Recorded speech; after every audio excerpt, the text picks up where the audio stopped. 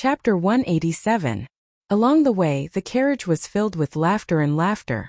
It didn't take long for the carriage to enter Yongle Lane and arrive in front of the Lee residence. Chang Chumo reluctantly got down from the "Don't Touch Me" carriage. He had never sat in such a comfortable carriage before. Li Zixuan angrily slapped his hand away. Along the way, every part of the carriage was touched by this fellow. Fortunately, the carriage was sturdy. Otherwise, he really suspected that the carriage would be fractured by this fellow. In the end, Chang Chumo still turned around and left. Li Zixuan asked someone to bring the carriage in. He followed Faubert and Yan Xiaoning to the front hall.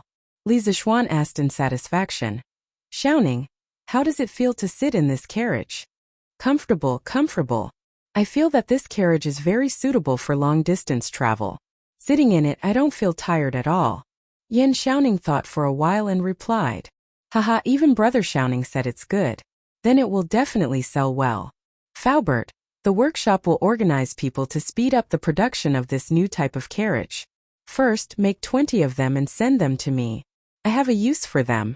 Li Zixuan thought for a while and said to Faubert with a laugh. Faubert was dumbfounded and stupefied.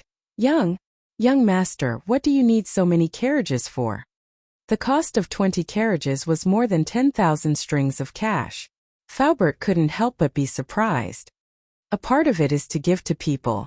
In the past few months when I returned to Chang, I owed a lot of people. It's easy to repay money, but it's not easy to repay a debt of gratitude. This carriage can not only repay a part of the favor, but also make a name for myself in the circle of nobles. As for the other part of the carriage, I have a use for it." Li Zixuan thought in his heart. "This young master is about to get married. When I pick up the bride, how can I do it without a grand carriage?" Faubert was speechless and could only agree. "Oh right, Faubert, how's the paper machine? Are there any difficulties?" After talking about eating, drinking, and having fun, Li Zixuan finally remembered what he wanted to do.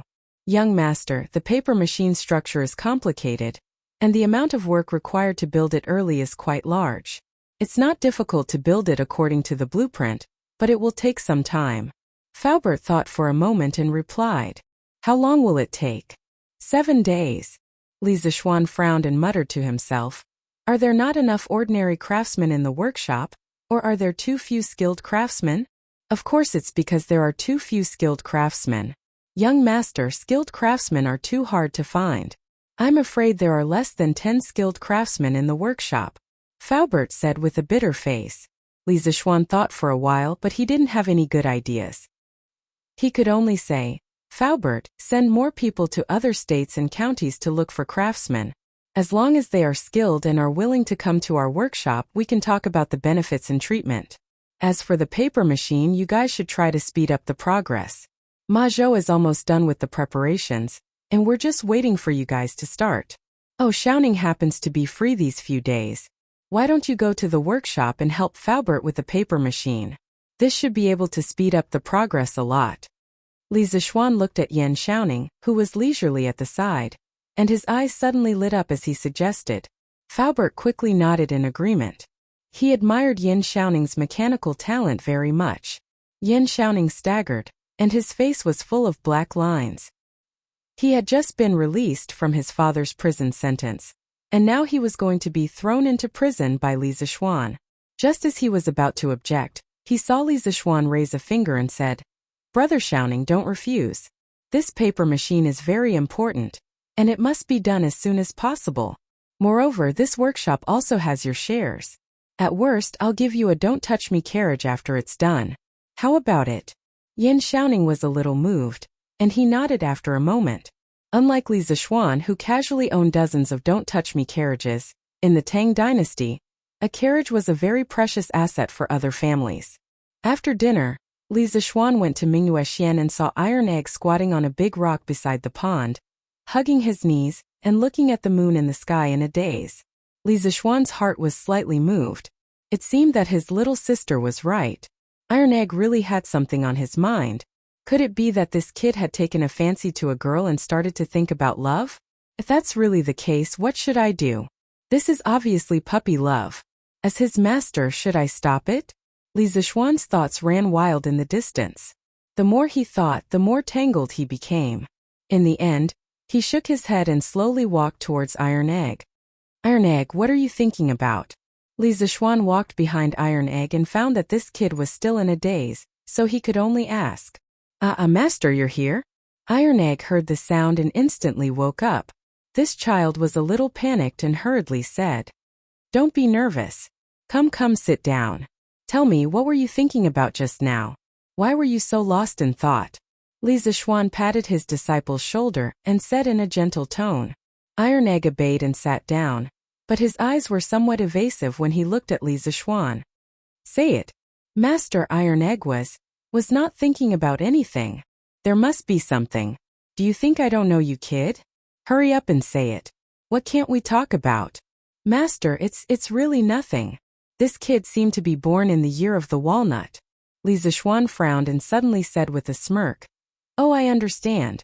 Did you fall in love with the little girl? You were just looking at the moon and thinking about love. Iron Egg, it's not that I don't want you to find a wife. It's just that you are still young and should put your mind on your studies. Having such an unreliable master. Iron Egg almost vomited blood in his heart. His cheeks instantly swelled red and he hurriedly stood up and waved his hand. Master, it's not like that. It's not like that. Then what is it like? If you have nothing on your mind, why would you be staring at the moon in a daze? Hurry up and say it. You're a man, why are you wasting time? Li Zixuan slapped Iron Egg down again. With Li Zixuan's jesting, the atmosphere of the conversation instantly became relaxed. Iron Egg was no longer as reserved as before. He hesitated for a moment and asked, Master, are you going to marry my sister? He had been staying with the Li family all this time, so he had more or less heard about Li Zixuan's marriage. Li Zixuan nodded and frowned. Yes, Iron Egg. Could it be that you don't want your sister to marry me? Iron Egg scratched his head and said awkwardly, Yes and no. Kid, what are you trying to say? Li Zixuan angrily knocked Iron Egg's forehead. Iron Egg hurriedly said with a conflicted face, Master, Iron Egg has been thinking recently. If Master marries my sister, will Iron Egg call you brother-in-law in the future? Or Master? Yes, he called me Big Sister. Where's Big Sister? Or Master's wife? Holy shit. Even though Li Zixuan was used to all kinds of strange questions, he was still shocked by Iron Egg's two powerful questions. Chapter 188. Li Zixuan felt a little dizzy after hearing Bruiser's words. It seemed like he could call him anything he wanted, but if he called him whatever he wanted, wouldn't it mess up the seniority? In the end, Li Zixuan stopped thinking about it. He rubbed Iron Egg's head angrily and said in a muffled voice, Call me by my original identity. Don't think too much. Go back and do your homework. Don't embarrass me in this week's exam. Oh, the next day, Li Zixuan ate his breakfast and brought Iron Egg to school. Lan'er, who had been playing truant recently, came along today. Of course, it wasn't because she suddenly liked to study, but because Li Zixuan drove a luxury car to school today. The little girl was still excited about yesterday, so she came along. After Li Zixuan's consolation the day before, Bruiser was no longer unhappy. The three of them chatted on and off in the car. Before long, they arrived at the Imperial College. Wow, whose carriage is this? It's so grand. I don't know. This carriage is really big. It should be Mr. Li's carriage. I know the driver. It's Sanbao. The person who spoke was a student of the School of Mathematics. Under the gaze of dozens of students, Don't Touch Me slowly came to the entrance of the School of Mathematics. The three of them got off the carriage one after another. The students in the school heard the commotion outside and ran out to take a look. They were shocked by the huge carriage in front of them. Hello, Mr. Li. What a luxurious carriage. It's even four-wheeled. The interior of this carriage should be very spacious. SSS Little Xian, where did you buy this carriage? It's even more luxurious than the carriages in the palace. I'll go up and take a look. When Li Tai saw the carriage, he couldn't take his eyes off it. This little fatty didn't know how to be polite. He excitedly jumped into the carriage. After a while, a series of exclamations came from inside. Damn! This stool is so comfortable. The space here is so big. Damn, there's even a latrine. There's a switch on the pipe. Ah, impressive, he actually went easy on him. Li Tai screamed inside for a while, then came down and said excitedly to Li Zishuan, Shaoxian, sir, where can I buy this carriage? I must buy one too. This carriage is just too perfect. I can't buy it anywhere right now, but I should be able to buy it at the Strange Interest Pavilion soon. Go back to class. Li Zishuan said indifferently. Li Tai's face was full of regret. He touched the carriage and reluctantly returned to the teaching house. The rest of the students couldn't help but take a few more glances at this luxury car before returning to class. The commotion caused by the carriage in the Imperial College was far from over. During the break between classes, students from other schools joined in to watch. It had to be said that under the leadership of the Mathematics and Mathematics Department, the entire directorate of Imperial College had started a 3-minute class and a 15-minute break. If they didn't do this, there was no other way. The students would keep making a fuss. Now the instructors of the other schools hated Li Zishuan to death. This carriage looks so luxurious. I wonder what's inside. It would be great if we could go in and take a look. When Sanbao heard this, she immediately opened her arms and shielded the carriage behind her like an old hen protecting her chicks. This carriage is so domineering. I want to ask my father to buy one too. Do you know where to buy one? The person who spoke was obviously from a wealthy family. He didn't even ask for the price, only where to buy it. I've never seen this before. But since this carriage is from Professor Li, he probably knows about it. I know where to buy it. Wang Mingming, hurry up and tell me. If you're right, I'll reward you with money. Thank you, young Master Cui. I heard from my friends in the Mathematics and Mathematics Department that this carriage is from the workshop of the Strange Taste Pavilion. It will be sold at the Strange Taste Pavilion after a while. Good. When the time comes, I'll definitely buy one. Acho, reward me. Yes, young master. Thank you, young Master Cui. During the 4th period, Kong Ingda came to the door of the Mathematics and Mathematics Department. He waved at Li Zishuan as if he had something to say. Seeing this, Li Zishuan let the students study by themselves. He followed Kong Ingda outside the classroom. Chancellor Kong, you're looking for me? Li Zishuan asked softly as they approached the carriage. Yes, during the morning assembly a few days ago, His Majesty said that you invented something called Pinyin. It can help children learn to read. I'm here today to find out more about Pinyin. Kong Ingda said with a serious face. Li Zishuan suddenly understood. Yin Xiaoning was still talking to him about this yesterday. He didn't expect Kong Ingda to come looking for him today. So it's about this. Chancellor Kong, why don't we talk about it in the carriage? Li Zishuan didn't wait for Kong Ingda to reject him. He pulled open the curtains and invited Kong Ingda in. Kong Ingda hesitated for a moment, nodded and got into the carriage. After entering the carriage, Kong Ingda was shocked to see that the interior decoration of the carriage wasn't inferior to a small independent room. He finally understood why Li Zishuan insisted on him getting into the carriage to talk. This was simply a moving luxury room. After sitting on the soft sofa, Kong Ingda was shocked again. This time he couldn't hold it in anymore. He put on a serious face and said to Li Zishuan earnestly, Little Xian Mencius once said that when the heavens are about to bestow a great responsibility on a man, they must first torment his will, toil his muscles and bones, and starve his body. I know that your family is wealthy, but you can't be too immersed in luxury. Li Zishuan was speechless. He saw that Elder Kong was old and it was quite tiring for him to stand outside. That's why he let him get into the carriage and talk things over slowly. Who knew that he would be lectured the moment he got into the carriage? Who the hell could he find to reason with? Chancellor Kong, students nowadays study hard all their lives. Other than realizing their ambitions, most of them use their knowledge to change the lives of their families. This kid's luxurious carriage is used to motivate them.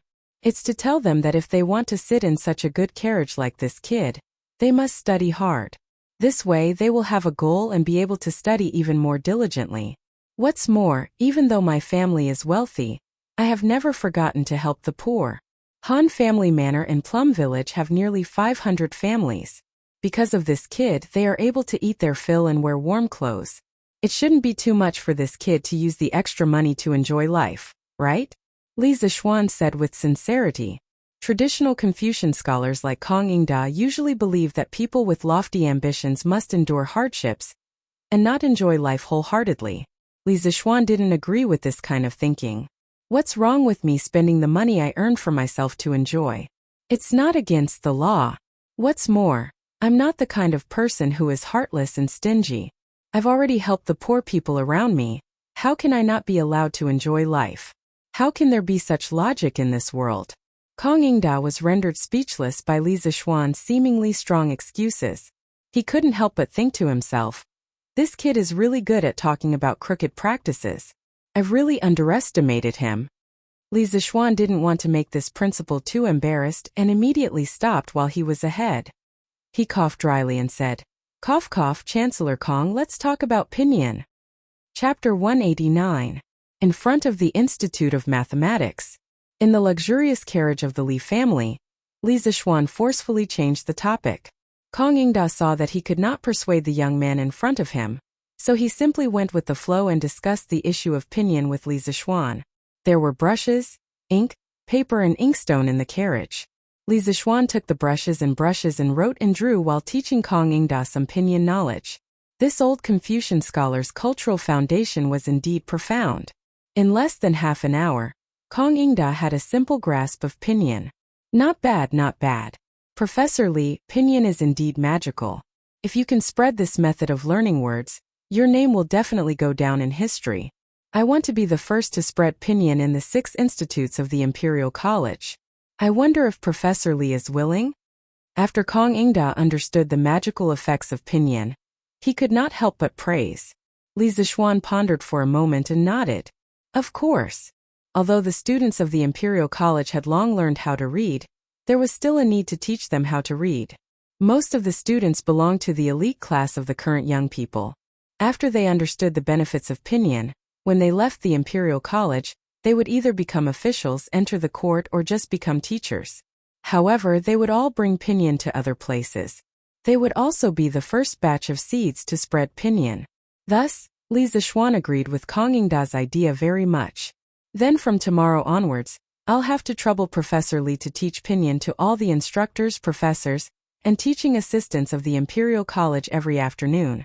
I estimate that after 4 or 5 days, all of them will have mastered the pinyin literacy method. At that time, they will teach the students of the Imperial College.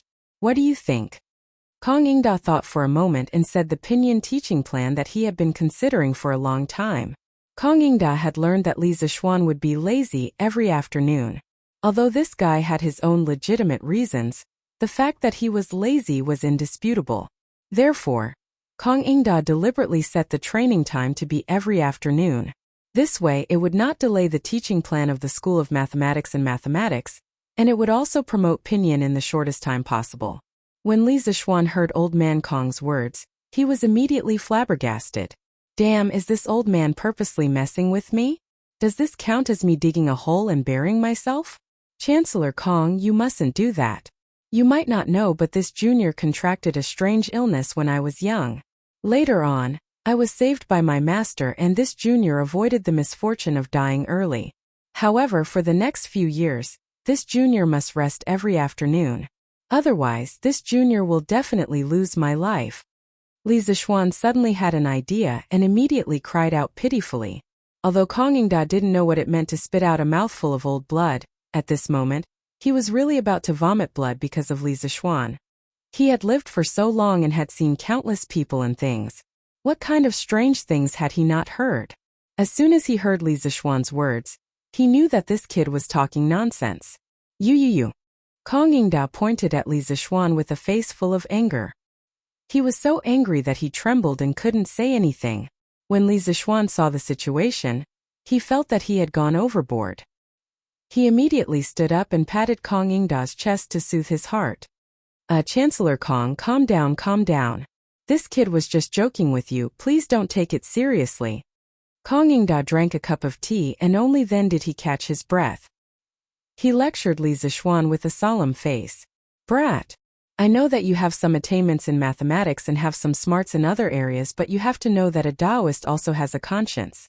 At the beginning, a man's nature is good because he has a conscience. Therefore, a teacher should follow a person's good nature, and promote their good nature while suppressing their evil. This is to pass on Taoism. As a teacher, if you don't study how to teach and educate people wholeheartedly, how can you be a role model for others? The spread of pinyin is extremely important to the education of our great Tang. You have to do it diligently. Otherwise, in the future, you will have to stay in the Imperial College to teach and not go anywhere. Kong Yingda's voice was stern and he was so frightened that he spat at Li Zishuan's face. Li Zishuan's face was full of helplessness. It seemed that old Kong was really angry this time. Yes, Chancellor Kong's lesson is right. This kid will definitely teach pinyin to the teachers of the Imperial College. In order to ensure that he could continue to rest in the afternoon, Li Zishuan could only compromise and sacrifice these few days to teach pinyin to the teachers of the Imperial College. Otherwise, what else could he do? He couldn't go up and fight with this old man. Although he was sometimes a little muddle-headed, he still knew how to respect the old and love the young. Moreover, Kong Yingda had the moral high ground and his words weren't without reason.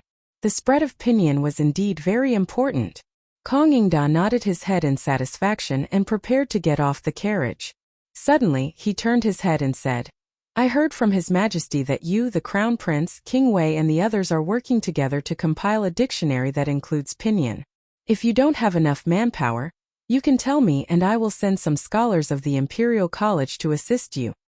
Thank you for your kind intentions, Chancellor Kong, but I have enough manpower. He had received news yesterday that Su Shizhang Shueshou, Yin Xiangzuan from the Eastern Palace, as well as Xiao Dian Guyin Zhang Yaqing, Xie Yan and the other scholars of the literature hall under Li Tai were all in the back hall of the workshop. The compilation of the Great Tang Dictionary was already in full swing and they had enough manpower. Yes, this dictionary is very important. Professor Li, you must pay attention to it. After the compilation of the dictionary is completed, you must inform me. I must go and take a look at such a grand literary event. Of course, of course. Rest assured, Chancellor Kong. Li Zishuan hurriedly cupped his hands and promised. He only hoped that the Chancellor would leave quickly and not create any more trouble. A moment later, Li Zishuan wiped the sweat off his forehead. He had finally sent away the old-fashioned great scholar of the present age. He thought to himself, it seems that this brother's good days are about to come to an end. This is really King miserable, but it should only take a few days of hard work. He hoped that the instructors of the Imperial College could learn pinyin fast enough. After a while, the bell for the morning class rang. Li Zishuan went home with Iron Egg and Lanner in a low mood. The two little guys could see that Li Zishuan was not in a good mood, so they did not talk and laugh along the way. They were very obedient and accompanied Li Zishuan. After lunch, the two little guys continued to go to school. Of course, it was still the luxury car that picked them up. Li Zishuan enjoyed this last leisurely afternoon alone in the west courtyard. He could not help but start to think about spring again. If only my baby Yushi was here. He could hug his wife every day, eat, sleep and play with Daodu. This kind of life even the gods would not change. As he thought about it, he could not help but drool. Chapter 190. Li Zishuan was a little drowsy by the summer breeze. When he was on the verge of waking up and falling asleep, he saw Xiaoxi in a bright yellow dress, walking over gracefully. She said softly to Li Zishuan, Young Master Wang Runbiao and his father want to see you. Butler Wang is waiting in the front hall. Oh! Li Zishuan's expression changed. He stood up and said, Well, Xiaoxi, come with me to have a look. At the same time there was a touch of coldness in his heart. The Wang family should give me an explanation for the kidnapping of Xiefeng Stockade. In the front hall of Li Mansion, Wang Renbiao and a middle-aged man with thick eyebrows, big eyes, and a stocky waist were sitting on both sides. The two of them looked at each other and did not say a word. The hall was very quiet for a while. Wang Zhong looked at the tea table beside the two of them. Some of the tea was about to turn cold. He hesitated for a moment and was finally forced to retreat by the oppressive atmosphere. He retreated to the side and did not dare to say a word. The main reason was that the pressure on the middle-aged man was too strong. In a moment, Li Zishuan came to the front hall.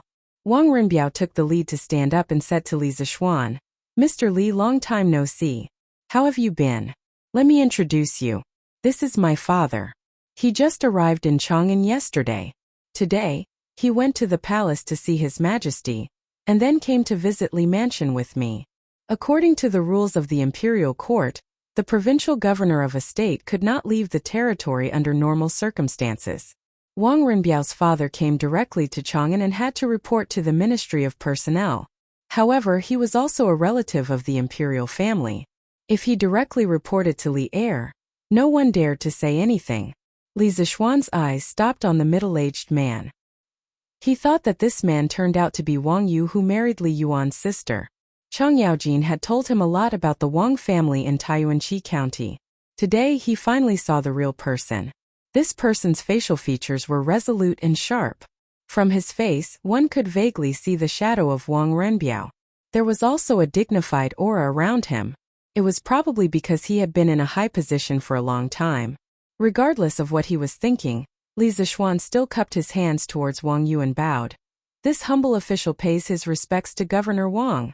In the first year of Zhengguan, Li Er divided the world into 10 provinces. There were a total of 360 provinces in the country. These provinces were divided according to their population into Upper Province, Middle Province and Lower Province. The provincial governor of Upper Province was secondary grade 3, the provincial governor of Middle Province was primary grade 4, and the provincial governor of Lower Province was primary grade 4. The Sui province that Wang Yu was in charge of belonged to the Central Province. As the provincial governor of Sui Province, if calculated according to rank, he belonged to the upper 4th rank. Li Zishuan, on the other hand, was a secondary class 5th rank official, regardless of whether he was a county founder of the country or a doctor of the Imperial College. But logically speaking, it was already a miracle that he was able to reach secondary class 5th rank at his age. Because Li Zishuan was a full 4 ranks lower than Wang Yu, he had to open his mouth and address himself as a humble official. In the officialdom, one had to abide by the rules of the game. If one casually treated a superior with disrespect, then one would not only offend one person, but also the entire official class. At this moment, a faint smile appeared on Wang Yu's tense face. He raised his hands and said with a smile, "Sir Li Zishuan, there is no need to be so courteous. Although this official is far away in Sui Province, I have long heard of Sir Li Zishuan's matter. The curved Yuan divine plow has spread throughout the world, benefiting the millions of poor commoners of my great Tang. Today, this official represents the elders of Sui Province in thanking Sir Li Zishuan." After saying this, he actually gave Li Zishuan a deep bow. Li Zishuan was shocked and hurriedly said, "There is no need for this, Provincial Governor Wang. Although this little one invented the curved Yuan plow, His Majesty has already rewarded me. Thus, this little one cannot accept this gratitude." At the same time, his impression of this provincial governor Wang had changed quite a bit. This person held a high position and came from a large clan, but he did not have the slightest bit of arrogance. In terms of personality, he was very similar to Wang Renbiao. The only difference was that he had a very powerful aura. Haha, no matter what, the commoners of various lands have benefited from the curved Yuan plow. This is an indisputable fact. In truth, this old man has come today for another matter. I presume that Sir Li Zishuan has already guessed it. Wang Yu straightened his body and clasped his hands towards Li Zishuan.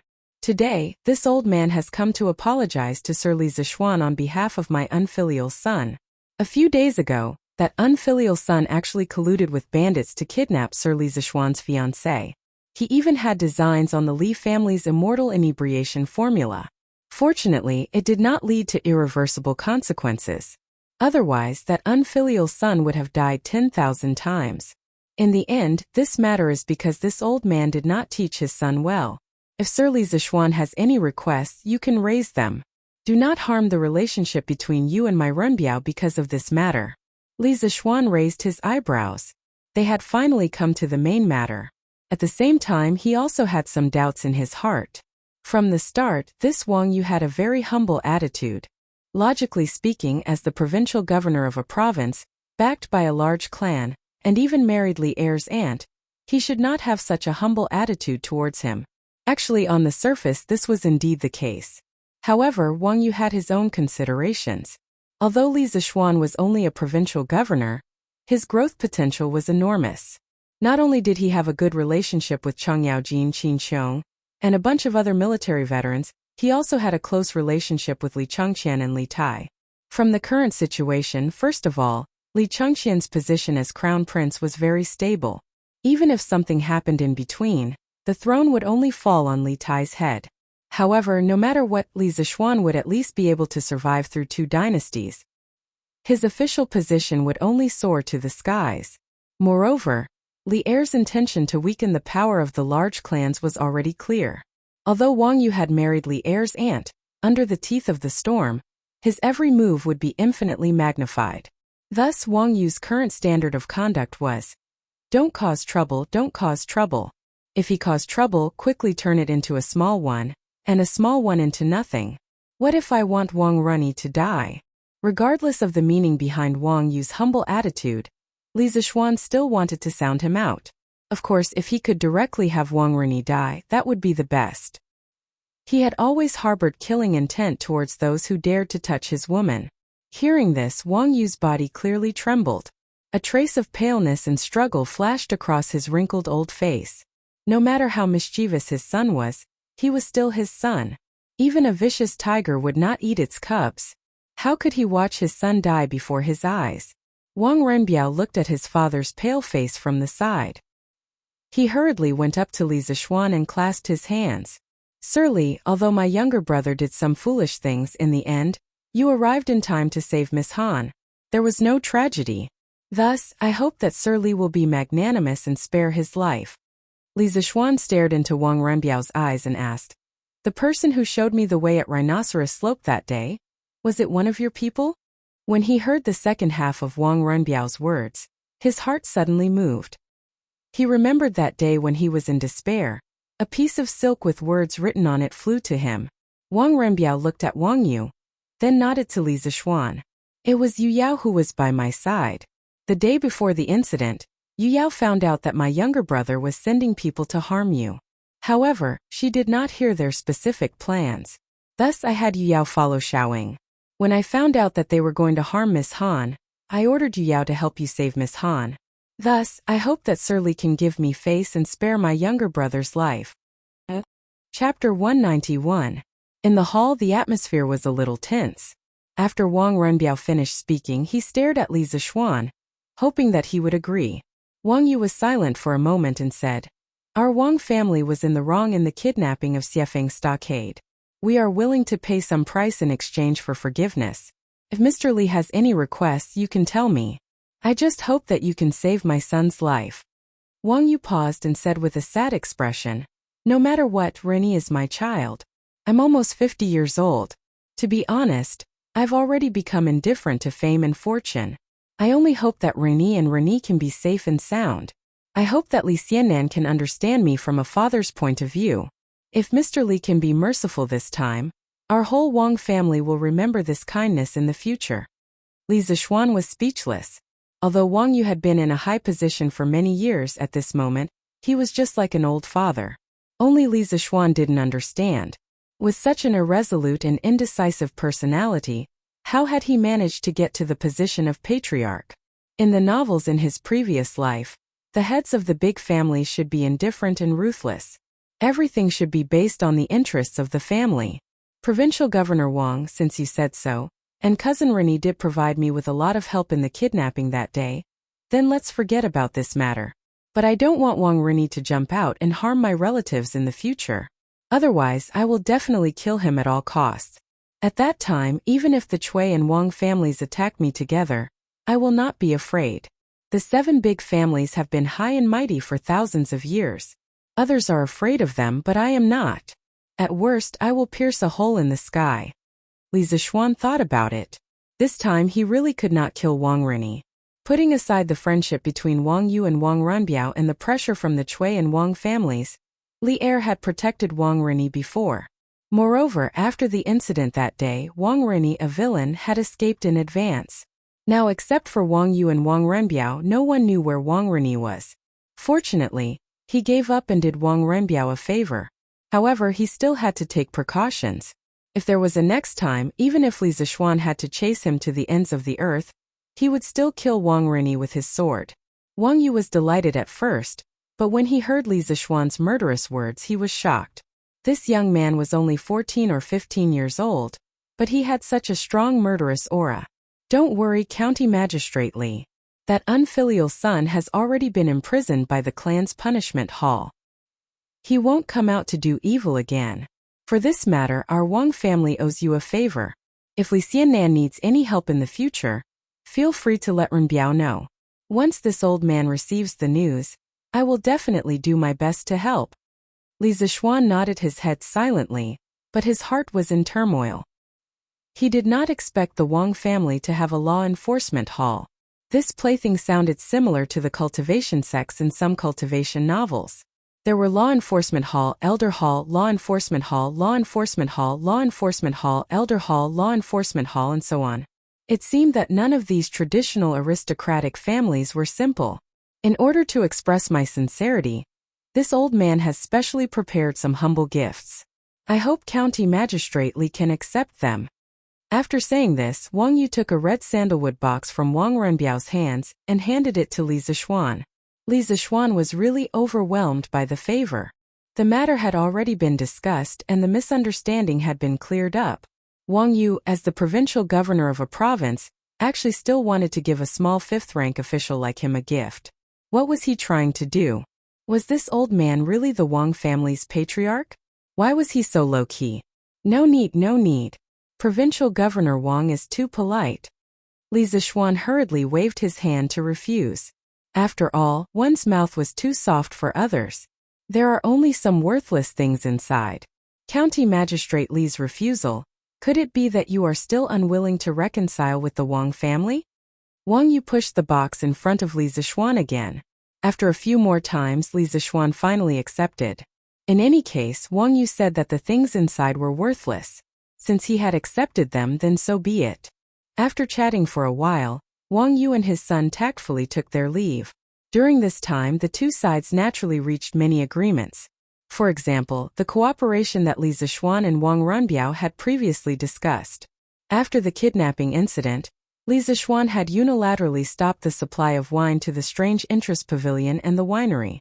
At that time, Wang Renbiao felt that the Wang family was in the wrong, so he did not raise any objections. Now that the relationship between the two sides had been mended, the cooperation was restarted.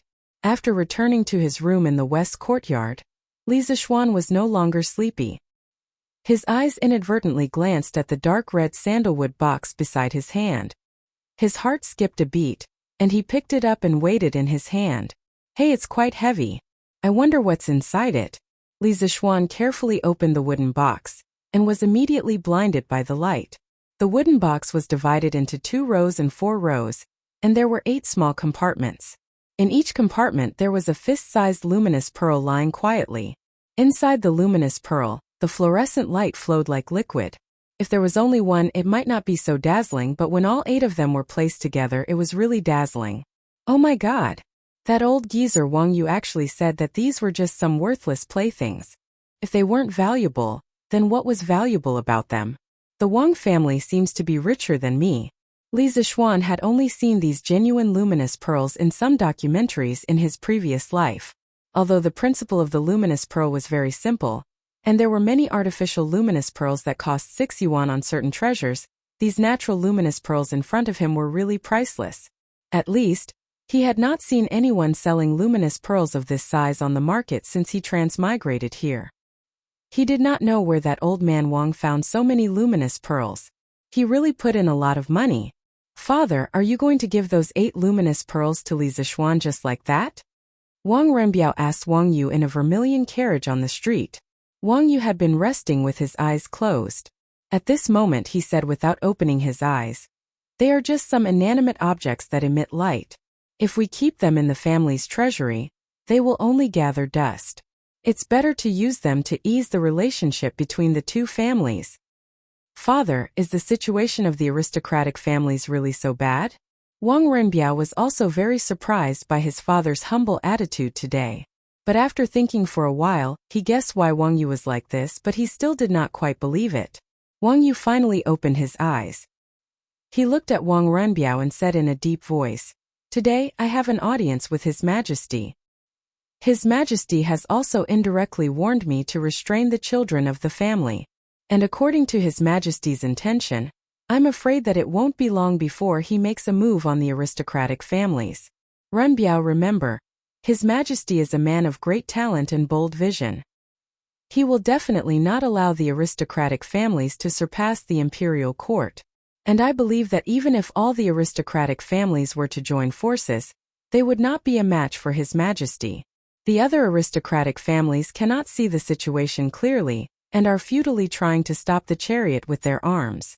But our Wang family must see the situation clearly and learn to protect ourselves. Otherwise, no matter how strong the imperial favor is, the Wang family will be destroyed in an instant.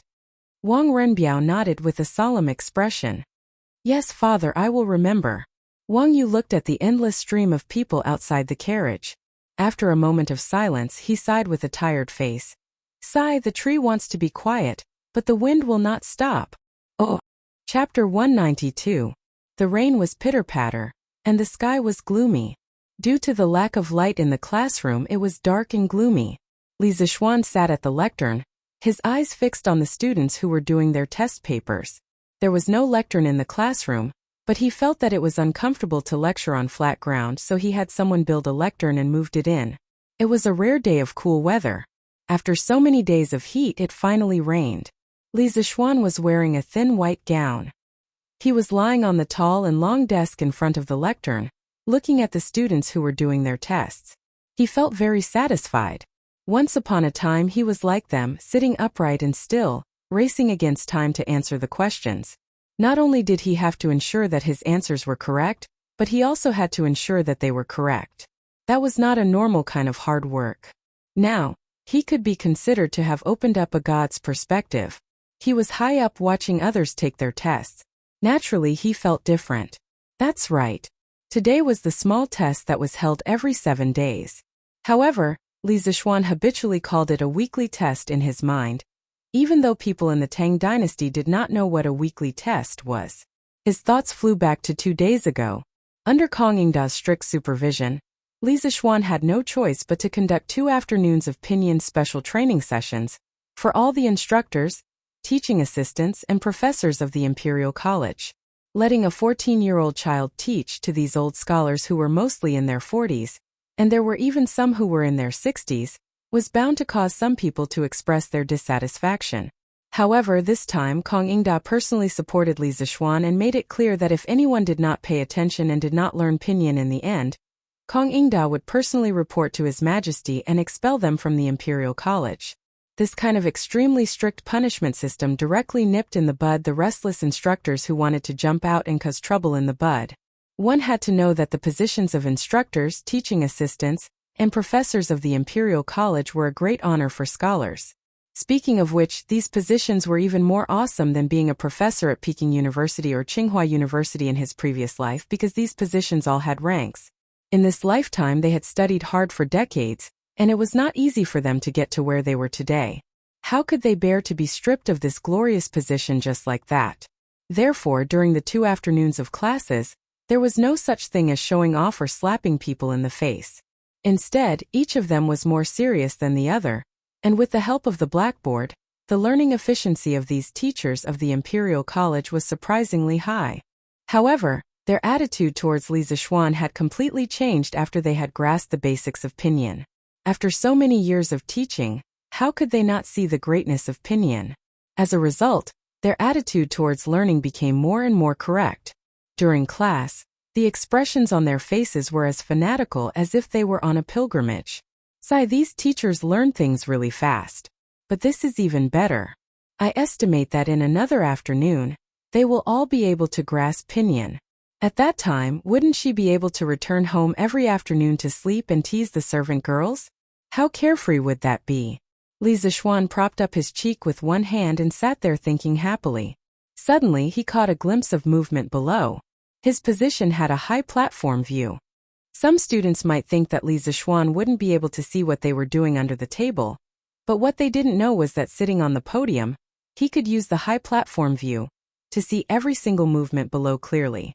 Li Zixuan used his fingers to pick up a piece of chalk, folded it half an inch, weighed it in his hand, and threw it in a certain direction below. That half-inch piece of chalk was like a cruise missile. accurately smashing into Chung Chumo's head. Chung Chumo, who had been sneaking glances at Qin Huayu's paper, was shocked by this sudden attack. He quickly looked toward the podium and met Li Zishuan's fierce gaze. Humph! If there's a next time, I'll give you 0 marks. Li Zishuan coldly harumphed and said this arrogantly. In his heart, he thought that this was the catchphrase of the invigilator in his previous life. It felt so good to use it. The students in the classroom all raised their heads, trying to figure out who Li Zishuan was talking about. Chung Chumo rubbed his forehead as if nothing had happened. Then, this fellow acted as if Li Zishuan was not talking about him, and pretended to calmly look at his paper. Even though he did not understand some of the questions at this time, he definitely could not let everyone know that Li Zishuan was talking about him. Even though he was thick-skinned, plagiarism was too shameful. Chung Chumo expressed that he still wanted to show some face. Seeing that Chung Chumo had calmed down, Li Zishuan did not continue to pursue the matter. He walked down from the podium and began to patrol. The first place he came to was Li Tai's position. This little fatty was writing at a rapid speed. He did not seem to be affected by the commotion just now and was quickly doing calculations on the draft paper. Li Zishuan glanced at his paper and was slightly surprised. This little fatty had actually finished the second-to-last question. His speed was really fast. There was still nearly an hour before the exam ended. He just did not know how accurate this kid was. Li Zishuan paused for a while before continuing his patrol. He found that most of the students were still stuck at the 5th or 6th last question. Qin Huayu, Iron Egg, and Ku Shiqing had all finished the 3rd-to-last question. Moreover, Li Zishuan saw that they had all answered the questions correctly. What surprised Li Zishuan was that Meng Wenhao had also finished the 2nd-to-last question. Li Zishuan had learned a lot about this child's family background from Su Hongji. This child was truly from a poor family. In this era, it was dozens of times more difficult for a poor family to nurture a child into a talent than it was in modern society. It was also very difficult to pass through the layers of selections in various places and finally enter the Imperial College. Therefore, in Li Zishuan's opinion, whether it was Meng Wenhao or Meng Wenhao's father, they were truly amazing people. Li Zishuan sincerely admired their perseverance. From the part that Meng Wenhao was writing at the moment, he had completely thought through the train of thought for this question. As long as he did not take the initiative to court death, he would definitely be able to get all the points for this question. Li Zishuan secretly nodded and thought to himself, if this child can get into the top 3 in this weekly exam, then I'll pay a visit to their home and help their family solve some of their living difficulties. He admired hardworking and diligent children like Meng Wenhao from the bottom of his heart. When Chung Chumo saw Li Zishuan coming over for an inspection, he hurriedly covered his paper and glared at Li Zishuan to prevent him from looking. Li Zishuan was speechless and thought to himself, is this guy's brain short-circuited? Aren't you going to show me your paper sooner or later? Why are you covering it now? Li Zishuan snorted unhappily and returned to the podium. Chapter 193. Clang, clang, clang. The bell rang, signaling the end of the class. Li Zishuan stood up, knocked on the table and shouted, "Stop writing, stop writing.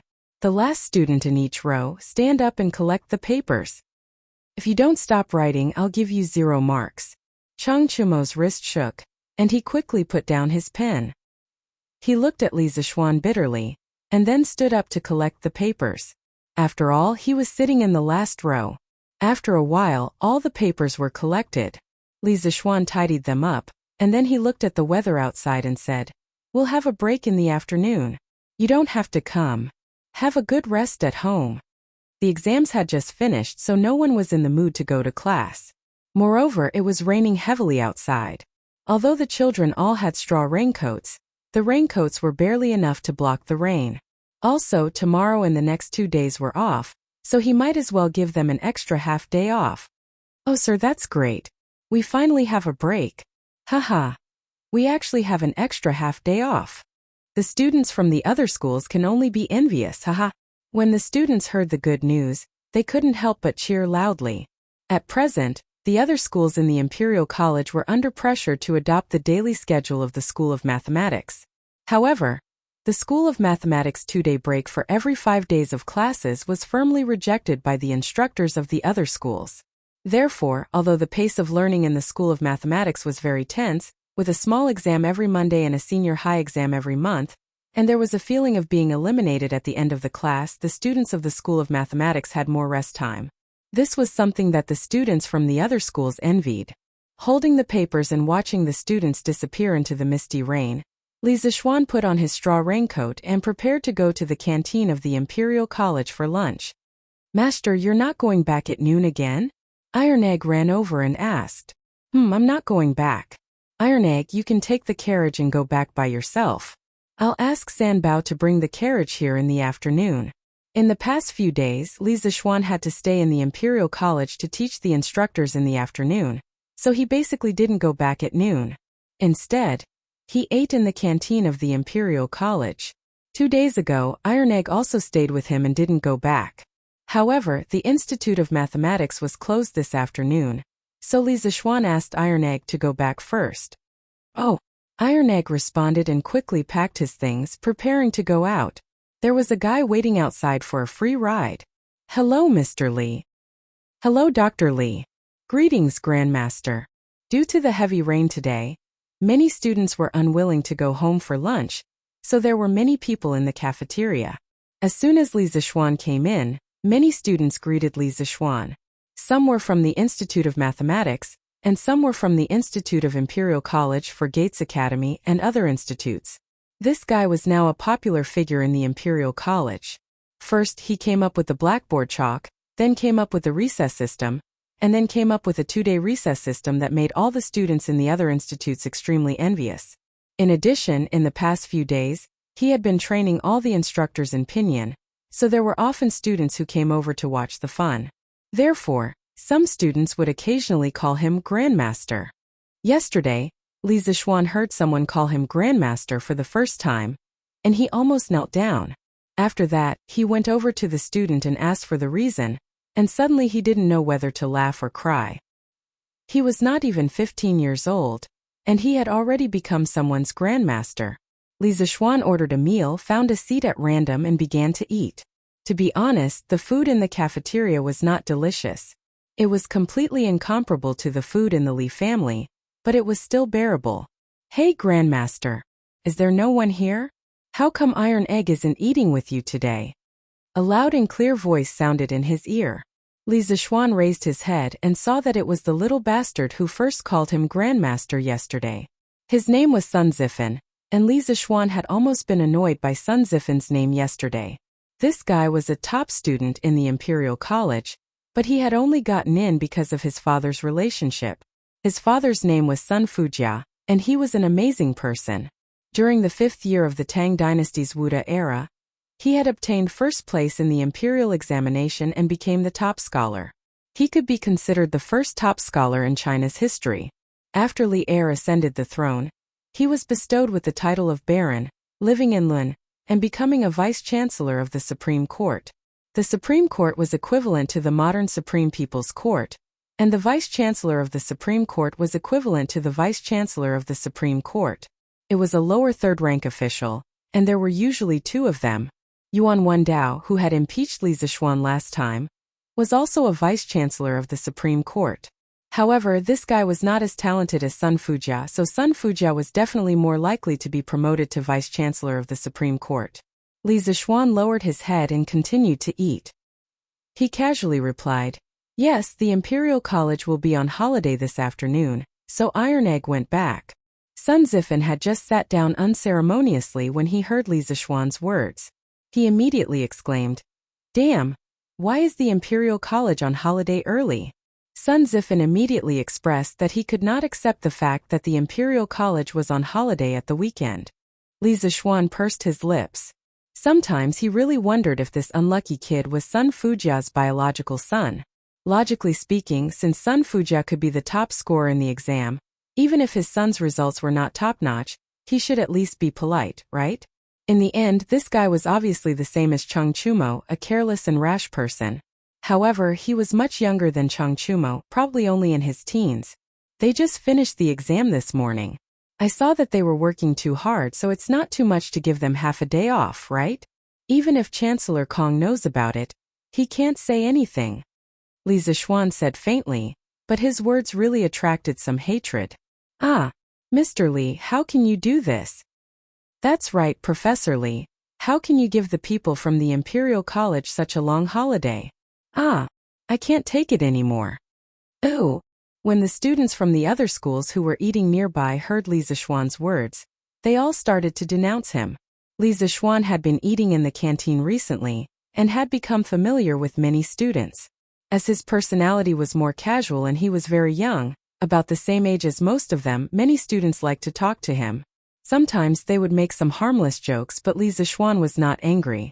Instead, he would go along with their jokes and tease them.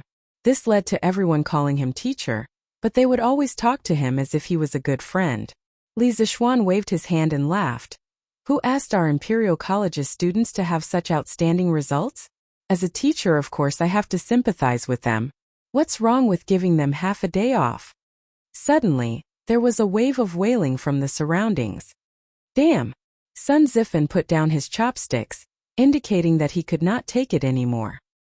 He shouted exaggeratedly, Grandmaster, do you still want people from the Imperial College? Quickly take me in as well. A 10-year-old kid was dancing and shouting there, looking very funny. Instantly, there was a wave of laughter from the surroundings. Chapter 194. In the canteen of the Imperial College. Hearing Sun Zifen's words, Li Zishuan put down his chopsticks, raised his head, and glanced at this joker. He said unhappily, Go back and ask your father if he's willing to let you come to the School of Mathematics. It wasn't that Li Zishuan was belittling himself, but there was a hierarchy among the 6 schools of the Imperial College. The School of Mathematics, School of Books, and School of Law were basically at the bottom.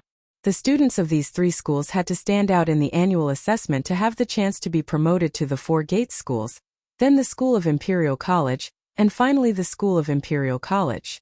Sun Zifen was able to enter the School of Imperial College because his father was a 3rd-rank vice-chancellor of the Supreme Court. However, if his father was more powerful and was promoted to a 3rd-rank vice-chancellor of the Supreme Court, then he might be able to enter the Imperial College directly. Under the current hierarchy of the Imperial College, it would be strange if Sun Fujiao was willing to let Sun Zifen go to the School of Mathematics. Sun Zifen chuckled and said, Grandmaster, my father already knows that you invented pinyin. He also admires you very much. Moreover, the Prince of Wei and the sons of the 3 dukes are currently studying in the School of Mathematics. Why wouldn't my father want me to go? Just tell me if you'll accept me as a student or not. Even if the sky collapsed, there would be a tall person watching over it. With Li Tai, Chang Chumo, Qin Huayu, and Yuqi Baolin, these awesome 2nd-generation hedonistic sons of rich families leading the way, what other people had to worry about? Although Sun Zifan, this fellow's mouth was unrestrained, his heart was clear. When the other students heard this joker's analysis, they all felt that it was reasonable. In this way, not only did the School of Mathematics have good benefits, the teachers were friendly, and there was also Li Tai, Chang Chumo, and these hedonistic sons of rich families supporting them. They didn't have to worry about their future. Only a fool wouldn't go to such a good place. Therefore, Li Zishuan's surroundings immediately became lively. Yes. Mr. Li, is your school still hiring? My name is Wang Wenhua. My results in mathematics were very good back then. Wang Wenhua, you are bullsh*ting. You think your grades are better than mine? Dr. Li, don't listen to him. My grades are better than his. Please accept me. Grandmaster, please accept me. Take me in. Take me in. Collect your sister. Li Zishuan's forehead was full of black lines. He couldn't even eat. F***ck, if it were a group of female students crying and begging him to accept them, he would be very excited. At least it would prove that he was very manly. However, in front of him, there were some men clamoring for him to accept them. What the F***ck was this? Ahem, I can't make the decision on this matter. The rules of the directorate don't allow you to go wherever you want. You should go and talk to the chancellor. Li Zishuan hurriedly threw away the responsibility. If he really accepted them, he would offend a lot of people. When that time comes, how would he survive in the directorate? He might as well just throw the problem to Old Man Kong and let him have a headache. He originally thought that saying this would make Sun Zifen and the rest retreat. After all, as students, how many of them dared to meet the principal? However, He underestimated this fellow's character. When Sun Zifen heard that Li Zixuan didn't explicitly reject him, his eyes instantly lit up. He smiled and said, "Fine, if Chancellor Kong agrees to change classes with me, Grandmaster, you have to accept me." In his eyes, his father was a lower-class third-rank official. The Chancellor of the Directorate was also lower-class third rank. What was there to be afraid of? He wasn't afraid, but that didn't mean that all the students weren't afraid. There were also some gutsy students who secretly left the crowd. These people mostly relied on their own hard work to rise up from the 3 academies of mathematics, history, and law. They didn't have any background, so they didn't dare to follow Sun Zifen. However, there were still a lot of second generations who followed Sun Zifen and echoed, "Yes, yes, yes. Zifen, I'll go with you to find Chancellor Kong." I'll go too. What's there to be afraid of? Let's go.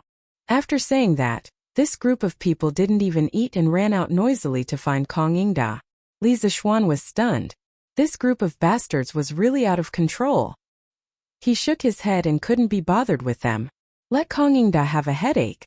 After a quick lunch, Li Zixuan came to a vermilion building in the center of the directorate. This could be considered the office building of the directorate's teachers. There were more than a dozen rooms of various sizes inside. Li Zixuan's position had been there since the beginning, but he hadn't been there before. 2 days ago, he didn't go back at noon and just rested there. During this time, he got to know quite a few teachers. Mr. Li. Professor Li. As soon as he entered the office, 2 of his colleagues greeted Li Zixuan. Strictly speaking, they were also Li Zixuan's students. Recently, Li Zixuan's reputation in the directorate was like the sun in the sky. It was necessary to show some respect. Assistant Zhao, Assistant Mao, you 2 haven't gone home yet? Li Zixuan chuckled and greeted the 2 of them. One of them was from the Four Gates Martial School, while the other was from the Imperial College. Both of them were decent people. At the very least, they wouldn't rely on their seniority to show off in front of newcomers. No, it's raining so heavily. How can we go back? Yes, that's true. They chatted for a while. Seeing that there was still a long time before the afternoon training, Li Zixuan returned to his seat and began to grade the papers. Zhao and Mao saw this and looked at each other in surprise. Although Li Zixuan came to the office 2 days ago, he only chatted with them for a while before lying on the table and sleeping. Today he came to work here. Did the sun rise from the west? Li Zixuan didn't care about what these 2 people thought. He picked up the vermilion brush and seriously graded the papers. It should be noted that the so-called vermilion brush was not a brush dipped in red ink, but a pigment made by grinding vermilion into powder. Its main chemical composition was mercury sulfide. Although this stuff was poisonous, it didn't dissolve in water and didn't evaporate easily. As long as it wasn't swallowed directly, it wouldn't be inhaled under normal circumstances. This was why Li Zixuan dared to use this stuff. While Li Zixuan was having an easy time, Kong Yingda was in complete misery. Old Kong had just finished his meal and returned to his single office. Just as he was about to take a nap, someone knocked on his door. Chancellor, open the door. Students are looking for you. Yes, Chancellor, quickly open the door. We are all looking for you. Kong Yingda heard the noise outside and frowned slightly. This was because he heard a few very familiar voices from the noisy crowd. The owners of these voices were all troublemakers from the directorate. Kong Yingda rubbed his head and got up to open the door. Chapter 195. Chancellor, I want to be transferred to the School of Mathematics. I also want to be transferred to the School of Mathematics. Me too. When Kong Yingda opened the door, he was instantly stupefied by the chattering bastards in front of him. Transfer to the School of Mathematics? Ever since the directorate was divided into 6 academies, there had never been such a transfer from the top to the bottom. Sun Zifen, are you sure you want to be transferred from the School of Imperial Studies to the School of Mathematics? Kong Yingda frowned and asked. I'm sure. Chancellor, can you quickly transfer me to the School of Mathematics? Sun Zifen hurriedly nodded his head excitedly. What about you guys? Kong Yingda was in disbelief as he looked at the other students and asked. Chancellor, we all want to be transferred to the School of Mathematics. Kong Yingda was completely stupefied at this moment. He stared blankly for a moment before suddenly putting on a stern face and berating sternly, Sun Zifen, who instigated all of you to be transferred to the School of Mathematics? Sun Zifen said with a blank face. Chancellor, no one instigated us, we all did it willingly. Yes, we all did it willingly. Kong Yingda asked with an ugly expression. Then do all of your elders know? Cough, my father still doesn't know. Sun Zifen coughed awkwardly. Transferring academies is an important matter. You all must discuss it with your elders. If they agree, then I will allow you all to do it. If they don't agree, then you all must reflect on your own actions today. Kong Yingda's thoughts turned and decided to drag it out like this. Otherwise, if so many students were to be transferred to the School of Mathematics all of a sudden, wouldn't that be a complete mess? Moreover, although these students were muddle-headed, Kong Yingda didn't believe that their fathers would also do muddle-headed things. Sun Zifen rolled his eyes and smiled as he agreed. Chancellor is right, I will go home today and ask for my father's opinion. After saying that, he bid farewell to the other wastrels and left. Kong Yingda's eyelids twitched fiercely as he felt that things weren't as simple as he thought. Li Zixuan marked the test papers for a while. When he saw that it was almost time, he went to another classroom to prepare for the training session for the instructors. In the office, the other two teaching assistants naturally followed him. The afternoon training session was surprisingly smooth. After a little more than 2 hours, the last bit of pinyin knowledge was taught. Li Zixuan let out a sigh of relief. He thought to himself that he was finally done with his work. In the future, he could continue to live a leisurely life. After the teachers finished asking their questions, Li Zixuan dismissed the class in advance. He packed up his teaching materials in high spirits and prepared to go home. In this terrible weather, he should be cooped up at home teasing his servant girl. Instead, he came out to give a lecture. God knows if his brain was flooded with water. I want to go home, I want to go home. Li Zixuan's brain was now dominated by the strong desire to go home. As for the teacher's pinyin knowledge test, Kong Yingda was naturally responsible for it. Dr. Li, please wait. Just when Li Zixuan finished packing up his things and was preparing to leave, he heard Kong Yingda's voice. Li Zixuan secretly cursed his bad luck. Chancellor Kong, is there anything else?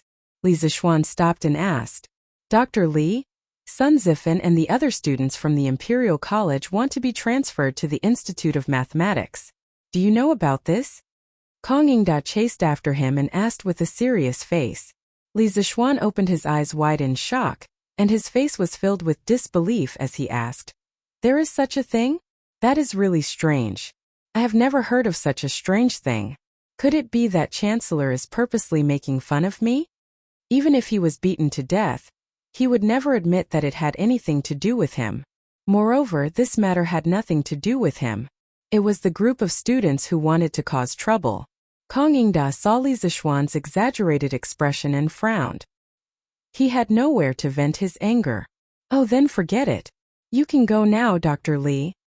Okay. Outside, Sanbao had already brought the carriage over. Li Zixuan took off his straw rain cape and got on the carriage. The carriage moved slowly and gradually out of the Imperial College and into the drizzling streets of Chang'an. Li Zixuan sat comfortably on the sofa and drank some hot water. He looked at the rain outside the window and was lost in thought. This scene reminded him of a modern poem, Dai Wangshu's Rainy Alley. It was a pity that he didn't have a girl with the same color and fragrance as a lilac beside him. Alright, to put it more simply, this guy was starting to miss his wife again. Ancient times have their good points, and modern times have their good points. Ancient beauties are pure and natural, and ancient beauties are more charming. Modern times have all kinds of high-tech. No matter where you are, no matter how far you are, when you miss your wife, you can send her a message, call her, or even accept a video call. Li Zixuan muttered to himself. He did not expect that after experiencing so many years of long-distance love in modern times, he would still have to endure the pain of a long-distance love for a few months after transmigrating to ancient times. Although this so-called long-distance love was only a few dozen miles away, due to secular etiquette, this few dozen miles was a gap that he and Han Yushi could not cross in these few months. Young master, we are home. Just as Li Zixuan was lost in his thoughts, the carriage arrived at the Li residence. Li Zixuan came back to his senses. He got off the carriage and took the oil-paper umbrella from San Bao. He walked alone to the west courtyard. San Bao looked at Li Zixuan's back and scratched his head in confusion. He felt that his young master was a little off today, but he couldn't pinpoint exactly what was wrong. "Young master, you are back? Xiaoxi will go to the kitchen to make a bowl of ginger soup, for you to get rid of the cold." When he returned to the west courtyard, he met Xiaoxi as soon as he entered the house. The little girl went up to Li Zixuan to wipe the rain off his face as she went to get the ginger soup for Li Zixuan. "Don't, Xiaoxi," Li Zixuan called out softly. Xiaoxi could hear that her young master's voice was a little off. She was startled and asked, "Young master, what's wrong?" "Ah, no, young master." It was Li Zixuan who turned around and hugged Xiaoxi tightly. The little girl was shocked by this sudden attack. She instinctively wanted to twist her body and break free from his embrace, but he hugged her even tighter. "Don't move. Let me hug you quietly for a while," Li Zixuan said softly. Xiaoxi saw that Li Zixuan was only hugging her, and did not do anything out of line. The little girl felt relieved and stopped moving. She let Li Zixuan hug her quietly. After an unknown period of time, Xiaoxi felt that her body was getting heavier and heavier. After a while, she heard the sound of even breathing. It turned out that Li Zixuan had fallen asleep while hugging her. The smell on this little girl's body was simply too nice. Luckily, they were not standing too far away from the bed. Xiaoxi dragged Li Zixuan onto the bed and covered him with a blanket. The little girl saw the tired look on her young master's face and couldn't help but cry. She sobbed softly at the side. "Woo, young master, you have worked hard." Chapter 196. Xiaoxi, why did Sinister go to sleep the moment he came back? Madame Li came to the west courtyard in the evening to look for her son, but was told by Xiaoxi that Li Zixuan had already fallen asleep. Madame Li could not help but ask in surprise, "Madam, young master has been too tired these few days, and young master seems to be missing young mistress." Xiaoxi's face turned red as she spoke. Madame Li froze for a moment. Just as she wanted to ask Xiaoxi how she knew that Li Zixuan missed his wife, she saw Xiaoxi's flushed face. Madame Li instantly thought that something must have happened between her son and this servant girl. However, as a mother, she did not dare to say too much about this matter. In any case, her son would definitely not be at a disadvantage. At that moment she shook her head, looked at Xiaoxi strangely and left. At the same time, she thought that her son's wedding date should be set earlier so that she could hug her chubby grandson earlier. "Ah, madam, it's not what you think." When Xiaoxi saw Madame Li's strange gaze, she immediately came to a realization. She knew that Madame Li must have misunderstood, so she quickly explained. However, Madame Li was not going to listen to this explanation. "Sinister, come. You didn't eat last night. Eat more today." In the morning, Li Zixuan was woken up by hunger. He only managed to make it in time to have breakfast with his mother. Yes. Thank you, mother," Li Zixuan said vaguely as he stuffed food into his mouth. "You child, why are you being so courteous with me? My son has been working hard in the Imperial College these few days. Mother will make something good for you in the afternoon," Madame Li said with a smile. Yes. What else could Li Zixuan say? He could only nod his head happily. "Sinister, your wedding date with Yuxi has been set. Daoist Qingxian said that the 25th of next month is an auspicious day and is suitable for marriage. Your father, Han Li, and I are discussing. Although time is a little tight, with the manpower and resources of our Li family, we can definitely prepare it. Therefore, we have set your wedding date on the 25th of next month." Madame Li looked at her son and said kindly. "Ah." Li Zixuan widened his eyes in surprise. After a moment he reacted and said excitedly, Yes, this is great. Mother, I thought I would have to wait for at least 2 months. Haha. Look at how anxious you are. Sinister, when you have a wife in the future, are you going to forget about mother? Mrs. Li couldn't help but tease her son when she saw that he couldn't wait to get married. How could I? Mother, don't worry. You will always be the most important person in my heart. Little rascal. Li Zixuan didn't have to go to school today, and after hearing such good news in the morning, he instantly forgot about the sadness in the rain yesterday afternoon. Now he was in the mood to go out and have fun. However, there were only a few places he could go. After thinking about it, Li Zixuan decided to go to the workshop to check on the progress of the dictionary and newspaper compilation, as well as the development of the paper machine. Good morning, boss. As soon as he entered the workshop, a servant came over to greet him. Li Zixuan nodded and looked at the group of people surrounding the east side of the courtyard. He couldn't help but ask curiously, "What are they doing?" "Boss, I heard that the paper machine was completed yesterday afternoon. Today Manager Fu and young Master Yan are trying it out." The servant replied respectfully. Oh, Li Zixuan was delighted. With Yan Xiaoning involved in the development of the paper machine, the progress was indeed much faster. He was really lucky today. "Go ahead, I'll go over there and take a look." Li Zixuan waved his hand and lifted his foot to walk over. "Zhao De, control the horse's speed. Zhang Xiaohua, go and fill the pulp pool. Guolu, go and lead the ox." As soon as he got close to the crowd, he heard Yan Xiaoning giving out orders like a marshal. "Look, paper is coming out. The paper is so big, and the paper is coming out so fast. The thickness of the paper is also quite uniform. According to this speed, it will probably only take a few breaths of time for one cut of paper to come out, right? Generally, one cut of paper refers to 100 sheets." Yes, yes. As soon as Li Zixuan squeezed into the crowd, he saw a huge and cumbersome machine standing in the open space on the east side of the workshop. The monster-like machine, under the pull of the animal, made caw-caw sounds of parts rubbing against each other. The paper was quickly coming out of the paper outlet. There were wooden shelves under the paper outlet. After the paper was sent to the shelves, the craftsman immediately took the paper to the side to dry it. Overall, the paper production efficiency was very high. Success! Great, we did it! Seeing that the paper machine could come out normally for 15 minutes, the group of craftsmen standing beside Yan Xiaoning couldn't help but cheer excitedly. God knows how much effort they had put in over the past few days. "Xiaoning." Li Zixuan saw that their excitement was almost over and walked over. "Xiaoxian, why are you here?" "Good morning, boss." "Good morning, boss.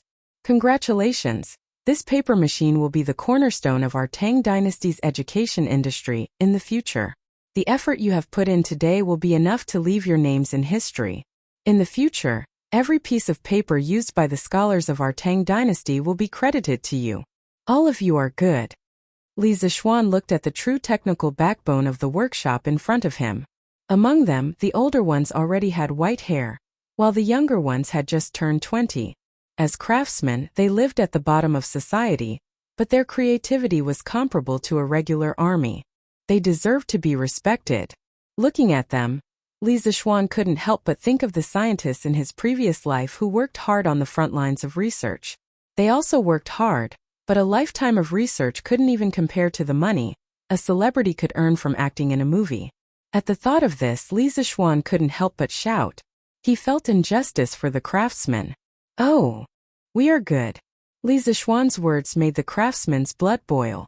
They worked overtime because Li Zixuan treated them extremely well in the workshop, so they wanted to repay him. They had never imagined that the thing they made would have such great meaning behind it. Thus, these craftsmen couldn't help but cheer. All the craftsmen who participated in the development of the paper machine will be rewarded with 2 strings of cash. Now go back and have a good rest. Your health is your greatest asset. Li Zixuan looked at the craftsmen in front of him. Although most of them had excited expressions, the exhaustion in their eyes couldn't be concealed. Thus, he hurriedly had them go back and rest. Hearing that they would be rewarded with 2 strings of cash, the craftsmen who had just been satisfied on a spiritual level were now satisfied on a material level. They bowed and expressed their thanks. "Thank you, boss. Thank you, young master." Li Zixuan hurriedly waved his hand and said, Go and rest." Oh. Chapter 197. In the workshop of the Strange Interest Pavilion, the craftsmen dispersed. Li Zixuan followed Faubert and Yin Xiaoning to a room and said, "Brother Faubert, Brother Xiaoning, thank you for your hard work these days." Faubert politely waved his hand and said, "It's no trouble at all." Yin Xiaoning, on the other hand, snorted in dissatisfaction. "It's really hard work. You were the one who came up with this idea. Logically speaking, you're the most suitable person to do this and you'll be the fastest.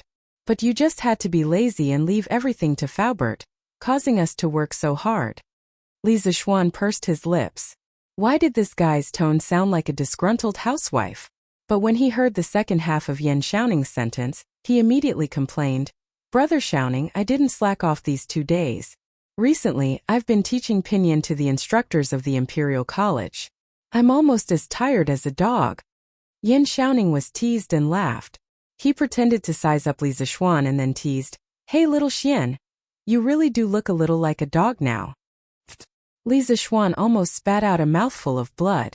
He said unhappily, Chow, get lost. After joking around for a while, Li Zixuan began to talk business with Yan Xiaoning and the others. Brother Xiaoning, how much is the output of our paper machine and the cost of producing paper? Hearing this, Yan Xiaoning closed his eyes and pondered for a while. Then, he opened his eyes and said, According to my preliminary estimation, the paper production efficiency of a paper machine is about 30 to 40 times that of manual labor. Moreover, the paper produced by the paper machine has a uniform thickness and is more delicate. The quality seems to be better than the current Xian paper. Overall, the cost of our paper is about 20 copper coins per cut. As far as I know, the cost of paper for other paper mills in Chang and is about 500 copper coins per cut. Moreover, their paper is still in short supply. When the time comes, not only will our paper be cheaper than theirs, but the quality will also be better. I believe that once our workshop starts producing at full capacity, the traditional Xian paper will be completely replaced by our paper. Hearing Yan Xiaoning's confident words, Li Zixuan was slightly surprised. He didn't expect that the paper production cost could be reduced to 1/25 of the original through the paper machine. It was really amazing. Marx said that if capital had 50% profit, it would risk everything. If it had 100% profit, it would dare to break all the laws of the world. If it had 300% profit, it would dare to commit any crime even at the risk of being hanged. If Li Zixuan sold the paper from the workshop at the price of ordinary paper, he would earn more than 25 times the profit. This huge profit was enough to make anyone go crazy.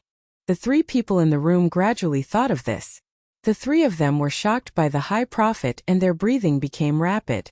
Li Zixuan shook his head and forced himself to wake up. The purpose of his paper machine wasn't to make money, but to let the poor be able to read. It wasn't that he was a saint or that there was something wrong with his brain. It was just that he had promised Ma Zhou that he would let everyone in Tang be able to read. Li Zixuan had to do what he said.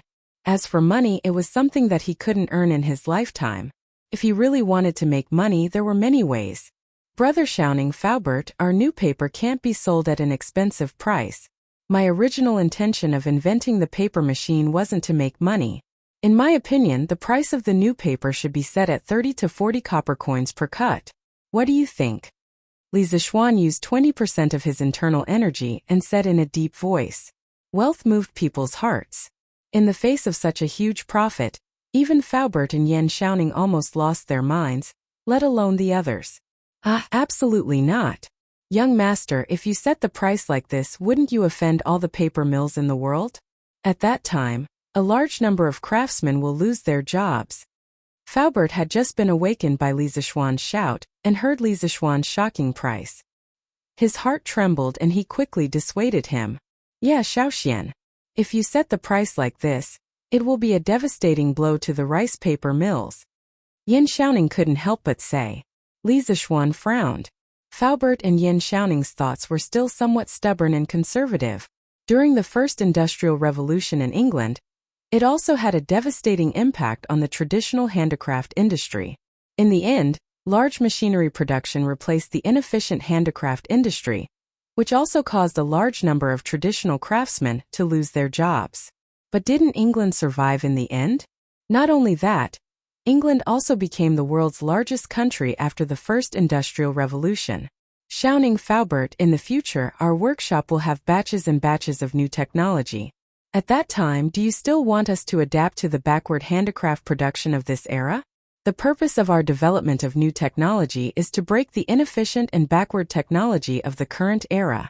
As the era progresses, so does technology.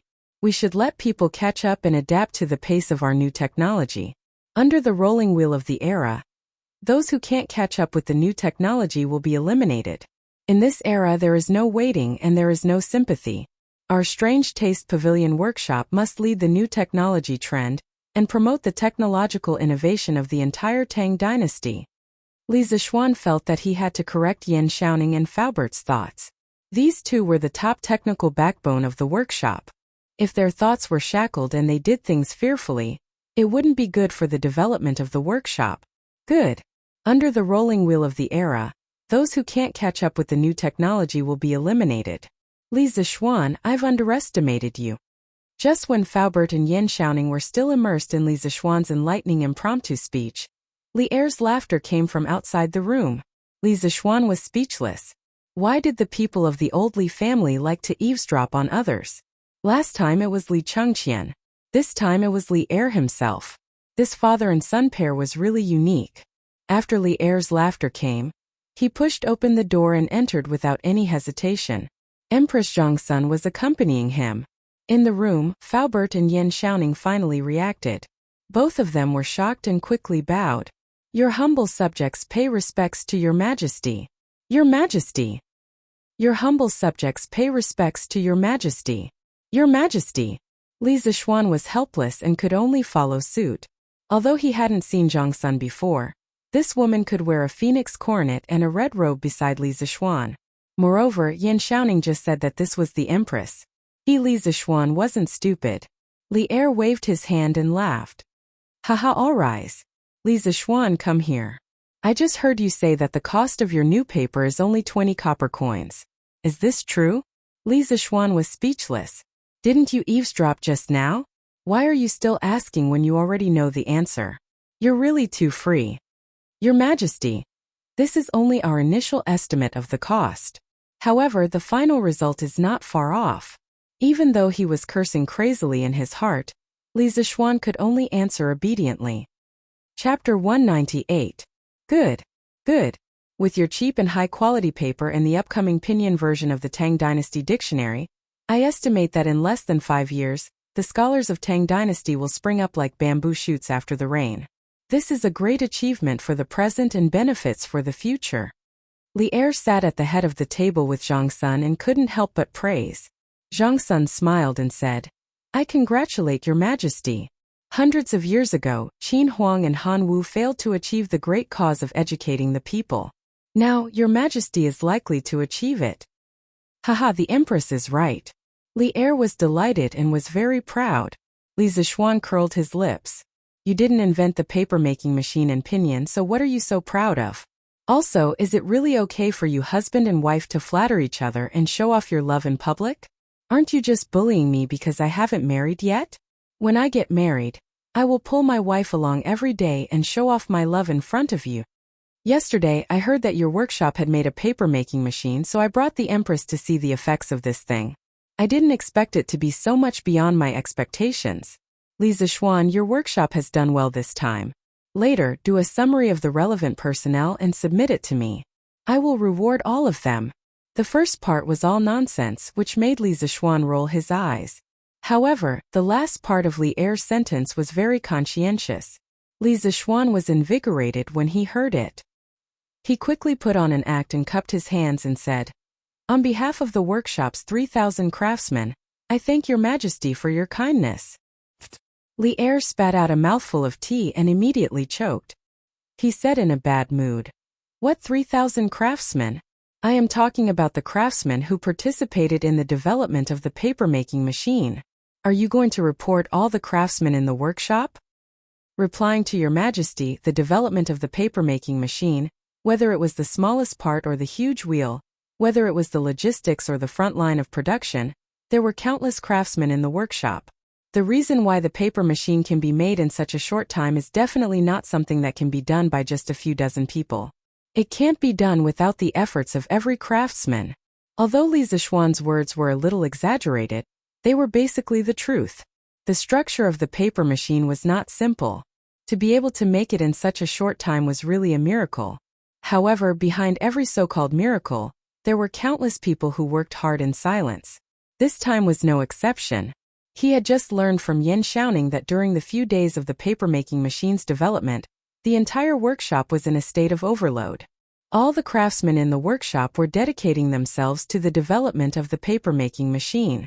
Among them, some were at the front desk, directly responsible for research and development, but most were behind the scenes. They were all on standby 24 hours a day, providing the most reliable logistical support for the research and development personnel at the front desk in all aspects. It was this kind of fighting spirit that led to the success of the paper-making machine in such a short time. After listening, Li Zixuan was silent for a long time. He could also see that when Li Zixuan said those words, there was sincerity in his eyes. It was easy to reward 30 people, but how could he reward 3,000 people? But if he didn't reward them, then where would he put his face as the emperor? To be honest, Li Zixuan was really in a dilemma. Your Majesty, I think that it would be better to let the 3,000 craftsmen in this workshop work under the General Works Supervisor. They are different from ordinary General Works Supervisors in that they are only in name. Normally, they still work in the men's workshop in Li County. Secondly, His Majesty would bestow upon them some scattered official positions, such as generals and scholars. In this way, these craftsmen would at least have an official position, and no one would look down upon them in the future. What do you think, Your Majesty? Seeing that Li Zixuan was in a dilemma, Zhang Sun had a bright idea and suggested. Li Zixuan's eyes lit up. This Zhang Sun was indeed worthy of the title of Great Tang's virtuous empress. She really saw the problem very clearly. Her analysis was right. At present, the craftsmen in the workshop lacked the recognition of the outside world the most. Otherwise, they would still be the craftsmen living at the bottom. He raised his eyes and secretly glanced at Zhang Sun. He saw her sitting high in the seat of honor. Her facial features were beautiful, her body was graceful, and her bones revealed a graceful aura. Li Zixuan cursed in his heart. I don't know how Li Zixuan got lucky to marry such a perfect wife. Good, the Empress is right. Li Zixuan, what do you think of this? Li Zixuan smiled happily. Li Zixuan quickly replied, I have no objection. Your Majesty is wise, Your Majesty is benevolent. Li Zixuan slapped the table and said, Good, I will write the decree later. Yan Xiaoning and Faubert looked at each other and couldn't help but be happy.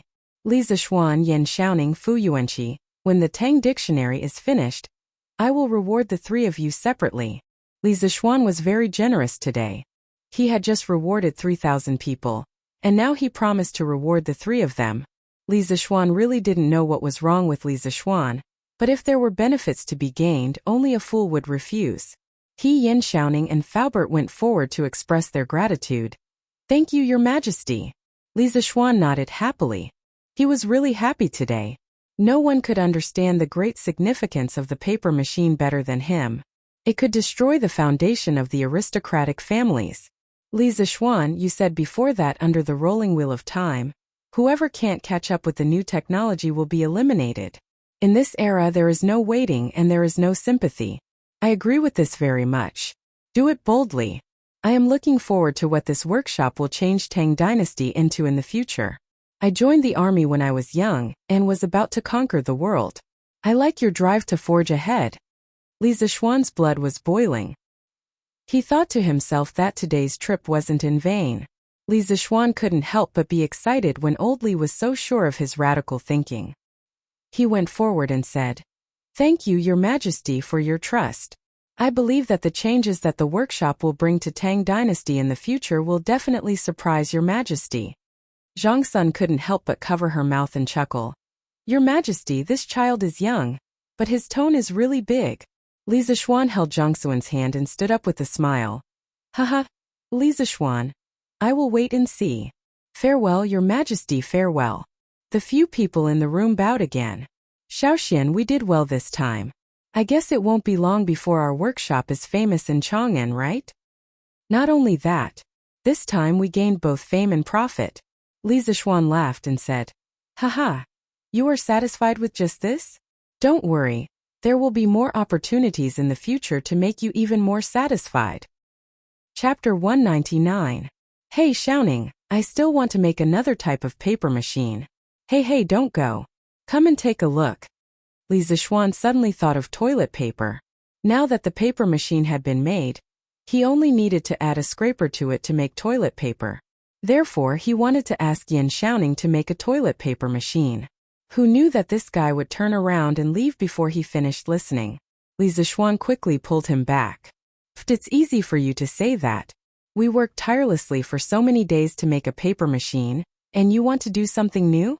If you're so good, then do it. Don't call me, I have to go back and rest. Yan Xiaoning spat in exasperation. Cough cough, Xiaoning, listen to me first. This paper machine doesn't need to be troublesome. Its general structure is similar to the paper machine you made before.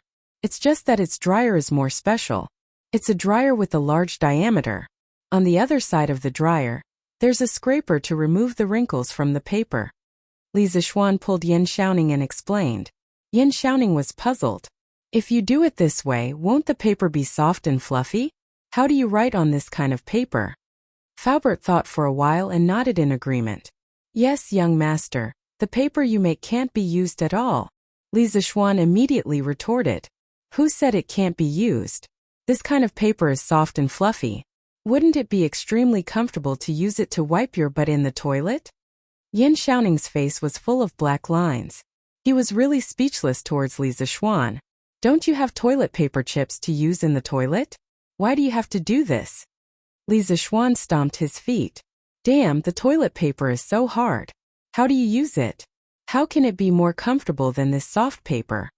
This was the most unacceptable thing for Li Zixuan after he transmigrated. He could live without a computer or a phone, but he couldn't live without toilet paper.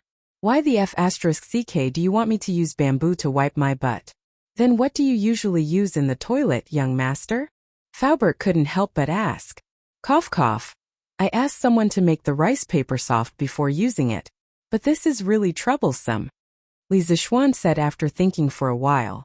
Faubert and Yan Xiaoning suddenly felt a toothache. They really wanted to beat him up. What a waste.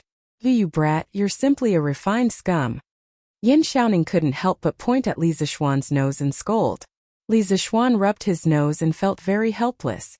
Isn't it just wiping your ass with a piece of paper? So normal. Is there a need for that?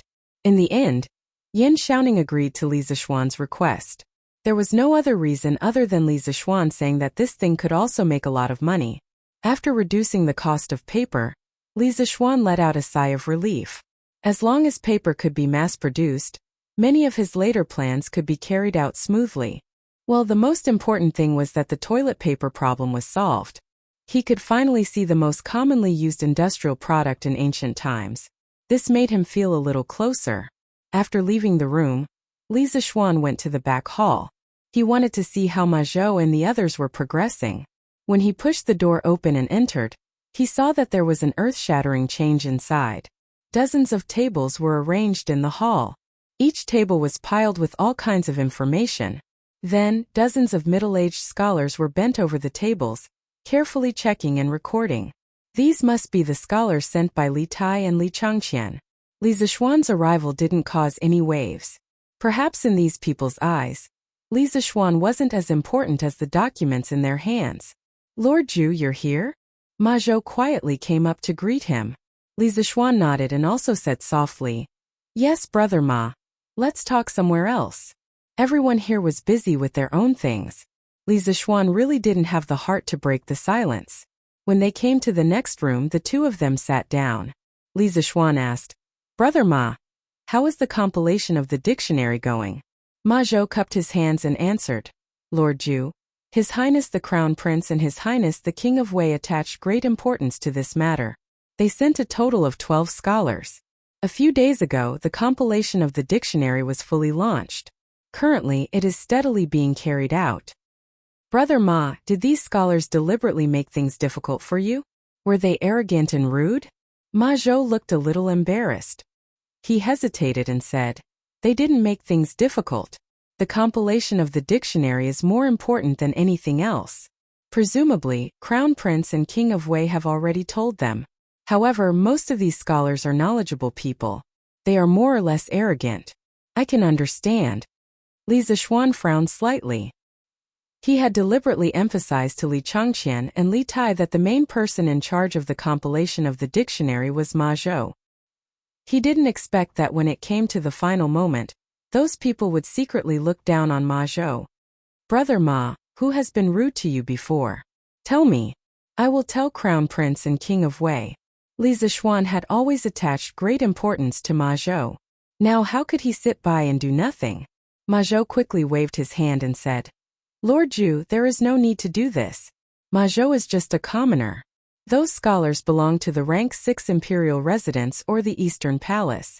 It is natural for me to be looked down on. However, I should be the one to fight back. Ma Zhou believes that with his talent and knowledge, I will definitely be able to make these scholars look down on me. Ma Zhou's meaning was clear. He would get back the face he lost in the future. Li Zixuan smiled and said, Brother Ma is so bold. Just based on this point, those scholars can't compare to Brother Ma. Lord Zhu, you flatter me. Haha, that's good. If Brother Ma needs help in the future, just let me know. Oh, the workshop has finished the paper-making machine today. Our paper cost has been greatly reduced. Brother Ma, you can start the newspaper and the copying of ancient books. The most basic and most important technology of Qitsu culture had been prepared. The copying of ancient books for sale and the publishing of newspapers had been completed. There were no more obstacles. Yes, Lord Zhu is right. I have heard about the trial production of the paper-making machine today. I am also preparing for it. A few days ago, I have selected 10 ancient books from the King of Wei's residence. We can start printing them. In less than 5 days we can print 400 to 500 books and sell them at Qitsu Culture Bookstore. Ma Zhou spoke slowly as if everything was under his control. Li Zixuan nodded and smiled. Yes, that's great. Brother Ma, it seems that we will be able to let all the scholars in Tang be able to read books soon. Ma Zhou said happily. That is true. Every time I think about participating in the cause of universal education, I am very excited. Now that I think about it, joining the workshop was probably the best decision I have made in my life. Oh, by the way, according to Lord Zhu's previous suggestion, I have made a new edition of the newspaper. Lord Zhu, do you think it is suitable? Chapter 200. In the back hall of the workshop, Li Zixuan's eyes lit up when he heard Ma Zhou say that he had made a new edition of the newspaper. He said impatiently, Brother Ma, let me take a look. Please wait a moment, Lord Zhu. Ma Zhou replied and went to get the materials. After a while, he came back in and handed Li Zixuan a stack of papers. Lord Zhu, this is the new edition of the newspaper. Please take a look. Li Zixuan smiled and nodded as he took the papers. He opened them and looked at them carefully. Detailed explanation of punctuation. This was the first section of the newspaper. It seemed that Ma Zhou had thought about it thoroughly. He wanted people to accept punctuation as soon as possible. Next was the interactive section of the literati. Li Zixuan had said that this section could be written in classical Chinese. The content and format were not much different from last time. On Taizong Shu, in ancient times, those who were not subjects were all subjects to His Majesty. Those who were not under His Majesty's control were all under His Majesty's control. Explanation of Zhenguan law. It is said, man, 3 talents and 10,000 things are divided. Qi contains spirit and man is the leader. Li Zixuan felt that this section was boring. He thought to himself, I'll leave this section for the literati of Tang dynasty to spit at each other. In any case, this young master will not read it in the future. The second section was the current news. Li Zixuan was excited. He wanted to see what Ma Zhou would write this time. As soon as he saw it, he could not take his eyes off it. Shocking. Murderer is so deranged, exterminating an entire family. This content was considered normal. It only talked about a massacre that had just been solved in Xinfeng County not long ago. The process was quite complicated. As Ma Zhou did not use classical Chinese this time, Li Zixuan was very interested. He carefully read the whole story. Next article. The drunken scholar met the courtesan of the brothel and did such a despicable thing. When Li Zixuan saw the title, he thought that the drunken scholar had used the alcohol to force himself on the brothel's top courtesan. But when he looked down, he immediately vomited blood. It turned out that the drunken scholar had drunk too much and had the urge to pee, so he had peed on the side of the road. Who knew that the brothel's top courtesan had seen him and scolded the scholar for being vulgar. As a result, the two had an argument, which finally alarmed the Chong and Marshal Marquis. Chong and Wu Ho rushed to the widow Zhao Zhuangyi's house in the middle of the night, and the reason was actually like this. Seeing this title, you will definitely think that Wu Ho went to the widow's house to have an affair, right? Li Zixuan also thought so at first, but in the end it was not the case. Wu Ho only went to the widow's house to put out the fire, and from the beginning to the end, it was just a piece of news about a fire. Shocking! A woman actually dared to do such a thing in broad daylight. What is it? You must have thought it was something embarrassing, right? In the end, the woman's skill was just a bit better, and she met a thief on the street. She was not robbed by the thief, but instead captured the thief. Shocking! Shocking! Men will be silent, women will cry. Alright, after reading up to this point, Li Zixuan was already immune to it. As expected, the content was just a notice that Chitsu Culture was offering a large sum of money for a literary competition. Ma Zhou was F*** king trying to stir up trouble. After seeing the current news section, Li Zixuan was really shocked, and his mouth was wide open. At this moment, he really wanted to say to Ma Zhou, "Brother 666666666, tomorrow please come to the UC Shock department to work." Even if you beat him to death, he would never have thought that Ma Zhou, who had received a traditional Confucian education, would be able to use the shocking words he had said last time, and so quickly learn how to use it. This was simply too much of a prank, okay? He wondered if Li Er would come and kill him if he knew that his future prime minister had been trained to such a state by him. How is it? How is it? Lord Zhu? When Ma Zhou saw that Li Zixuan had finished reading the current news section, he hurriedly asked with a face full of expectation.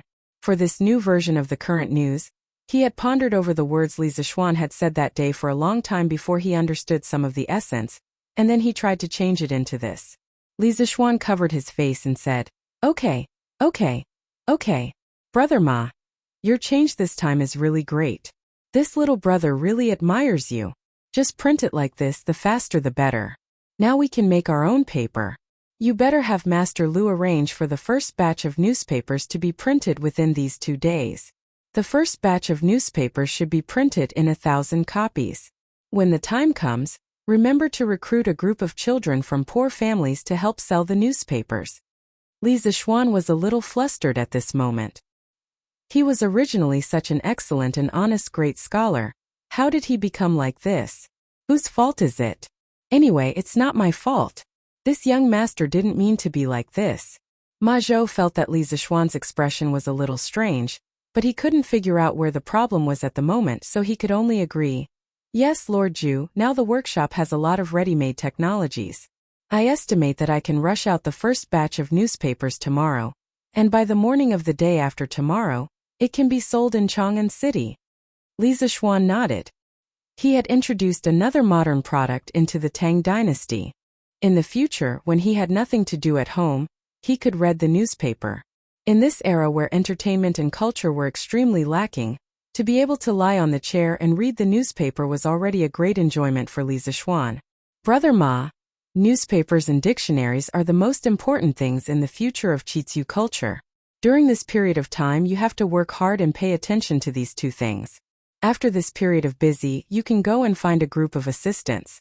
As long as you think that it's suitable, no matter how much it costs, you have to hire them.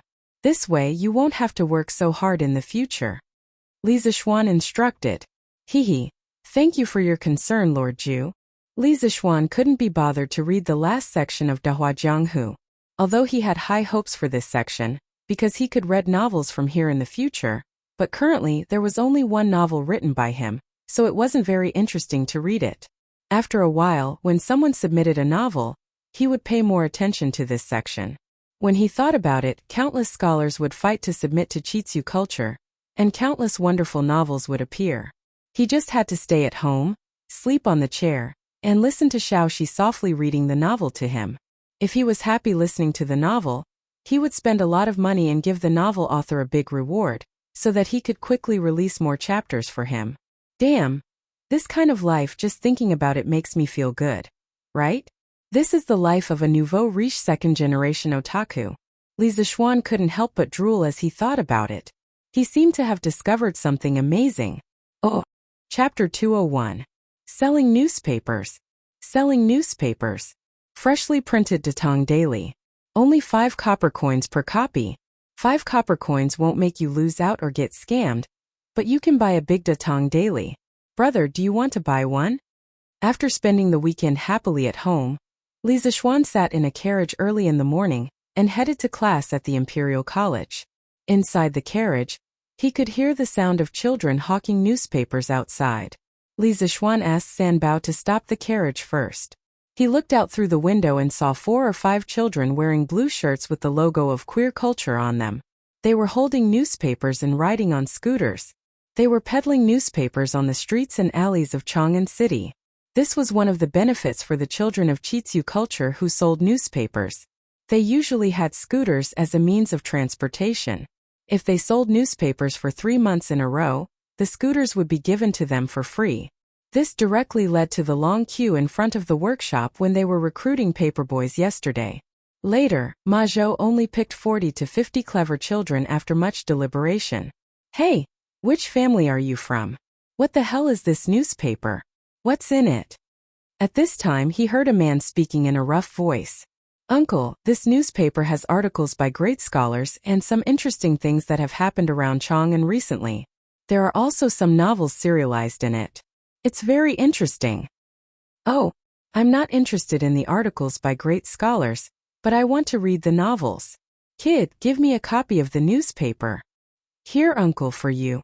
5 copper coins per copy. Hiss, this newspaper is so big. And the words on it are all engraved and printed. It's only 5 copper coins. Kid, did you remember wrongly? Don't go back and your shopkeeper will punish you just because you remembered wrongly. This person was still a conscientious person, and was not willing to take advantage of a child.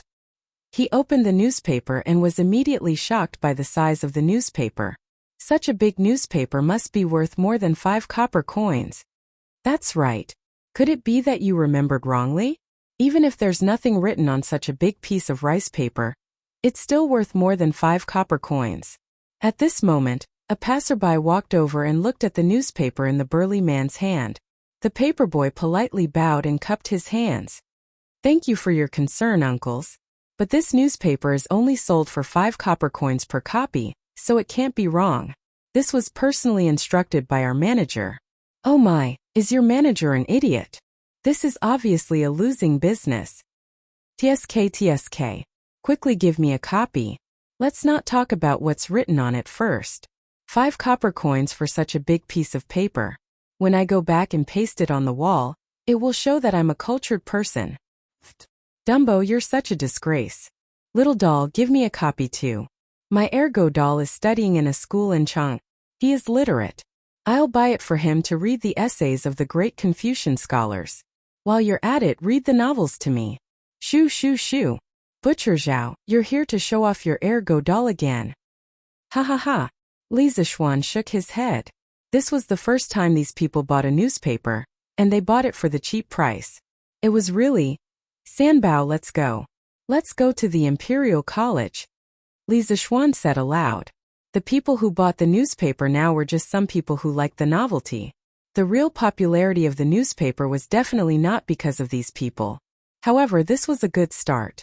With this first batch of people taking the initiative to promote, the follow-up effect would be better. Yes, young master. Sanbao replied, and the carriage continued to move slowly. Imperial College, School of Mathematics. In this weekly exam, there are a total of 3 people who scored full marks. They are Li Tai Kushirqing and Iron Egg. There are 2 people who scored 99. They are Zheng Ziren and Meng Wenhao. These students are the top 5 of this weekly exam. Excellent. Everyone, give them a round of applause. Li Zixuan stood on the podium and looked at the report card in his hand and said. He felt that it was a pity for Meng Wenhao. This kid wrote a step that was slightly ambiguous in a proof question. Li Zixuan thought about it again and deducted 1 point from him. As a result, this unlucky kid would not be able to get into the top 3. Clap, clap, clap. The students in the classroom, regardless of what they were thinking, whether they were jealous or not, all of them applauded together with Li Zixuan. Although Meng Wenhao was a little annoyed, he had just looked at the paper that was handed out. There were indeed some small problems in that part of the paper. He was sincerely convinced by the deduction of 1 point. As for the last 5 of this weekly exam, as the applause gradually stopped, Li Zixuan said loudly again. However, he deliberately paused for a moment and then looked at the back row. Chang Chumo's chrysanthemum, ah no. His heart suddenly tightened. He then repeatedly winked at Li Zixuan, hinting him not to say it out loud. As for the last 5, I won't mention them today. You should know who they are. Ah no, you should know who they are. Li Zixuan's heavy breathing almost scared Chang Chumo to death. However, when he heard that Li Zixuan still did not mention his name, he could not help but feel a little happy. Here, this is the solution to the last question. Those who did it wrong, take a good look at it and clear your thoughts. You must make sure that you will not make a mistake the next time you encounter the same question. After a simple introduction of the results, Li Zixuan began to explain the test paper to them. The questions were relatively simple, so he explained them quickly. In less than one class, he had finished explaining. Damn, this is great. This novel is so F***ing great. This brother is too good. Suddenly, a roar came from the classroom, scaring all the students. Li Zixuan was also a little startled, but then he became angry. He quickly found the source of the sound and shouted angrily, "What the hell? Wang Meng, stand up!" Wang Meng suddenly shivered. In fact, after he shouted, he had already sobered up. Now that he heard Li Zixuan's angry voice, how could he not know that he had already eaten a pill? I was wrong. Wang Meng's face was bitter, and his voice was trembling. Li Zixuan sneered. Humph, now you know you were wrong. What were you doing just now? Wang Meng hesitated and did not dare to say anything. Li Zixuan sternly shouted. What are you waiting for? Do you want to quit school? Wang Meng did not dare to hesitate anymore. He quickly took out a piece of paper from under his seat and said anxiously, Don't, sir, I'll tell you. I was reading a novel just now. This is what I bought from a newspaper boy on my way to school. It said it's called a newspaper. The other students looked at it curiously, wanting to know what kind of magical item this newspaper was. On the other hand, Li Zixuan's old face darkened. Of all his calculations, he did not expect that running a newspaper would make students addicted to novels and affect their studies. In modern times, bad students often did this in class. He did not expect to encounter it in ancient times as well. Wasn't this like shooting himself in the foot? Ooh. Chapter 202. Inside the School of Mathematics.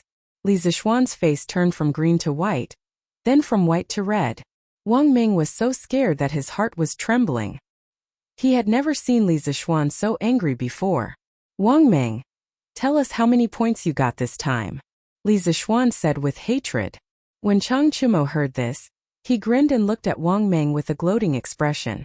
Wang Meng replied weakly, Sir, this time I got 66 points. Li Zixuan slammed the table and said angrily, You only got 66 points and you didn't pay attention in class? If you can get full marks like Li Tai and Kusher Qing, I won't criticize you even if you didn't pay attention. Are you serious? At this moment, Li Tai's eyes lit up and he asked excitedly. Li Zixuan's face was filled with black lines. This bastard never knew how to give him any face. Shut up. I'm talking about Wang Meng. Li Zixuan said angrily. Wang Meng couldn't be angry anymore. He said softly, Sir, I was wrong. Is the novel good? Li Zixuan asked fiercely. Yes. Sir, it's not good. It's not good at all. It's not good at all. It's terrible. I was obsessed with it. Wang Meng was about to say that it was good, but he quickly changed his words. Li Zixuan nodded, but he suddenly realized that something was wrong. He was the one who wrote the novel. Wasn't Wang Meng scolding him by saying that? He couldn't stand it anymore. A piece of chalk hit Wang Meng's forehead accurately. Li Zixuan said even more angrily, Why did you read it if it wasn't good? You'll be standing in class today. Feeling wronged, Wang Meng scratched his head and thought to himself, I've already said so, is it wrong? What did Sir mean by that? Haha. Wang Meng, what are you reading in class? Take it out and show it to me. During the break, Chang Chumo saw that Li Zixuan wasn't in the classroom. He quickly went to Wang Meng and asked him for the newspaper. No, I won't be able to see it if I give it to you. Even though Wang Meng's legs hurt from standing for an entire class, his brain was still working fine. When he heard Chang Chumo's words, he immediately reacted. He picked up the newspaper and hugged it tightly. Wang Ming, you're such a disloyal brat. I'm just looking at it. I don't want your newspaper. Take it out and show it to me. Chang Chumo was so anxious that he scratched his ears and cheeks like a monkey. That's right, that's right. Wang Ming, why don't you take it out and let everyone have a look? We definitely won't take yours. If it's really good, we'll go and buy another set. Yuchi Baolin chimed in. That's right, that's right. Take it out and let us have a look. We're all classmates. Don't be so stingy. Li Tai, the little fatty, also brought some students over to join in the fun. At this moment, Wang Ming suddenly felt a lot of pressure. He felt like he was alone. All right, I'll let you have a look. But you must remember to return it to me. I haven't finished reading it yet. Wang Ming could only reluctantly hand over the newspaper. Otherwise, he really suspected that he would be attacked by the crowd. Don't worry, don't you dare ask around. I, Chang Chumo, am the most trustworthy person in Chang'an City. Chang Chumo waved his hand nonchalantly and said arrogantly. Then he couldn't wait to take the newspaper and sat down next to him to start reading. The surrounding students also curiously surrounded Chang Chumo and began to bend over to read the newspaper. Chonyo, turn the page. What's so good about this scholarly article? That's right, that's right. Time is of the essence. Let's read the rest of the novel. Wang Ming was so engrossed in it last class. Turn the page and let me see if this story is interesting or not. That's right, that's right. Hurry up and read the novel. Otherwise, class will start soon. All right. I, Chang Chumo, am not interested in these scholarly articles anyway. Chang Chumo felt that it made sense. Hence he turned the page. Instantly, the words "A Record of a Mortal's Journey" came into view. Wow, a record of a mortal's journey? Just the name alone sounds impressive. Cultivation? Could this novel be about cultivation? Could there really be people who can cultivate? I suddenly feel a surge of emotions. The students wanted to continue reading, just by looking at the name of the novel. Chapter 1. A mountainside village. Dumbo's eyes were wide open as he stared at the black roof made of straw and mud. The old quilt covering his body had already turned a deep yellow, and its original appearance could not be seen. There was also a faint musty smell. After a moment, Chang Chumo finished reading the first chapter. He smacked his lips and said doubtfully, I, Chang Chumo, don't feel that this first chapter is very interesting. How could Wang Ming have been so engrossed in it before? It's really ordinary. However, this 7 Mysteries sect seems to have some tricks up their sleeves. It seems like this world can really cultivate. If that's the case, then it's really interesting. All right. Stop talking nonsense. Hurry up and read on. What they did not notice was that after Li Tai saw the title and the author of the novel, he curled his lips and secretly left the crowd. He had read this novel before, but he was very puzzled by the author's name on the newspaper. Chapter 2. Black Ox Town. This is a small town. Although it's called a small town, it's actually just a slightly larger town called Black Ox Town. Only those ignorant natives who live in the nearby ravines call it Black Ox Town. After a while, the surrounding students began to discuss again. This is interesting. I'm guessing that the 7 Mysteries sect and the Feral Wolf Gang will have an earth-shattering battle in the future. Let's fight. Old Cheng's saber is already thirsting for blood. Hurry up and read the next chapter. Seeing that the others were enjoying the novel, Wang Ming could not help but come over. He had also just finished reading the 3rd chapter. Chapter 3. 7 Mysteries sect. The smell in the carriage was obviously not pleasant. It's no wonder that there were nearly 30 children squeezed into the carriage. Although a child is much smaller than an adult, it still makes the car unbearably crowded. Damn, this 7 Mysteries sect seems to be very powerful. Indeed. I just don't know if this Han Li will be able to pass the examination. It's a pity that it's gone. The author of this novel is really asking for a beating. He only wrote so little at a time. Mr. is here. Hurry up and leave. Immediately, all the students hurriedly returned to their original seats. Chang Chumo cleverly spread out the side of the newspaper that had the novel printed on it and directly spread it on Wang Ming's table. Then he immediately slipped away. F***CK. Wang Ming looked at Chang Chumo and then looked at Li Zixuan, who had just entered. Immediately, he cursed Chang Chumo countless times in his heart and hoped that Li Zixuan would stop messing with him. Oh. Chapter 203. Li Zixuan went to the outhouse during the break. When he came back, he saw a group of people crowding around the classroom. When he walked to the door, the group of little bastards scattered like birds. He had good eyesight and naturally saw that Cheng Chumo had tricked Wang Meng. However, he did not say anything this time. He only looked at Wang Meng indifferently and then continued with his lecture. Wang Meng hurriedly put away the newspaper and let out a big sigh of relief. He felt a little strange. He was not afraid of anything before, but when he faced Li Zixuan, he always felt an inexplicable fear in his heart. Imperial College building. Damn awesome. Ziffin quickly turned the page. In a corner of the building, a chubby little boy sat next to Sun Ziffin. The two bastards had their arms around each other's shoulders and lowered their heads as if they were looking at something together. The little fatty couldn't help but urge in a low voice as he watched on. What's the hurry? I haven't finished yet. Wait a minute. Sun Ziffin impatiently mumbled. Damn, the Seven Mysteries sect is awesome. I also want to cultivate. Is there any cultivation sect in Great Tang? Sun Ziffin unhappily said. Kid, are you drunk? Aren't you afraid that your father will beat you to death when you go back? Forget it. A moment later. Huh. That's it? Damn, it's over already. Sun Ziffin could not help but shout. However, his voice was a little too loud, and Assistant Master Mao finally noticed the commotion. Sun Ziffin, you Dongkai, what are you two doing? Assistant Master Mao was slightly angry and said in a deep voice. He always had a headache when it came to the students of the Imperial College. These bastards were used to being arrogant, and it was difficult to discipline them even in the Imperial College. Nothing. Teacher, you must have misheard. Sun Ziffin quickly calmed down. Then, he stood up and said with a calm face. Yes, sir. We really didn't read the novel just now. No, I mean we didn't read the newspaper just now. No. Yu Dongkai was not as calm as Sun Ziffin. His expression was slightly flustered, and in the end, he accidentally exposed himself. Sun Ziffin could not help but spit out a mouthful of blood. Truly, one should not be afraid of a godlike opponent, but one should be afraid of a pig-like teammate. He glared fiercely at the scammer next to him, wishing he could strangle him to death. When Teaching Assistant Mao heard this, how could he not know that these two bastards must have been secretly causing trouble downstairs?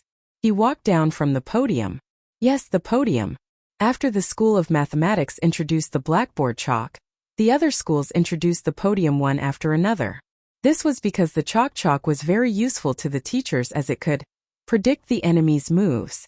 Teaching Assistant Mao walked up to Sun Ziffin and said coldly, Take it out. Only then did Yu Dong realize that he had cheated his good brother this time. He looked at Sun Ziffin pitifully. Sun Ziffin felt a headache in his heart. It was as if he had forked a dog. Teacher Mao, what do you want? Sun Ziffin really liked the newspaper now and could not bear to hand it over. He still wanted to put up a resistance. Stop pretending. Hurry up and take out the newspaper that Yu Dongkai was talking about. Otherwise, I'll have to talk to Sun Shaoqing and Assistant Minister Yu about your performance in the Imperial College. Teaching Assistant Mao was helpless against such a troublesome student, so he could only use the student's parents to threaten him. Ugh! Sun Ziffin and Yu Dongcai's faces immediately fell. They were not afraid of the teaching assistant, but they were afraid of their own parents. Here.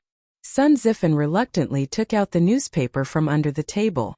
He was cursing Teaching Assistant Mao in his heart. What's the difference between a teacher who uses his parents to threaten a student and a woman who uses her pregnancy to keep a man? This Teaching Assistant Mao is so boring. Teaching Assistant Mao definitely did not know that in a certain student's heart, he was already the same kind of person as a woman who uses her pregnancy to keep a man. He took the newspaper and returned to the podium to continue his lecture. Ziffin, don't be angry. If worst comes to worst, I'll buy you another newspaper when I go back in the afternoon. After the morning class, Yu Dongkai eagerly chased after Sun Ziffin and said with a fawning expression, Of course you should buy me another newspaper. Sun Ziffin said angrily, Yes. I'll go buy another newspaper in a bit. Brother Ziffin, where did you buy that newspaper? I bought it this morning from a newspaper boy on the roadside. I don't know where to buy it now. Sun Zifen rubbed his chin and pondered for a moment. Then he said, but I saw that at the top of the newspaper was Strange Culture.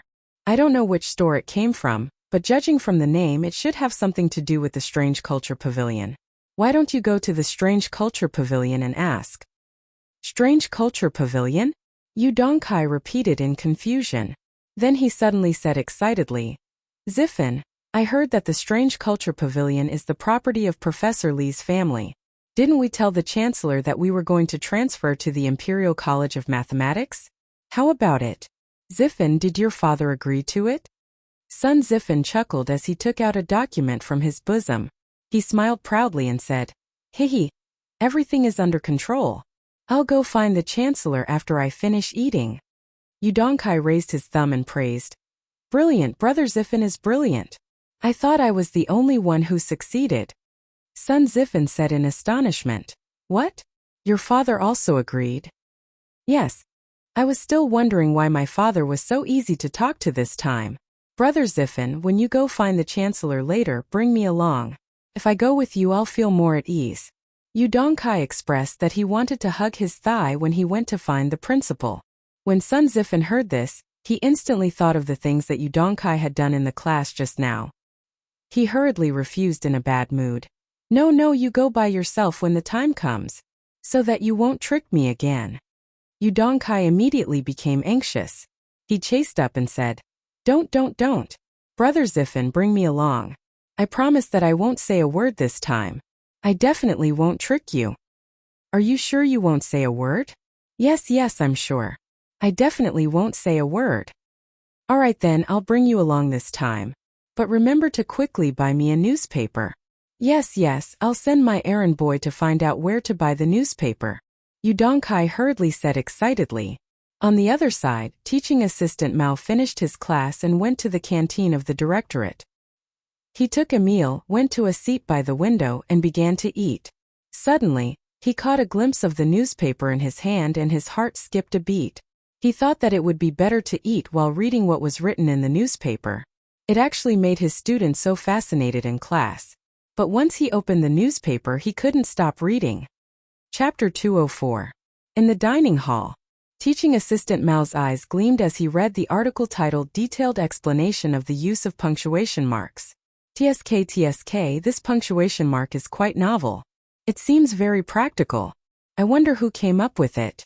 Should I suggest to the Chancellor that we should popularize this punctuation mark?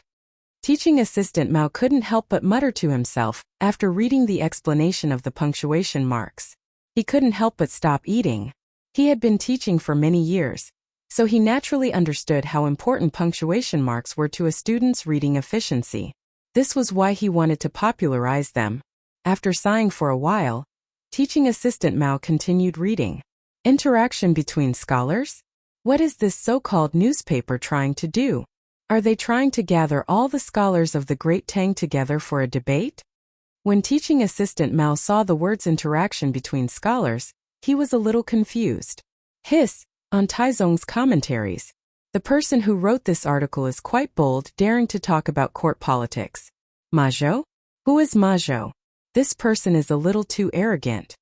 Unlike Wang Meng, Chang Chumo, Sun Zifen, and Yu Dongkai, who had skipped over the other parts and directly read the novel, teaching assistant Mao was naturally very interested in the article on the meaning of the classics.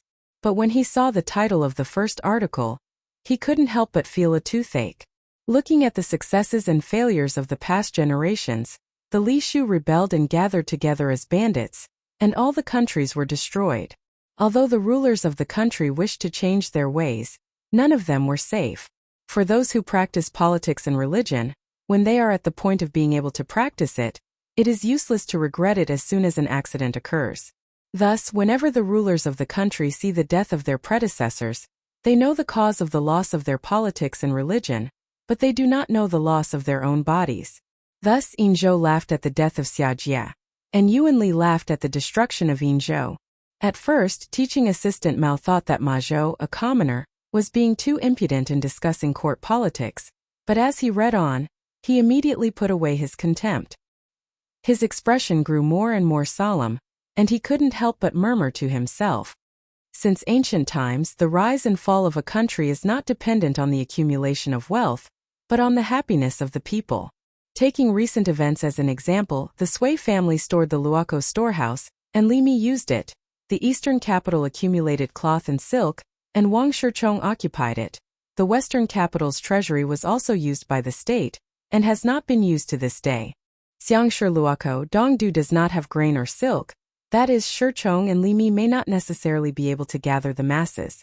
But stockpiling is a common thing in a country. One must wait until one has excess strength before withdrawing it. If we take it by force and use it to fund the bandits, it will be useless. Good. Good.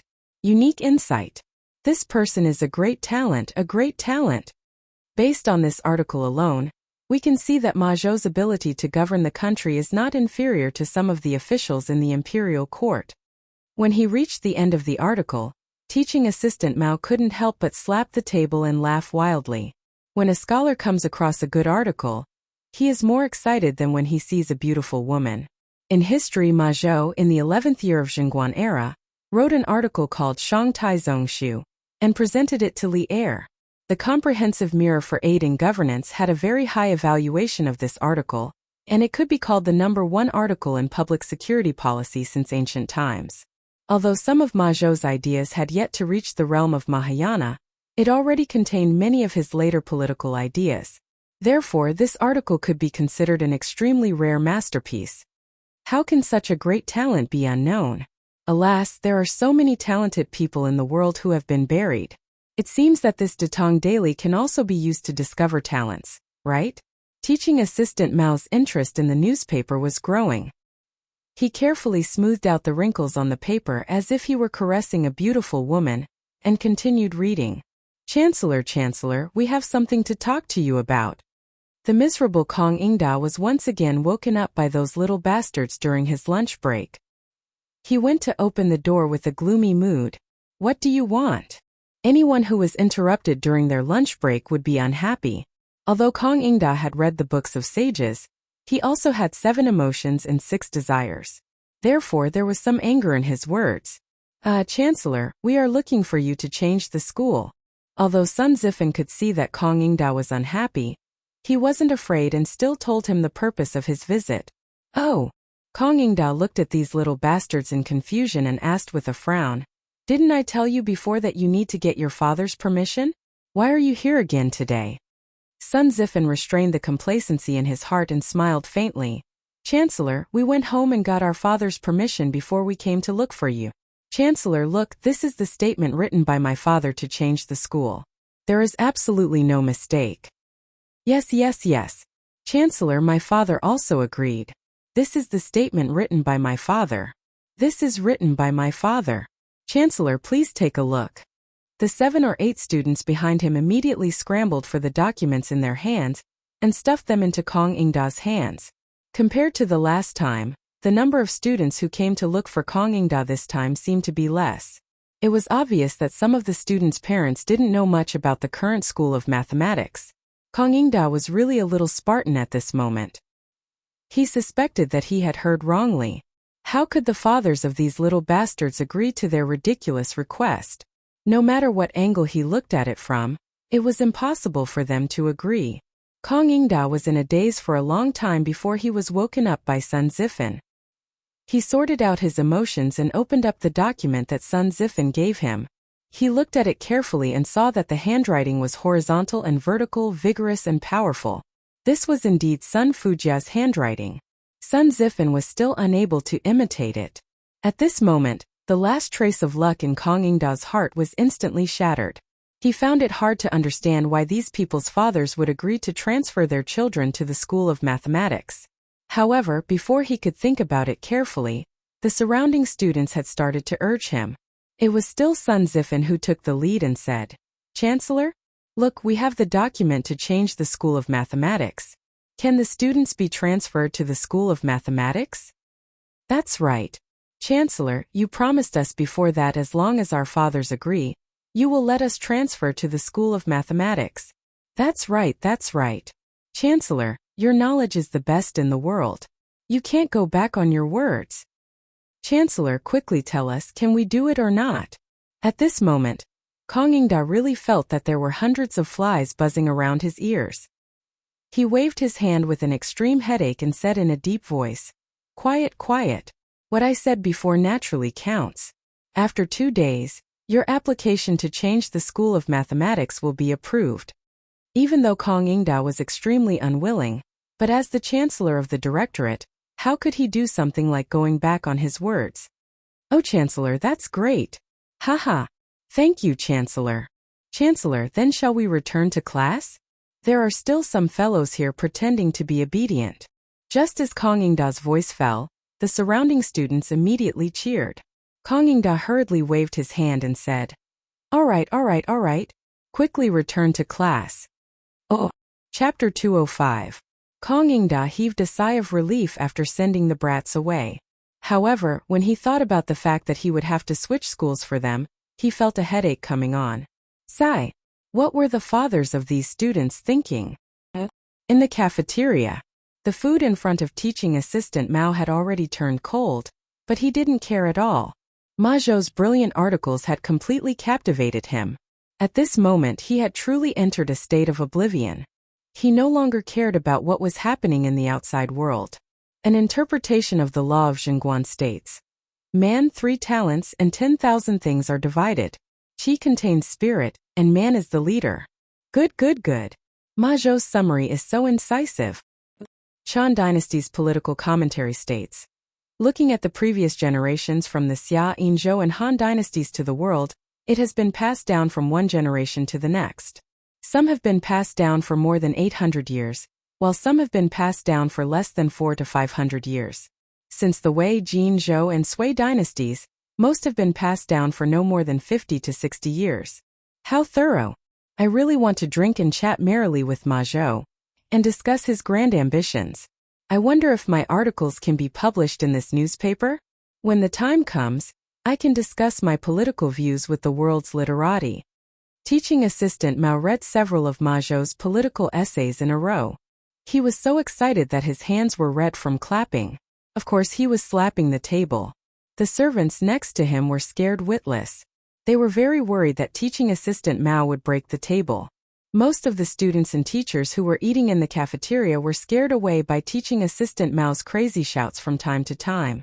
A few of the bolder teachers leaned forward to read the newspaper in teaching assistant Mao's hands. As soon as they read it, they were immediately immersed in Ma Zhou's literary feast. Gradually 7 or 8 people surrounded teaching assistant Mao. However, teaching assistant Mao was completely unaware of it. He was still slapping the table and cheering.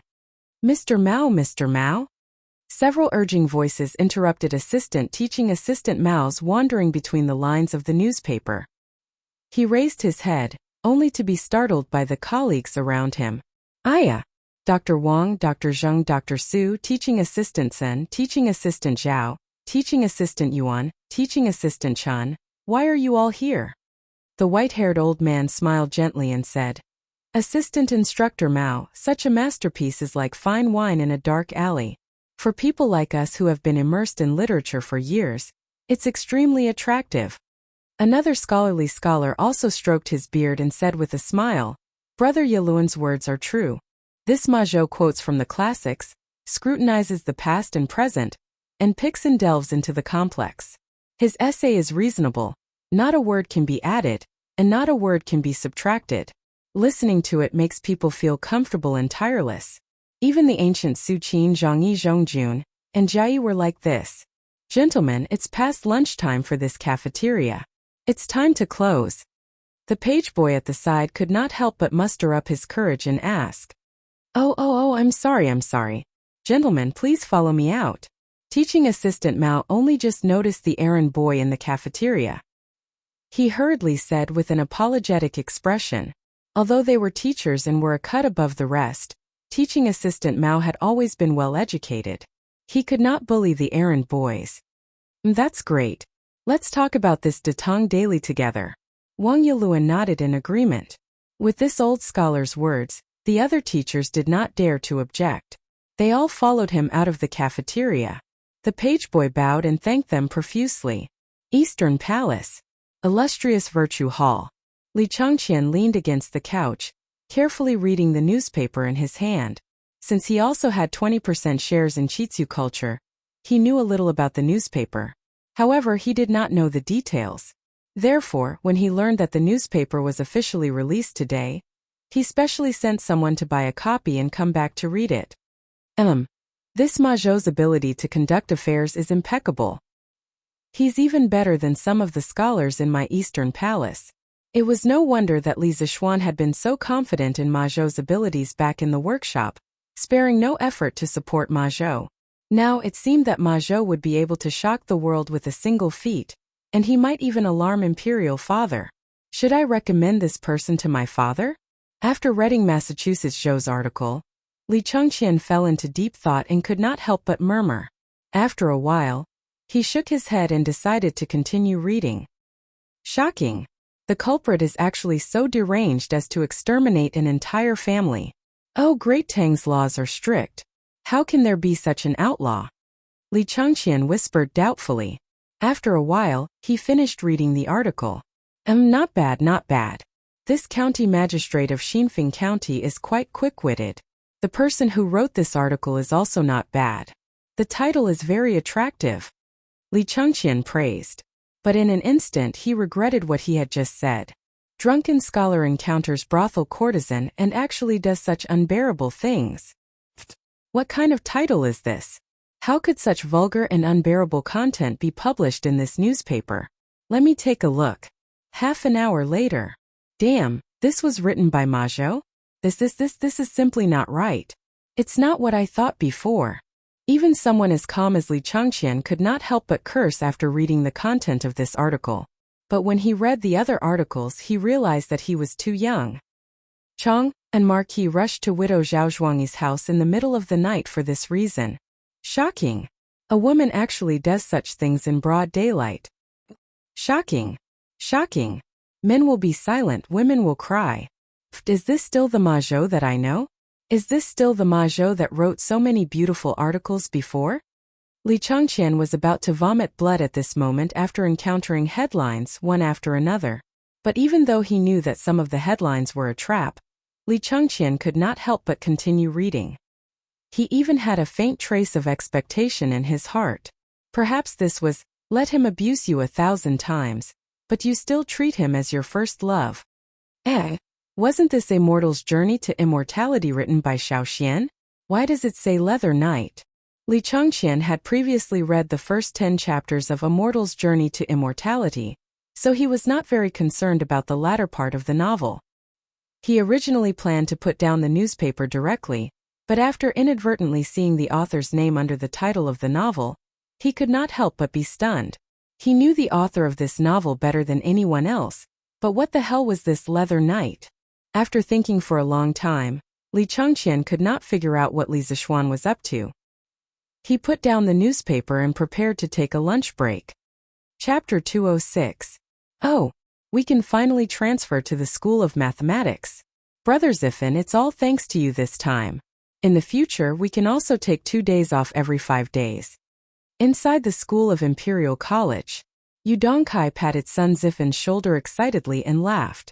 Haha, Dongkai. Do you think I went through so much trouble to transfer to the School of Mathematics just for this? Sun Ziffin laughed in a low voice.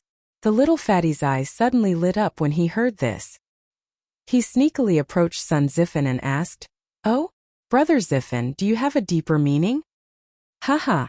Sun Ziffin laughed proudly and then said mysteriously, "Of course, Dongkai, think about it carefully. Dr. Li taught Assistant Master Mao and the others before. Strictly speaking, we have to call him Grandmaster, right?" "Yes, that's right." But after 2 days, when we are transferred to the School of Mathematics and Mathematics, Professor Li will become our master, and Assistant Lecturer Mao will become our senior brother. As for us, won't we become the other students' martial uncles? Aha! Sun Ziffin said with a cheeky smile. Yu Dongkai was stunned by his brother's strange way of thinking, but after thinking about it, he felt that this was indeed the case, so he quickly gave him a thumbs up and laughed. Yes, Brother Ziffin's words are reasonable, very reasonable. Haha. I didn't expect you and me to become martial uncles so soon, haha. This wild laughter immediately attracted the attention of the other students in the school. Slap. Sun Zifen slapped him hard and said angrily, "Are you stupid? Do you want everyone to hear you so loudly?" Sorry. But why hasn't Assistant Master Mao come today?" Yu Dongkai rubbed the back of his head and then asked doubtfully. Sun Zifen rolled his eyes and said, "How would I know? But I told you to buy a newspaper for me this afternoon. Did you buy it?" Yu Dongkai hurriedly laughed and said, "Haha, Brother Zifen, don't worry. I've already sent my errand boy to the Strange Interest Pavilion to inquire about this newspaper. When the time comes, we'll definitely be able to buy it." In the pine forest to the east of the Imperial College, the 9 teachers from different academies sat on the stone benches in the forest, drinking and chatting merrily. They sat down and discussed the Tao, feeling very comfortable. Assistant Teacher Mao, for this Ma Zhou to be able to write such a splendid essay, he must be a virtuous sage. Have you heard of him before? Wang Yaluan held a cup of wine and took the lead to ask. Dr. Wang, this person has always been unknown. I've never heard of him before. Now this Ma Zhou has amazed everyone with a single brilliant feat. Assistant Master Mao hurriedly replied. Wang Yaluan nodded, stroked his beard and said, "Well, I have a different opinion about some of this Ma Zhou's points of view. I just don't know if I can write an essay and publish it in the Datong Daily. When the time comes, I can debate with Ma Zhou on the same stage." The other assistant teachers and professors also echoed, "Yes, it would be best if you can debate with Ma Zhou on the same stage." Yes. Assistant Master Mao replied, "I also have the same idea, but I don't know how to publish it in the Datong Daily. Why don't we read it together?" "That's a good idea." A moment later. Shocking. The murderer is so deranged that he killed the whole family. Why did this essay start to use vernacular? There's no literary talent at all? Indeed, it's really disappointing. But the content of this essay is very interesting. Well, maybe this Ma Zhou deliberately used vernacular so that ordinary people can understand it. After the 9 teachers finished reading the first article, they couldn't help but discuss the huge change from classical to vernacular. Drunken scholar met the courtesan of the brothel and did such a despicable thing. Chang and Marquis rushed to Widow Zhao Zhuangyi's house in the middle of the night for this reason. Shocking. A woman did such a thing in broad daylight. However, the following 3 pieces of news left everyone dumbfounded. I thought this Ma Zhou was a refined person. I didn't expect him to be so vulgar. Yes, the titles of the following articles are exaggerated and vulgar. It's really a disgrace to the refined. As scholars, how can we be so shameless? It's really abominable. The voices were almost one-sided. Almost all of them condemned Ma Zhou. Ma Zhou had changed from a handsome and virtuous person to a refined scum that everyone condemned in speech and in writing. Only assistant coach Mao and Wang Yaluan didn't say anything. After the others finished criticizing, Wang Yaluan said with a smile, "I don't think so. As the saying goes, great vulgarity is great elegance. The difference between vulgarity and elegance is just a matter of thought. It depends on how you look at it. The wording of these few articles is not flowery. The entire article is written in plain language. This old man guesses that this section is mainly written for those who are barely literate and have not studied the meaning of poetry. If that is the case, these topics are really not ordinary. This Ma Zhou is a true wise man." "Why do you think so, Brother Yaluan?" "Yes, why are these titles extraordinary?" Wang Yaluan looked at Assistant Coach Mao and said with a faint smile, "Assistant Coach Mao, you seem to have some ideas. Why don't you tell us your opinion?" Assistant Coach Mao straightened his back and said in a deep voice, "I think Ma Zhou wrote these titles on purpose." Professor Wang had previously said that these articles were written for the common people to read. Hence, these titles were even more pleasing to the common people, and would make them even more interested in reading them. I think this is Ma Zhou's cleverest part. He is elegant when he needs to be, and vulgar when he needs to be. Wang Yaluan clapped his hands and said with a smile, "Assistant Coach Mao is right. Think so too. Let's continue reading." Wang Yaluan was the most experienced person here. The others couldn't refute his words, so they continued reading. Shocking. Shocking. Men will fall silent, women will cry. Everyone was gradually getting used to these exaggerated titles, so they didn't make a fuss this time. However, when they saw the content, they were all shocked. Huh? Datang Daily is collecting manuscripts from everyone? It's not limited to men or women, and the pay is very generous. This is a very novel idea. Dr. Wang, do you want to send your masterpiece to this strange culture to try? That's right. Professor Wang, your essay on the Confucian classics is flawless. Wang Yaluan was quite tempted when he heard this. He didn't care much about the pay from Kiki culture, but who didn't want their essays to be read by the world? My fellow colleagues are right. Please excuse me for a moment. I'll go write an article and debate with Ma Zhou. After that, he cupped his hands and left hurriedly with the others. Chapter 207. Excuse me for a moment. I almost forgot that I still have to teach the students. Assistant Lecturer Mao exclaimed when he saw the time. After bidding farewell to everyone, he hurried to the Imperial College. While he was in a hurry, an idea popped up in his mind. Since Datang Daily is offering a high price for everyone's essays, should I give it a try? Unlike Wang Yaluan, who was well off, Assistant Lecturer Mao's salary was relatively low. If his essay was accepted, he could become famous and earn money to support his family.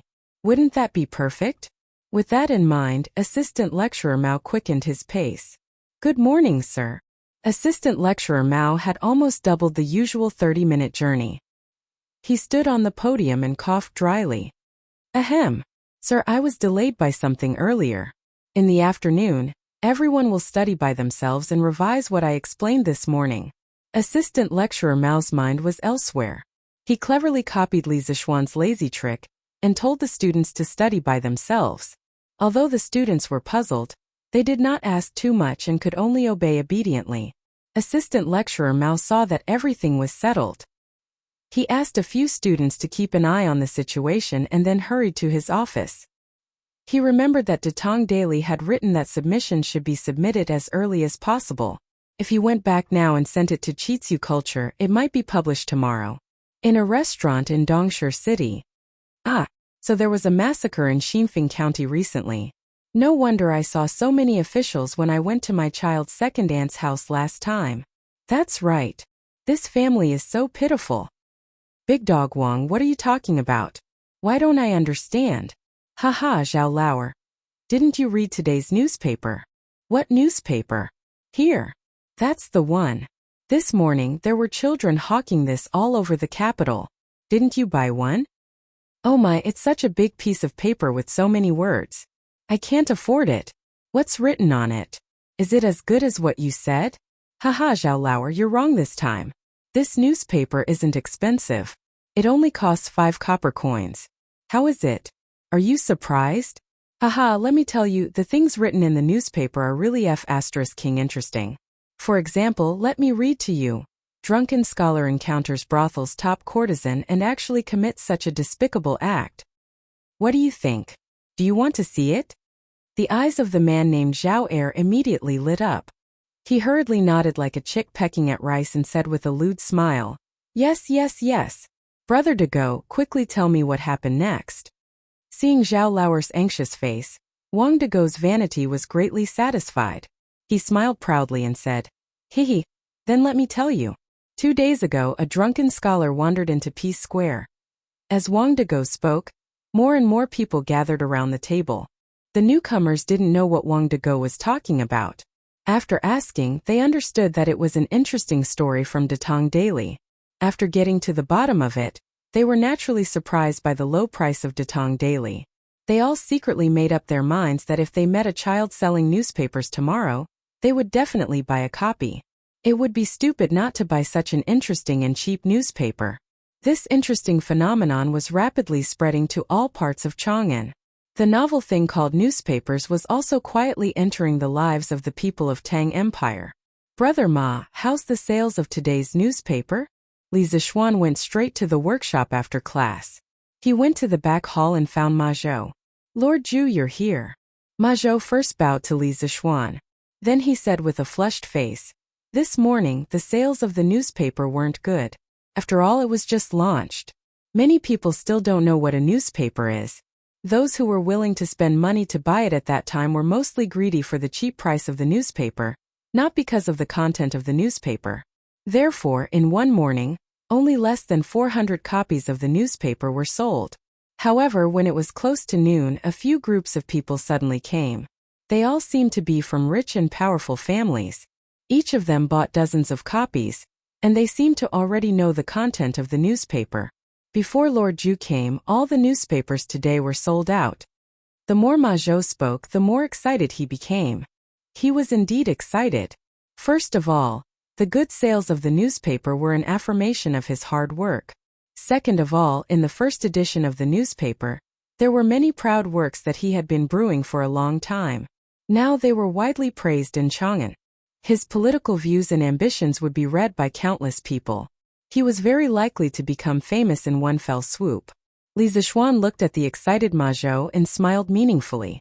Haha, now that Brother Ma is going to become a big celebrity in Chang'an, it won't be long before the officials in the imperial court know that there is such a talented and virtuous person among the people. At that time, maybe His Majesty will also be alarmed.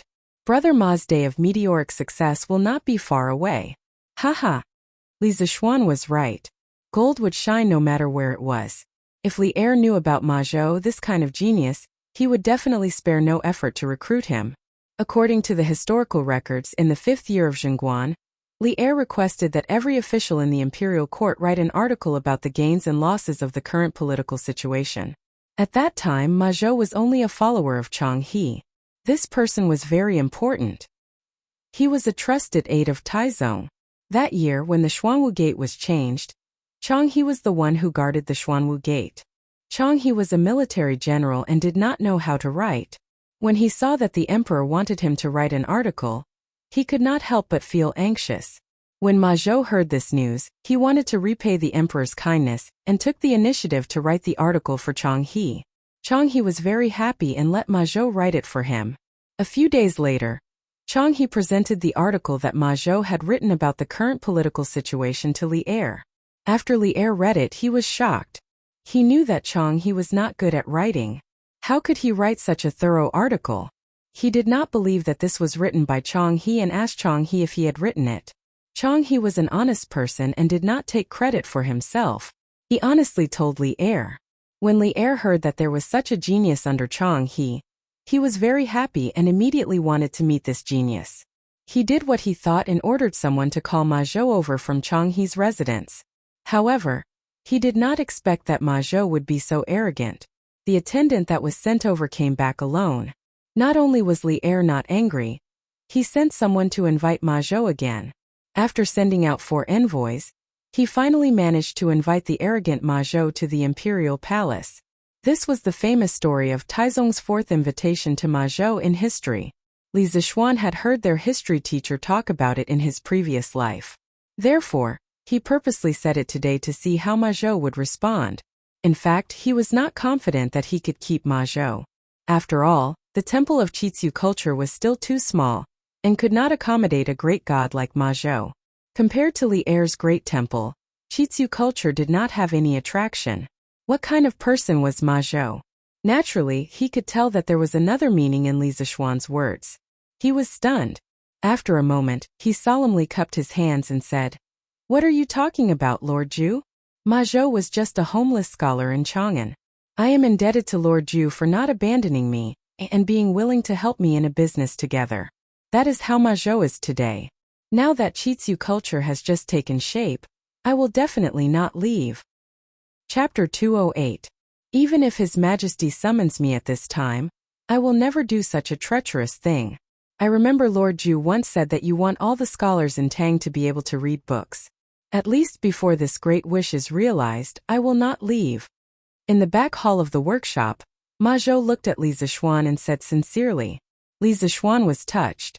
Unlike modern people who chased after fame and fortune, ancient scholars had integrity.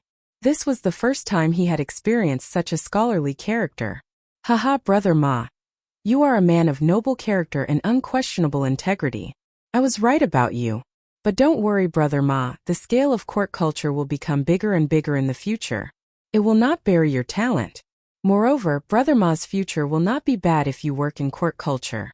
Just like now, didn't you become famous in Chang? And because of the first issue of the newspaper? After listening to Ma Zhou's sincere words, Li Zixuan could not help but laugh happily. Ma Zhou nodded in agreement and said, "Haha, Lord Zhu is right. Ma Zhou has been wandering around for so many years, and I am a little indifferent about the future. The most important thing for a person is self-cultivation.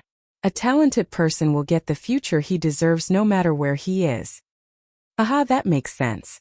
Gold will shine no matter where it is. The two talked and laughed for a while. Unknowingly, their relationship became closer. Lord Zhu, the first batch of books has about 300 copies of each book, a total of 15 books. It is estimated that the printing will be completed in the next few days. How is the preparation of our bookstore? Ma Zhou took the initiative to ask. Li Zixuan pondered and said, "Brother Ma, don't worry about this matter. I have already bought a shop next to Quirk Pavilion. The interior has been renovated and it can be opened at any time. In the future, this shop will be used to sell new paper, books, and newspapers. The shop will be named after Quirk culture. What do you think, Brother Ma?" Li Zixuan had already asked Wang Zhong to contact someone about the shop. Wang Zhong was in charge of paying for the shop and finding someone to decorate it. He had always been a good hands-off shopkeeper. Very good, very good. Since everything is under Lord Zhu's control, I just need to do things with peace of mind. Steward Ma, there's a young man outside who insists on buying a newspaper. Just as the two of them were chatting happily, a manservant came over and said in a hurry, "Tell him directly that today's newspaper has been sold out and that he will come back tomorrow." Ma Zhou waved his hand and said. The manservant said with a bitter face, "I also told that person, but he said that he had to buy the newspaper today. Otherwise, he was afraid that his young master would not forgive him. Moreover, he came here today after inquiring about many places. The person asking for the newspaper outside was the errand boy sent by Yu Dongkai. After this unlucky fellow was sent out by his young master, he asked around and finally found the curious pavilion workshop. In the end, he was told that the newspaper was sold out. Thinking that she would definitely be punished by her young master if she went back like this, the little attendant made a scene at the entrance of the workshop, unwilling to leave. Li Zixuan saw an open newspaper on the table. Ma Zhou must have read it himself, so he said, "Here, take this and send that person away." "Yes, boss." The manservant took the newspaper and hurriedly left. Li Zixuan looked at Ma Zhou and said, "Brother Ma, go and get someone to print more newspapers. From tomorrow onwards, the number of newspapers printed will gradually increase. I estimate that the demand for newspapers will increase." What Lord Zhu said makes sense. I also have the same intention. Li Zixuan nodded and said, "Well, Brother Ma, how are the preparations for the layout of the second issue of the newspaper?" After all, the newspaper had just been published. Li Zixuan felt that there would be relatively few people submitting articles today, so he asked this question. Ma Zhou smiled confidently and said, "Don't worry, Lord Zhu. I have already prepared the content of the second issue. Even if no one comes to submit articles today, I will still be able to fill the newspaper." Li Zixuan felt a little relieved. Ma Zhou's work was indeed reassuring. There were some things that he did not need to instruct at all. Ma Zhou had already taken the initiative to do it. "Nan Feng, come here." In an old house in Yang Lane, Wang Yaluan called for the servant to come over. "Hey, master, you called for me?" A servant in green ran over quickly and bowed. Wang Yaluan handed over a stack of papers and said, "Nan Feng, help me send these papers to the editorial department of Quirk Culture in the East City. Tell them that I want to submit articles." "Yes, master." Nan Feng took the papers and was about to go out. Suddenly, he paused and hesitated carefully. "Master, where is the editorial department of Quirk Culture? I have never heard of it." Wang Yaluan stroked his beard and smiled. "Haha, according to the newspaper, it should be inside the workshop of Quirk Pavilion in Ani Lane.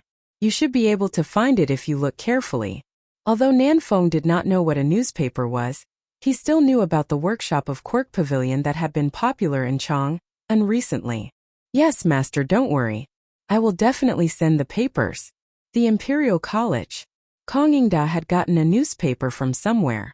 He was sitting on a stool and reading it with great interest. From time to time he would sigh.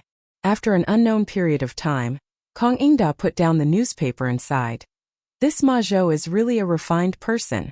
The first few policy essays were written clearly and logically. The last few articles on current affairs, although straightforward and popular, did not lose their humor. Haha. Although the latter part of the novel is unrealistic, the imagination of a heavenly steed soaring across the skies is truly admirable. Moreover, this newspaper even intends to let scholars submit articles. I'm afraid its influence will only grow in the future. Kong Yingda took another look at the newspaper and shouted, "Ah Lu!" A moment later, a young servant came in and bowed. "Master." "Ah Lu, every morning, when you see a child selling newspapers, remember to buy a copy of this newspaper for me." Kong Yingda held the newspaper and instructed. "Yes, master." Taiji Palace, Sweet Dew Hall. Genius, this is a genius. Ma Zhou? Zhao Song, who is Ma Zhou? Li Er asked curiously as he leaned on his dragon throne and looked at the newspaper that he had gotten from God knows where. Your Majesty, Ma Zhou is a scholar in the workshop of Li County. According to the investigation, this newspaper was handled by Ma Zhou. Zhao Song was obviously prepared. When he heard Li Er's question, he quickly answered. Yes, go and investigate this Ma Zhou in detail. I am very interested in this person. Li Er nodded and ordered softly. Yes. A moment later, Li Er suddenly laughed. Haha, this Xinfeng County magistrate is really good at solving cases. He deserves to be rewarded. Zhao Song, send someone to the Ministry of Personnel to pass on my orders. Xinfeng County Magistrate Chang Qingyuan is conscientious, selfless, and able to solve cases like a god. He will be rewarded with 100 pieces of gold and silver and 10 pieces of silk. Chapter 209. In the Ganlu Palace. After about an hour, Li Er finally finished reading all the contents of the newspaper. He did not frown or criticize or scold the clickbait articles at the end and the novel at the end. He just smiled thoughtfully and said to Zhao Song, Zhao Song, this newspaper that you found is quite interesting. I see that it says that there is a daily edition here. From now on, send me a daily edition of the newspaper. Zhao Song heard Li Er and smiled like a blooming chrysanthemum. He bowed and said, Yes, Your Majesty. Oh right, how much is the price of this newspaper? Li Er thought for a while and said, Your Majesty, the price of this newspaper is 5 coins per copy. It's so cheap. Doesn't that mean that ordinary people can also afford to buy newspapers? Li Er raised his eyebrows and said in surprise. Unlike some fatuous emperors who did not know the ways of the people, Li Er was very familiar with the prices of the people. He knew how cheap a newspaper was at 5 coins per copy. Indeed, Your Majesty. I heard from the eunuch in the palace that there were people talking about the news in the newspaper in all the taverns in Chang, and today, every time Li Xianji comes up with something new, the people of Chang, and will talk about it for a long time. Li Er thought for a while and shook his head with a smile. This kid still has a conscience this time. He did not set a high price for profit.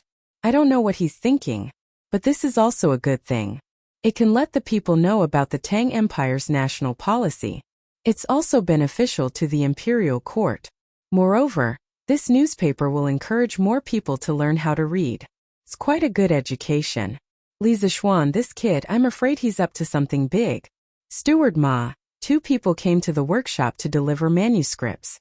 They said that their master is coming over to submit a manuscript. In the backyard of the workshop, in the editorial department of Chitsu Culture, a servant knocked on the door and came in. He bowed to Ma Zhou and reported. Ma Zhou's eyes flashed with a trace of surprise. He got up and took the manuscripts and said, Okay, I got it. Song Xiaoxi, thank you for your hard work. Song Xiaoxi trembled. He did not expect Ma Zhou, a big shot in the workshop, to remember his name. It's not hard at all. This is what I should do. Steward Ma, thank you for your hard work. Song Xiaoxi hurriedly said with a smile. Ma Zhou smiled and said, Well, if there are any submissions in the future, please send them to me as soon as possible. This is very important. Yes, I will remember. If Steward Ma has nothing else, I will take my leave. Ma Zhou smiled and nodded. After Song Xiaoxi left the room, he sat down and read the article seriously. After a while, he clapped his hands and laughed. Good article, good article. It seems that tomorrow's newspaper needs to be changed. With that, he took the manuscript and hurried out to the printing department of the workshop. The next morning, with the beating of the morning drum in the bell tower, the city of Chang'an, which had been asleep all night, was awakened. The pedestrians and peddlers who had woken up early also walked out of the shop and began a tiring day of running around. Selling newspapers. Fresh out of the Tang Dynasty Daily, today's headline was, Bloodwind Stockade is heartless enough to kidnap innocent girls. Li County's man is enraged by a beauty, draws his sword and challenges Baimeng Mountain alone. If you want to know what will happen, you only need to pay 5 coins. Early in the morning, a newspaper boy on a skateboard wandered around the streets of Chang'an. The crisp sound of selling newspapers woke up the people who had just woken up and were still in a daze. The passers-by saw that these children were all neat and tidy and were very cute. Moreover, the story from the newspaper boy was really interesting. The most important thing was that the newspaper was not expensive. Many people had already bought the newspaper yesterday and the content was really interesting. Therefore, the passers-by who woke up early all took out 5 copper coins to buy the newspaper. Hey kid, wait. Give me a copy of the newspaper. Give me a copy too. Give me a copy. Unlike the desolate sales situation yesterday morning, after a day of accumulation, many people knew that the content of the newspaper was really interesting. As soon as the newspaper boy came out, he was surrounded by many people. Don't worry, everyone has one.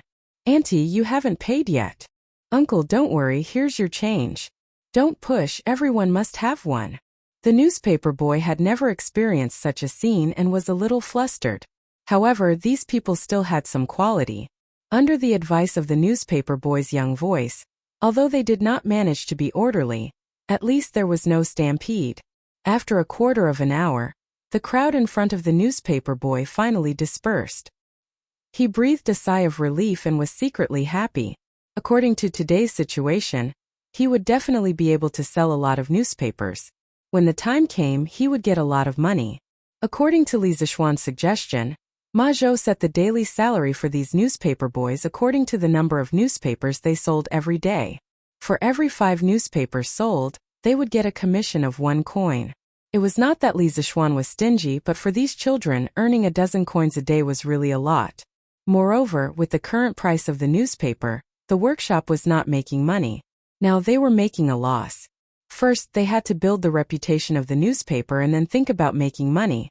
After Li Zixuan finished his breakfast, he sat in the carriage on the way to the Imperial College.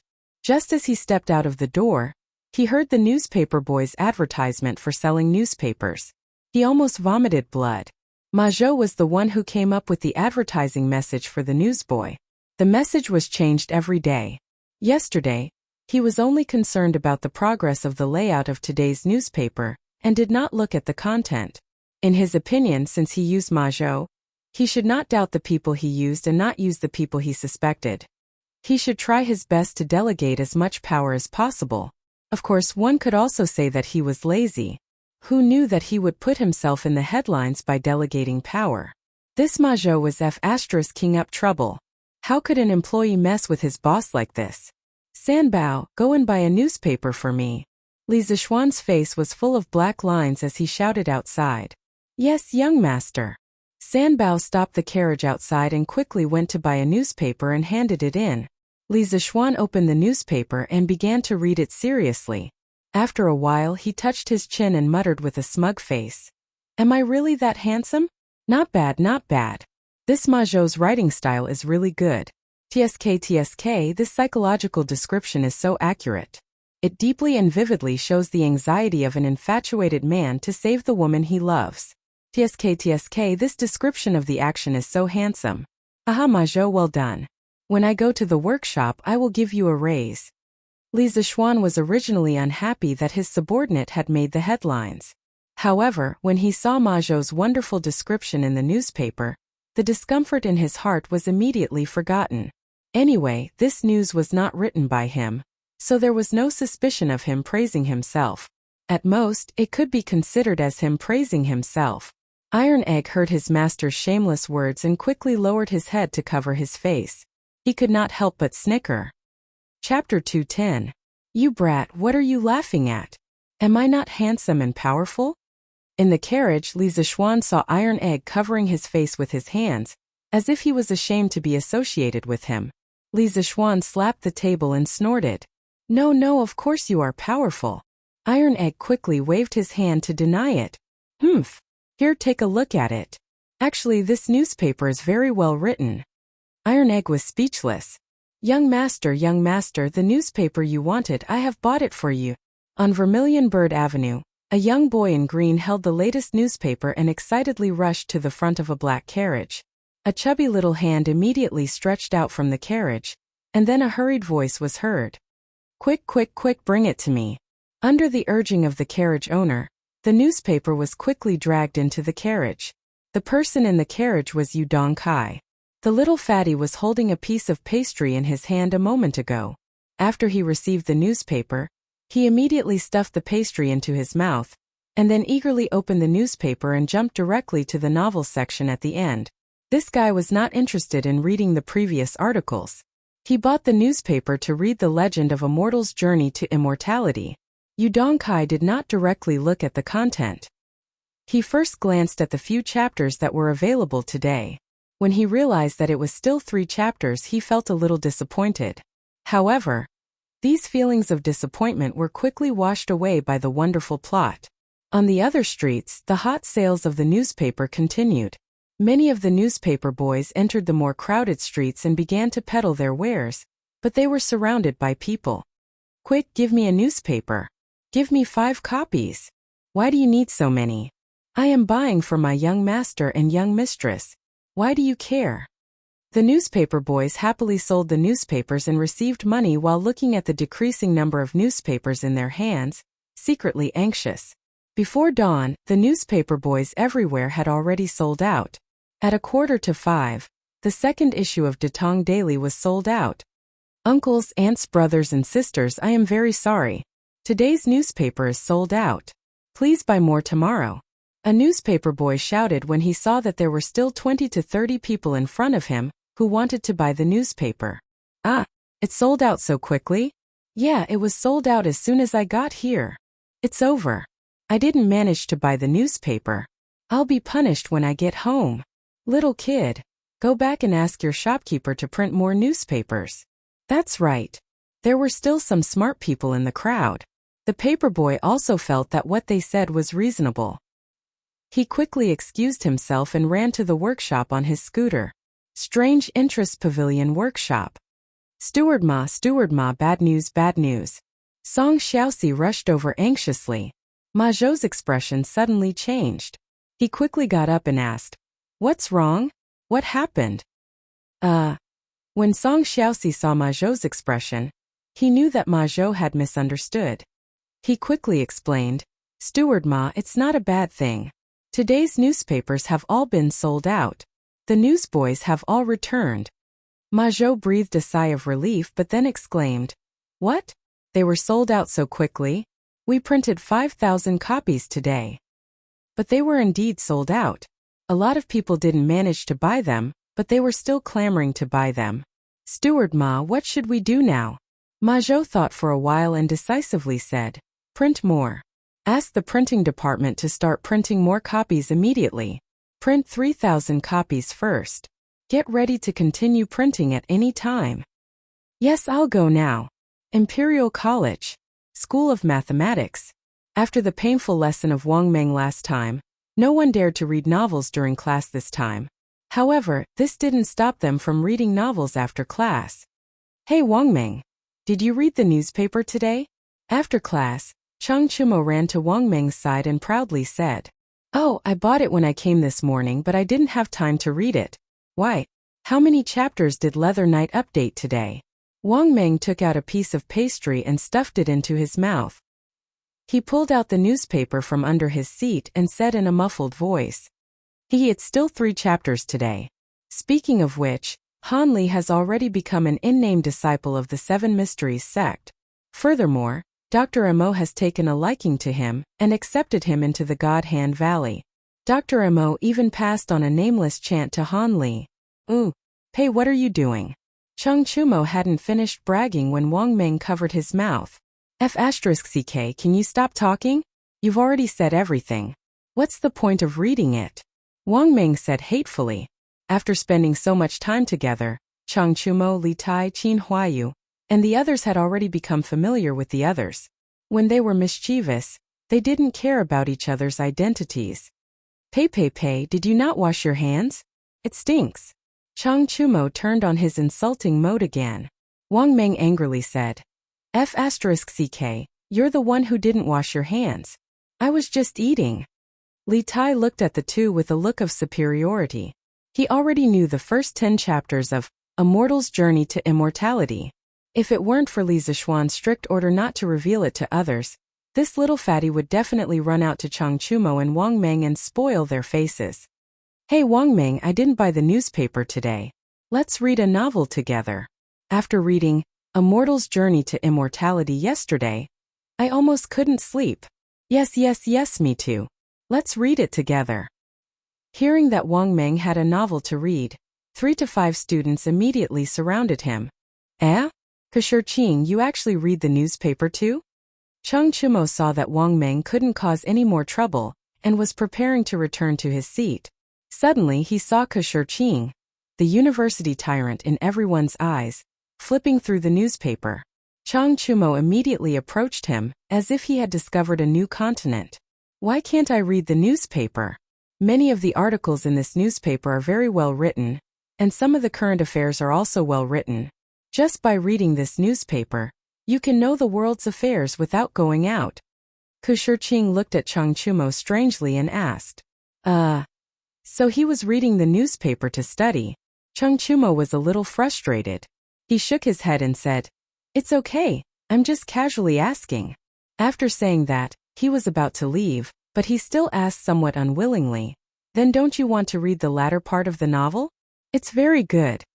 Qing said matter-of-factly, Of course I read it. Although the writing of this novel is not good, the creativity is really novel. I usually read the first part of the novel before reading it. Oh. Chang Chumo nodded and turned to leave, feeling a little hurt. Suddenly, Meng Wenhao's voice came from behind him. Hey Chumo, can you lend me your newspaper? Meng Wenhao said somewhat embarrassedly. 5 copper coins for a newspaper was very cheap for others, but for Meng Wenhao, he was still somewhat reluctant to buy it. Now that everyone was saying that the content in the newspaper was very interesting, he also couldn't help but want to read it. Chang Chumo looked at him and then nodded. Okay, no problem, I'll give it to you.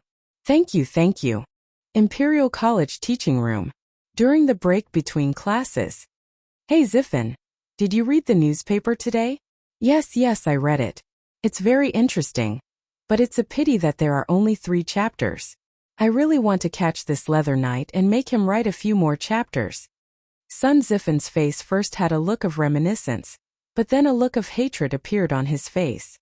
Yeah, this person is really hateful.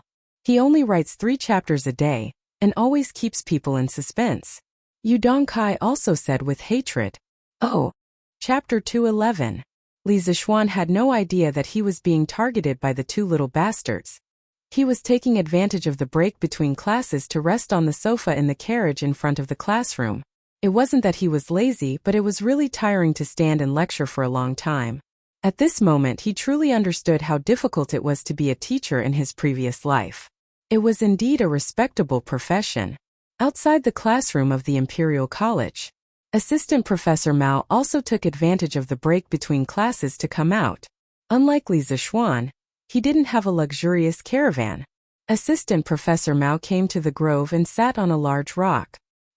He hurriedly flipped open the newspaper to see if his article had been accepted. Hey, Assistant Professor Mao. Have you read the newspaper today? At this moment, a white-robed scholar walked over and said with a smile, Oh, Assistant Professor Tsen. I asked the servant to buy the newspaper today, but I haven't had the time to read it yet. I took advantage of the break between classes to have a look. The scholar was Assistant Professor Tsen from the Four Gates Academy, who had discussed Tao with him yesterday. At this moment, teaching assistant Tsen said with a smile, Then Brother Mao, quickly take a look. Both your and Dr. Wang's articles have been published in today's newspapers. I've already read them. I didn't expect Brother Mao to still be so brilliant despite not writing for so many years. Assistant Professor Mao was pleasantly surprised. Really? He didn't care about modesty anymore. He hurriedly flipped open the newspaper to look for his article. Yo! Brother Zheng, what are you doing here? Yang Lane, Wang Yaluan's old house. There was a knock on the door. Wang Yaluan knew it was Professor Zheng, so he personally went out to welcome him. Haha, Brother Yaluan. I'm here to congratulate you. Have you read the newspaper today?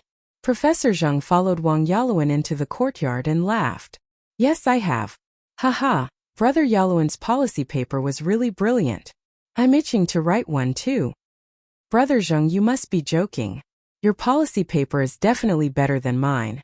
If you write, I won't dare to embarrass myself. Please come in and let's talk inside. In a restaurant in East City, two men in their 30s were sitting opposite each other. There were 2 or 3 dishes on the table. The gray-clothed man took a sip of wine with satisfaction. Then he looked at his companion and proudly said, Hey Wang Dachui, have you read today's newspaper? Wang Dachui stuffed a mouthful of food into his mouth and said in a muffled voice, Not yet. What's so nice about it? Hey, you're wrong. Do you know that the Bloodwind Stockade was wiped out by the Imperial Court's army a while ago? I know. I saw those bandits at Yinqing Gate that day. Then do you know why these mountain bandits were suddenly exterminated after occupying Mount Mang for so many years? I don't know about that. I was also wondering earlier. Aren't those mountain bandits quite famous on the Greenwood Path? How did they get wiped out all of a sudden? Haha, that's the headline of today's newspaper. It said that the Bloodwind Stockade abducted innocent girls. A man from Li County was so angry that he drew his sword and challenged Mount Mang alone. Let me tell you, the process was King brilliant. Wang Dachui's eyes lit up and he immediately became interested. He hurriedly said, Hey then Brother Zhao, quickly tell me about it. What's the point of talking about it? I'm not a storyteller. You might as well buy a newspaper. It's only 5 coins. Nowadays, how many people in Chang'an City don't read newspapers? The gray-clothed man looked disgusted. He was just short of saying, You don't even read newspapers. You're already out. Wang Dachui was sweating profusely. He didn't expect that he couldn't chat happily with others just because he didn't read the newspaper. Damn, I'll buy it. It's not like I can't afford it. Waiter, help me buy a newspaper. Here, the extra coin is your reward. The waiter was speechless. This situation was not unique. Today, it was happening everywhere in Chang'an City. In this era where there was a general lack of entertainment, a trivial matter could be talked about for a long time. The news in the newspaper just happened to be the topic of many people's leisure conversations. People who had never read newspapers naturally felt that they couldn't chat well. Therefore, as long as their families were not particularly poor, they would buy a newspaper and read it. This was a new thing. Once it had a certain number of fans, it would become popular in the later stages without additional publicity, because the initial fans would take the initiative to introduce this new thing to the people around them. Eventually, the fans would snowball and become larger and larger. After the morning class, Li Zixuan left the teaching house. When he was about to go home for lunch, he saw Kong Ingda walking towards him. Li Zixuan asked Iron Egg to get in the car first, and he went up to him. Chancellor Kong, you're looking for me? This old man usually didn't come over. Once he did, something must have happened. As for whether it was a good thing or a bad thing, Li Zixuan secretly calculated in his heart. It seemed that the probability of something bad happening was higher. It's not a big deal. Kong Ingda looked around, paused, and said in a low voice, I've read today's newspaper. Generally speaking, it's not bad. However, I still want to say one more thing. Young people should be more humble. You must not be arrogant and boast about yourself. After Kong Ingda finished speaking, he patted Li Zixuan and left directly.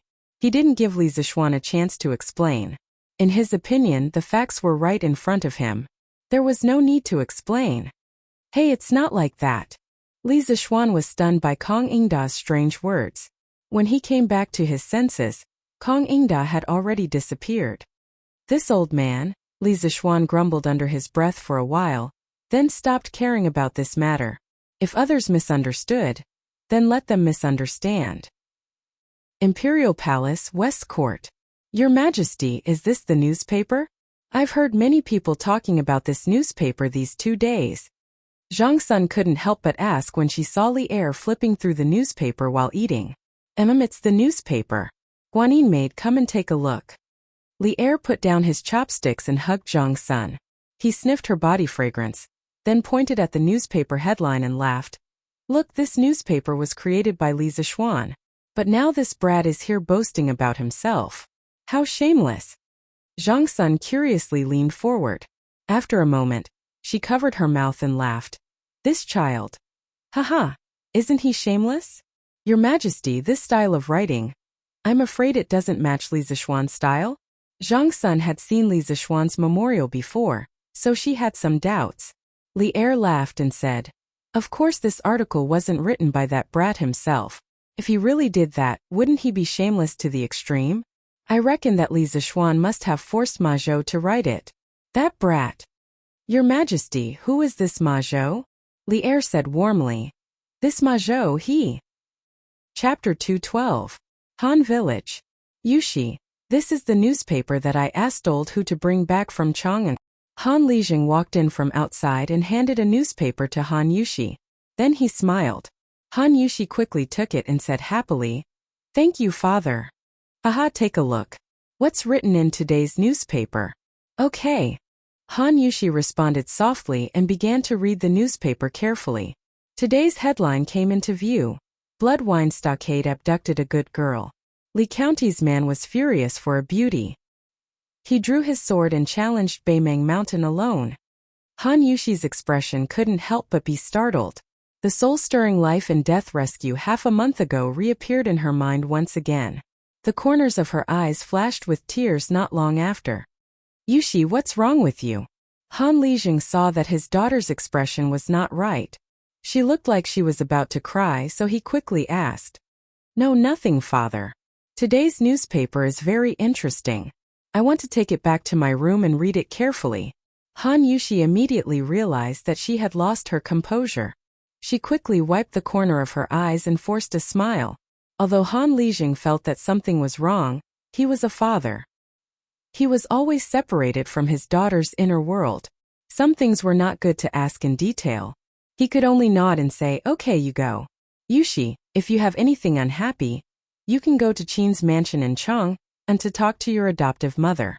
Although you can't see Xiaoxian before you get married, you can still go to your adoptive mother's house.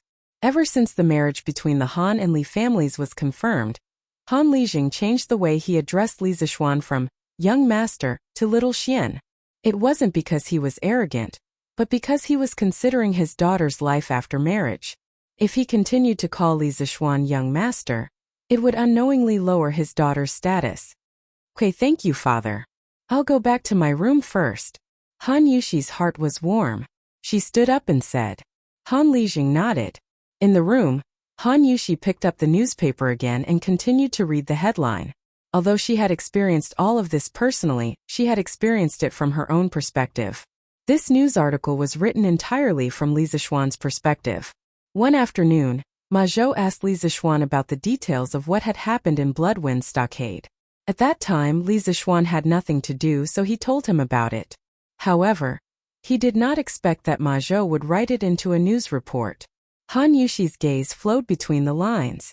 At this moment, she truly understood the hardships Li Zishuan had gone through to rescue her. That kind of helplessness and despair, that kind of hysterical madness, once again touched Han Yushi's heart. In the eyes of others, these descriptions might be a little exaggerated, but to Han Yushi, who had personally experienced the kidnapping incident, everything was so real. The actual situation was even more dangerous than what was written on it. Young master, I'm afraid Yushi will never be able to repay what she owes you in this lifetime. As Han Yushi watched, she could not help but cover her mouth and cry bitterly. An Elaine's Strange Interest Pavilion Workshop. Steward Ma, those 3,000 copies of the newspaper have been sold out again. Do you want to continue to print more? Song Xiaoxi ran in with sweat all over his face and said anxiously, What? Ma Zhou was really shocked. He stood up and said, That's 3,000 copies of the newspaper. They were just sent out less than 4 hours ago. How could they be sold out so quickly? It's only 1:15 now. Go and ask the printing department to print another 2,000 copies of the newspaper. Even if they are sold out again, we won't print them today. Yes, I'll go right away. Ooh. In a mansion in Chang'an, a 14 or 15-year-old child in brocade clothes was holding the second issue of Tang Daily and reading it with great interest. TSK, this A Legend of a Mortal's Journey to Immortality is really wonderful. But why are there only 4 to 5 chapters? Where are the first 3 chapters? The child in brocade clothes sighed with a little dissatisfaction after reading the first 3 chapters of this issue of A Legend of a Mortal's Journey to Immortality. Brother, you're so stupid. The first 3 chapters are naturally in the last issue of Tang Daily. A little girl around the age of 10 giggled as she spoke from behind. Ayaya Yinner's words make sense. Agoe, come over here quickly. The child in brocade clothes was suddenly enlightened. He slapped his thigh and shouted loudly. Young master, why did you call for Agoe? Go and buy me a copy of the last issue of Tang Daily. Agoe had obviously heard of the newspaper before. When he heard his child's request, he immediately looked troubled. Young master, this newsboy only sells today's newspaper. I'm afraid there's no place to sell the last issue's newspaper. The little girl named Yanner giggled and said, Agoe, you're so stupid. Don't you know how to buy from someone who bought the last issue of the newspaper? Yes. You're so stupid. Yanner is much smarter than you. The child in brocade clothes agreed. Agoe wiped the sweat off his forehead and bowed. Thank you for your advice, Mississippi young master. Agoe will go and buy the newspaper now. Go. The child in brocade clothes waved his hand anxiously. West City, in the open space next to the Drunken Immortal restaurant. A middle-aged scholar dressed in wrinkled white clothes was sitting in front of a long table. There were dozens of people of all shapes and sizes sitting in the open space. There were men and women, old and young. The middle-aged scholar slapped the table and loudly said, Let's go. That Han Li, who tried his best, did not pass the 7 Mysteries sex entrance trial. In the blink of an eye, he reached the top of the cliff. In front of him, there were 6 children sitting cross-legged and resting. Wu Yan was talking to an old man in his 50s, who was wearing a dark blue robe and had his hands clasped behind his back. Hall leader Yu and Enforcer Wang were standing beside him. There were also several people standing beside them. The audience below was listening to the story with great interest while drinking the herbal tea bought from the Drunken Immortal restaurant. They were very satisfied. The crowd around them was also growing larger and larger. Shopkeeper, do you want me to drive this poor scholar away? The storyteller actually dared to talk about our Drunken Immortal restaurant. How hateful. In front of the Drunken Immortal restaurant, a young servant said to shopkeeper Lu, who was listening to the story, Pa! Drive your ass. Shopkeeper Lu unhappily slapped the back of the young servant's head and angrily said, Didn't you see how much tea this Hitizui brought to our Drunken Immortal restaurant? Although tea is not as expensive as wine, many a little makes a mickle. No matter how small a mosquito is, it's still meat. Yes.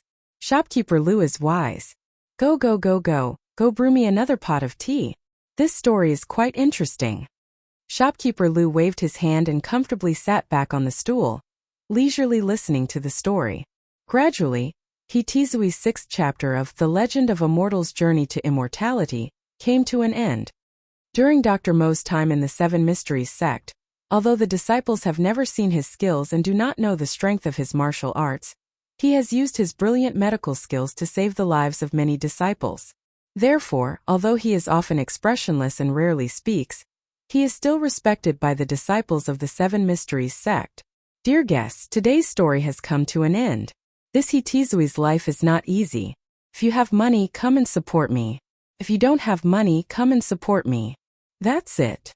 That's right, it's too fast. I haven't heard enough yet. Be content. Today, Hitizui told 6 chapters in one go. The first 3 chapters of The Legend of a Mortal's Journey to Immortality are already very difficult to read. Yesterday's newspaper didn't have much. That's right. I specifically came here to listen to the first 3 chapters. And Hitizui. Well said. Here, this money is your reward. Thank you for your support. Chapter 213. As night fell, the workshop of Chitsu Pavilion was still brightly lit. Majou bent over the table and was writing something. He had been eating and living in the workshop for the past 2 days. Although it was tough, Majou was excited. The first day of Datong Daily's sales volume was 1,000 copies. The second day's sales volume soared to 10,000 copies. Moreover, it was still in short supply. According to this, the sales volume in the next few days would increase at an amazing speed. This brilliant result showed that he had succeeded in running the newspaper.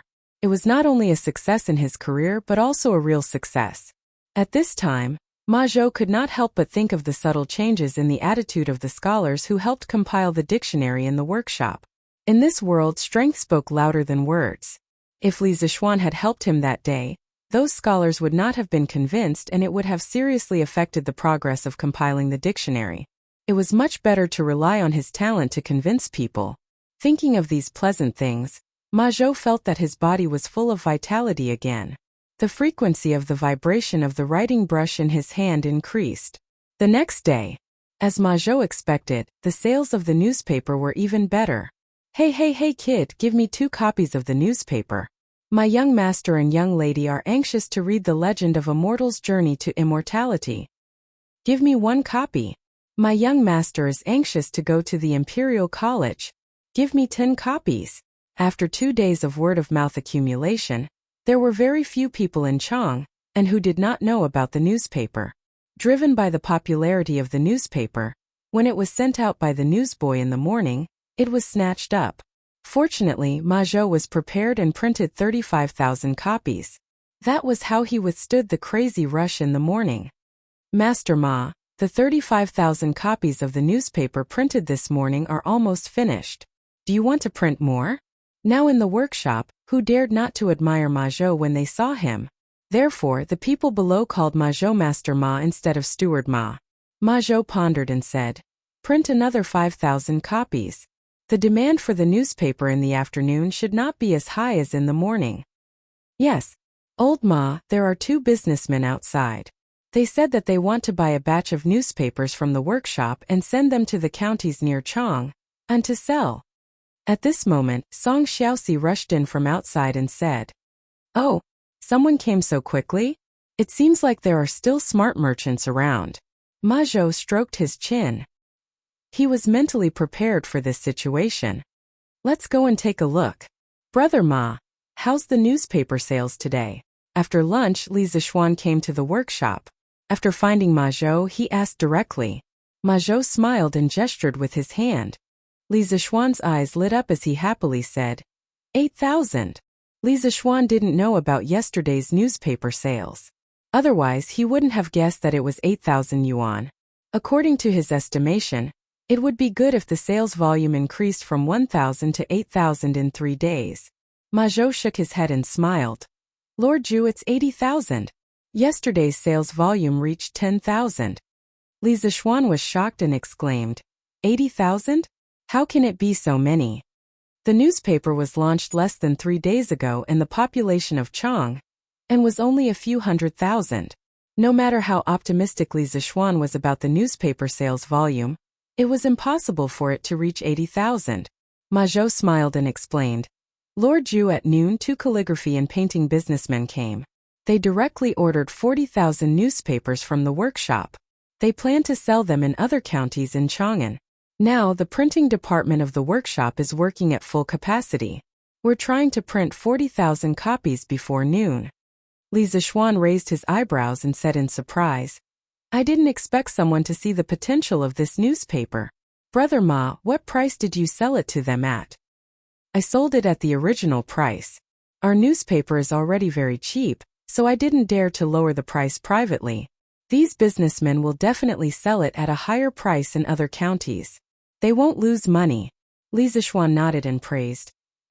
Not bad, not bad." Majou thought for a moment and said, "Lord Ju, since yesterday, some businessmen have been hoarding a batch of newspapers and selling them at a high price to other places. However, because the number of newspapers they can buy from the newsboys is limited, the scale is not big. The 2 calligraphy and painting businessmen who came today are the real big spenders." Li Zixuan nodded thoughtfully. Then he suddenly said, Brother Ma, since the other businessmen have smelled the business opportunity, why don't we take the opportunity to expand Datong Daily so that the newspaper's influence is not only limited to Chang'an? It's best if we can spread the newspaper's influence to the whole country. This? Ma Zhou was shocked by Li Zishuan's ambition. He hesitated and said, Lord Zhu, if we do this, we will need too much manpower and resources. With Chiziu Pavilion's current foundation, I'm afraid it will be a little difficult. Li Zishuan smiled and said, Brother Ma, of course we won't do it ourselves. We can find someone we can cooperate with for a long time. For example, Wang Renbiao. The Wang family has ready-made channels in various places. We don't need to worry about it at all. Ma Zhou thought for a moment. If they cooperated with someone for this matter, there were indeed many benefits. He agreed and said, That's true. Then I don't have any more questions. Then I'll go find Wang Renbiao later and see if he's interested in cooperating with us. Li Zishuan stood up and suddenly remembered something. He said, Oh, by the way, Brother Ma, has the first batch of printed books been printed? Indeed. These books will probably all be sold at Chiziu Pavilion in the East City tomorrow. Ma Zhou heard and replied excitedly, Great. Brother Ma, remember to make a short advertisement for Chiziu Pavilion in tomorrow's newspaper. It's best if you can make a list and tell everyone how cheap our books are. Lord Zhu, what's an advertisement?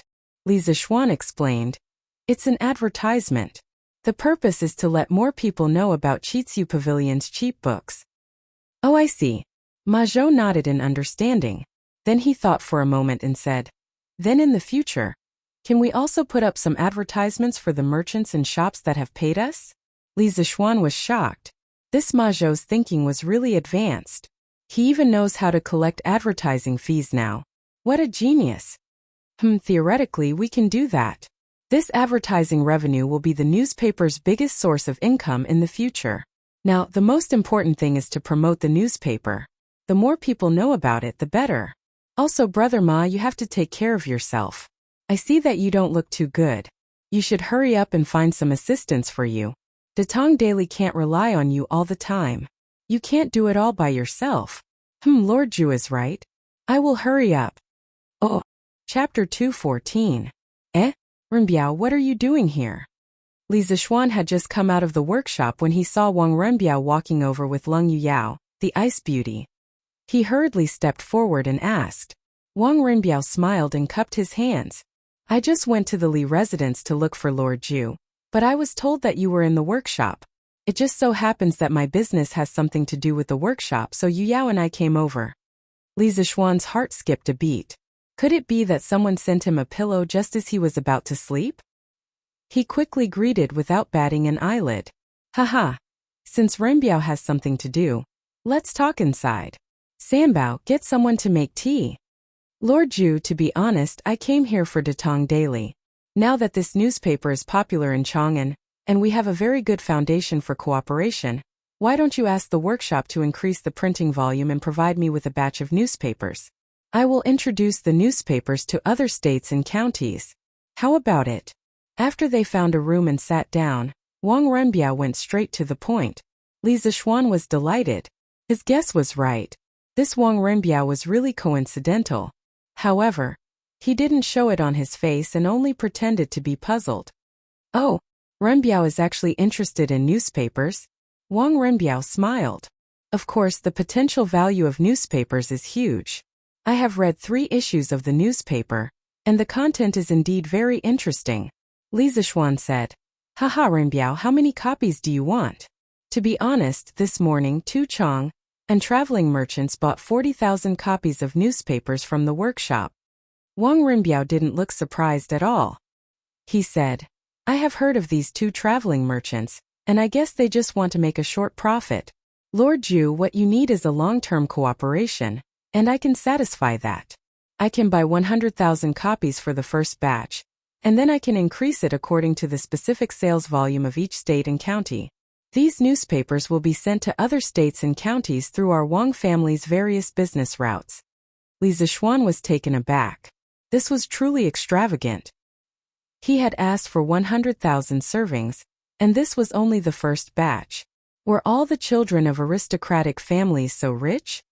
Renbiao, aren't you afraid that you won't be able to sell so many newspapers and that they will rot in your hands? Haha, the results of the newspaper have already been tested by the people of Chang'an.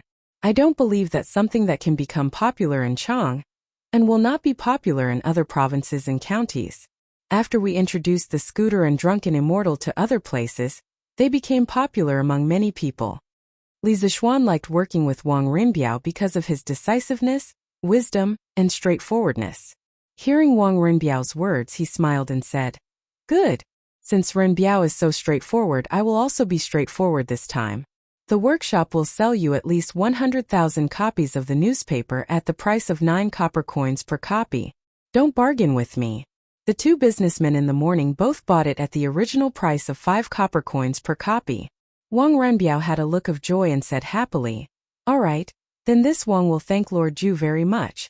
But can Lord Ju start supplying me with the first issue of Datong Daily? The Legend of a Mortal's Journey to Immortality, at the back of the newspaper is really interesting. If it is not complete, I am afraid that the people of other provinces and counties will not be satisfied." When Li Zixuan heard Wang Renbiao say this, he knew that this guy was most likely a fan of novels, so he nodded and said with a smile, "Yes, no problem." Wang Renbiao suddenly said mysteriously, "Lord Ju, do you know who Leather Knight is?" Li Zixuan was stunned and asked, "What's wrong? Are you looking for him?" I just want him to write a few more chapters every day. Currently there are only 3 chapters a day. As readers, it is really tiring to wait for him." Li Zixuan was sweating profusely. What kind of rush was this to meet a reader who was urging him to update in person? Fortunately, he used a pen name when he was writing novels. Otherwise, when he went out in the future, would he be kidnapped by readers? The next day, early morning. Selling newspapers, the freshly printed Datong Daily. Today's headlines, shocking strange case. The sealed mansion was heavily guarded. Why would a beautiful young woman mysteriously die in broad daylight? Gentlemen, if you want to know what happened after her death, you only need to spend 5 coins to read it. Now, every morning the people of Chang'an had a new hobby, which was to buy newspapers and read them. As soon as the newspaper boy came out on his scooter, the people who woke up early enthusiastically surrounded him to buy the newspapers. "Quick, give me 2 copies. I want to see how that beautiful young woman died. Give me 1 copy. My young master wants to read the latest legend of a mortal's journey to immortality. Give me 2 copies. My young master and young mistress want to read Legend of a Mortal's Journey to Immortality." After buying the newspaper so many times, everyone had learned how to queue up. This way the efficiency increased. In a short while, dozens of people had received the newspapers. Not far away, a few scholars were reading the same newspaper as they walked. "Brother Hua, quickly flip to the back and read Legend of a Mortal's Journey to Immortality." Yes. I can't wait any longer." Don't. Look, today's newspaper seems a little different." "Brother Hua, what's the difference? Why can't I see it?" "Look at the column in the middle of the newspaper. There are words. It says, 'Strange Culture opens today. There are 15 types of books on sale. De Shui is 110 coins per volume. Spring and Autumn Classic is 100 coins per volume. Analects of Confucius is 100 coins per volume. Mencius is 90 coins per volume.' Hiss! How can it be so cheap? Is there a mistake?" "Yes. De Shui is 1,400 coins per volume in other bookstores." "Brother Hua, let me see. You must be wrong." Scholar Hua was doubting his life after being criticized by his companions. He could only pass the newspaper to his companions and say, "Here it is. Here for you. Brother Meng, take a look for yourself." Scholar Meng quickly took the newspaper and looked at it carefully. Then he exclaimed, "It's true. It's really so cheap. Is this strange culture crazy? Could it be that they are just making up the numbers and selling books with poor printing quality at a cheap price? Let's go and see." Yes. Let's go together." But the East Market is not open yet." Not only these scholars, 80% of the people who received the newspaper saw the advertisement. Strange culture, which had not yet opened, became a hot topic in Chang'an. Countless people were discussing it in private. Some said that it was playing to the gallery, some said that the shopkeeper was crazy, and some said that the price was wrong on the newspaper. However, most people chose to take a look for themselves. What if it was true? If they bought a copy and sold it, wouldn't they be able to make a huge profit? No matter how the people discussed it, Strange Culture became the fastest-selling shop in Chong, and in even the whole Tang dynasty. Chapter 215. Clang! Clang! Clang! As the gongs and drums sounded for the opening of the markets in the east and west markets, countless commoners who had been waiting outside the gates filed in. Unlike the past, the commoners today were especially anxious and seemed to be fighting to be the first. Even the officials who had just sounded the gongs and drums were pushed to the side. Hey, hey, hey, don't push, don't push. What's there to push? The official stretched out his hand and shouted at the crowd. However, he was alone. Before his shout could spread, it was drowned out by the sea of people. A quarter of an hour later, when the first wave of people had all entered the eastern market, the official wiped the sweat from his forehead and said to his companion with lingering fear, "Phew, why are these people so anxious today? Is there something new going on in East City today?" Another official curled his lip and said carelessly, "Who cares? Wangda, you stay here for a while. I'll go check out the latest legend of a mortal's journey to immortality. Hey, I just bought it this morning." "Hey, why are you slacking off again? You call this slacking off? If worst comes to worst, I'll explain it to you after reading it. You won't be able to read it anyway." That's great. Dear friends, today is the official opening of Strange Culture. Today, all the books in the store will be 5% off for a limited time. Because the store has just opened, there are only 15 types of books. After a few days, there will be more and more books. I hope everyone can support us. The price of each book has been posted here. If there's anything you're not clear about, feel free to take a look. In the East Market, in front of a small vermilion building next to the Strange Interest Pavilion, Sun Huayuan said loudly to the crowd who had come because of his reputation. Since there was no suitable candidate for the time being, Li Zixuan sent Sun Huayuan over to act as the shopkeeper of the Strange Culture. Anyway, there was only an aisle between the Strange Culture Pavilion and the Strange Culture Pavilion. If anything happened there, Sun Huayuan would have enough time to deal with it. As soon as Sun Huayuan's voice fell, someone below went to look at the price list in front of the door. Then there was a buzz of discussion in the crowd. Hey, the price is exactly the same as the one in the newspaper. The newspaper didn't lie. Yeah, it's incredible. Hey, isn't this shopkeeper Sun? Why aren't you staying at Strange Interest Pavilion? Why are you here? That's right, shopkeeper Sunday. What brings you here? Sun Huayuan gestured with his hands. After the crowd quieted down, he smiled and said, "I'm indebted to the owner for thinking so highly of me. That's why I'm able to serve as the shopkeeper of two shops at the same time." As everyone can see, the price of the books in the Court Culture Shop is less than 10% of the price of similar books in other bookstores. Our Court Culture Shop's original intention is to allow all scholars in Great Tang to be able to read books. Therefore, all the books in the shop are limited to one book per person within 3 months. And all the books must be signed and stamped. Please abide by the rules and don't buy too many books under false names.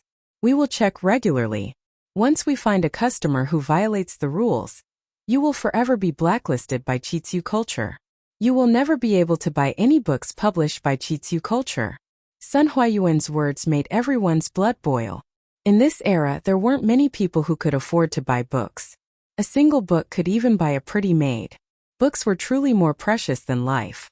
Thus, no matter how dynasties changed, books were always the most valuable items. They were a kind of inheritance and also a kind of faith. It was somewhat similar to houses in modern society. No matter how quickly the value of the yuan depreciated, houses were still the most valuable and fastest appreciating commodity. In modern society, it was hard to find a house, and similarly, in ancient times, it was hard to find a book. Thus, when they heard Sun Huayuan say, "Allow all scholars in Great Tang to be able to read books," many scholars who were usually refined and cultured began to shout the loudest. Well said, shopkeeper Sun. Good job, shopkeeper Sun. Support Strange Interest Culture. Allow all scholars in Great Tang to be able to read books. Good. Thank you for your support. Strange Interest Culture is now officially open for business. Due to the limited space in the store, please follow your order in the queue and enter in batches to choose the books you want. Remember, each person can only buy one book of each type. Sun Huayuan clapped his hands and announced the official opening of Strange Interest Culture. The crowd below couldn't help but cheer loudly. The 10 or so lucky people at the front of the queue hurriedly rushed into the store in excitement. Among these 10 or so people were the scholars who had first discovered the advertisement in the newspaper in the morning. Wow, this book is actually made of high-quality Xian paper. Calculating it, how much is Strange Interest Culture going to lose with each book? After entering the store, these people hurriedly went to the bookshelves to find the books they wanted. One of the scholars picked up a book and flipped through it. When he touched the paper, he immediately exclaimed in disbelief. That's right. They actually use such high-quality paper. Just how high is the cost of this book? Isn't Strange Interest Culture going to lose money? That's indeed the case. No matter how rich the owner of Strange Interest Culture is, they can't possibly continue losing money like this, right? SSS. Quickly look at the words in this book. The horizontal and vertical lines are neat and tidy. It's even clearer and neater than the books in other bookstores. This printing quality requires a lot of engraving skills from the carving craftsman. Damn, I thought the reason why Strange Interest Culture's books were sold so cheaply was because they were crudely made. I didn't expect that whether it was the paper or the printing quality, it was so much better than other books. Moreover, it was sold so cheaply. Crazy. Crazy, this Strange Interest Culture is really crazy. Such good books at such a price. I really want to buy all of them. Unfortunately, I can only buy one of each. Shopkeeper, give me one of each of these 15 books. Shopkeeper, I also want one of each. Here, I'll give you the money. Sun Huayuan replied with a smile. Okay. A total of 1,701. Hey, Brother Hua, I didn't bring enough money when I went out today. Can you lend me some? Don't worry, I'll return it as soon as I get back. A scholar touched his shriveled pockets and suddenly looked dejected. It was not easy to get to the front of the queue, but he did not bring any money. What a painful realization. He looked at his classmate and friend and quickly asked for help. No one could bear to give up such a good opportunity. If he could buy it, it would be a profit. Quay, here for you. The scholar surnamed Hua thought for a moment, and then handed a golden bean to that person. Hey, Brother Hua, lend me some money too. I still need 501. If I don't buy such a good book today, I'm afraid I'll regret it for the rest of my life. Yeah, Brother Hua, you can't leave us in the lurch. The other two scholars saw the situation and quickly went up to him. Such a good book, even if you have to borrow money, you have to buy it. If you miss this village, there won't be another shop like this. Chapter 216. The first batch of people who went in almost all bought a book of each kind. When they came out, they all carried a thick stack of books and were all grinning from ear to ear. The people who were queuing behind were secretly anxious when they saw this situation. The people in front had bought a lot, so it was very likely that they would have nothing when it was their turn. Sun Huayuan couldn't help but frown and say, Everyone, please try your best to pick the books you need and leave some opportunities for others. In the future, the supply of books from Strange Culture will definitely increase. You don't have to rush to buy every book. Although he said that, not many people listened to him. The people who went in later still returned with a full load. If the supply of books today reached 100 types, these people might really buy 100 books. It was like a modern house. A house on a certain street was generally priced at around 8 million yuan.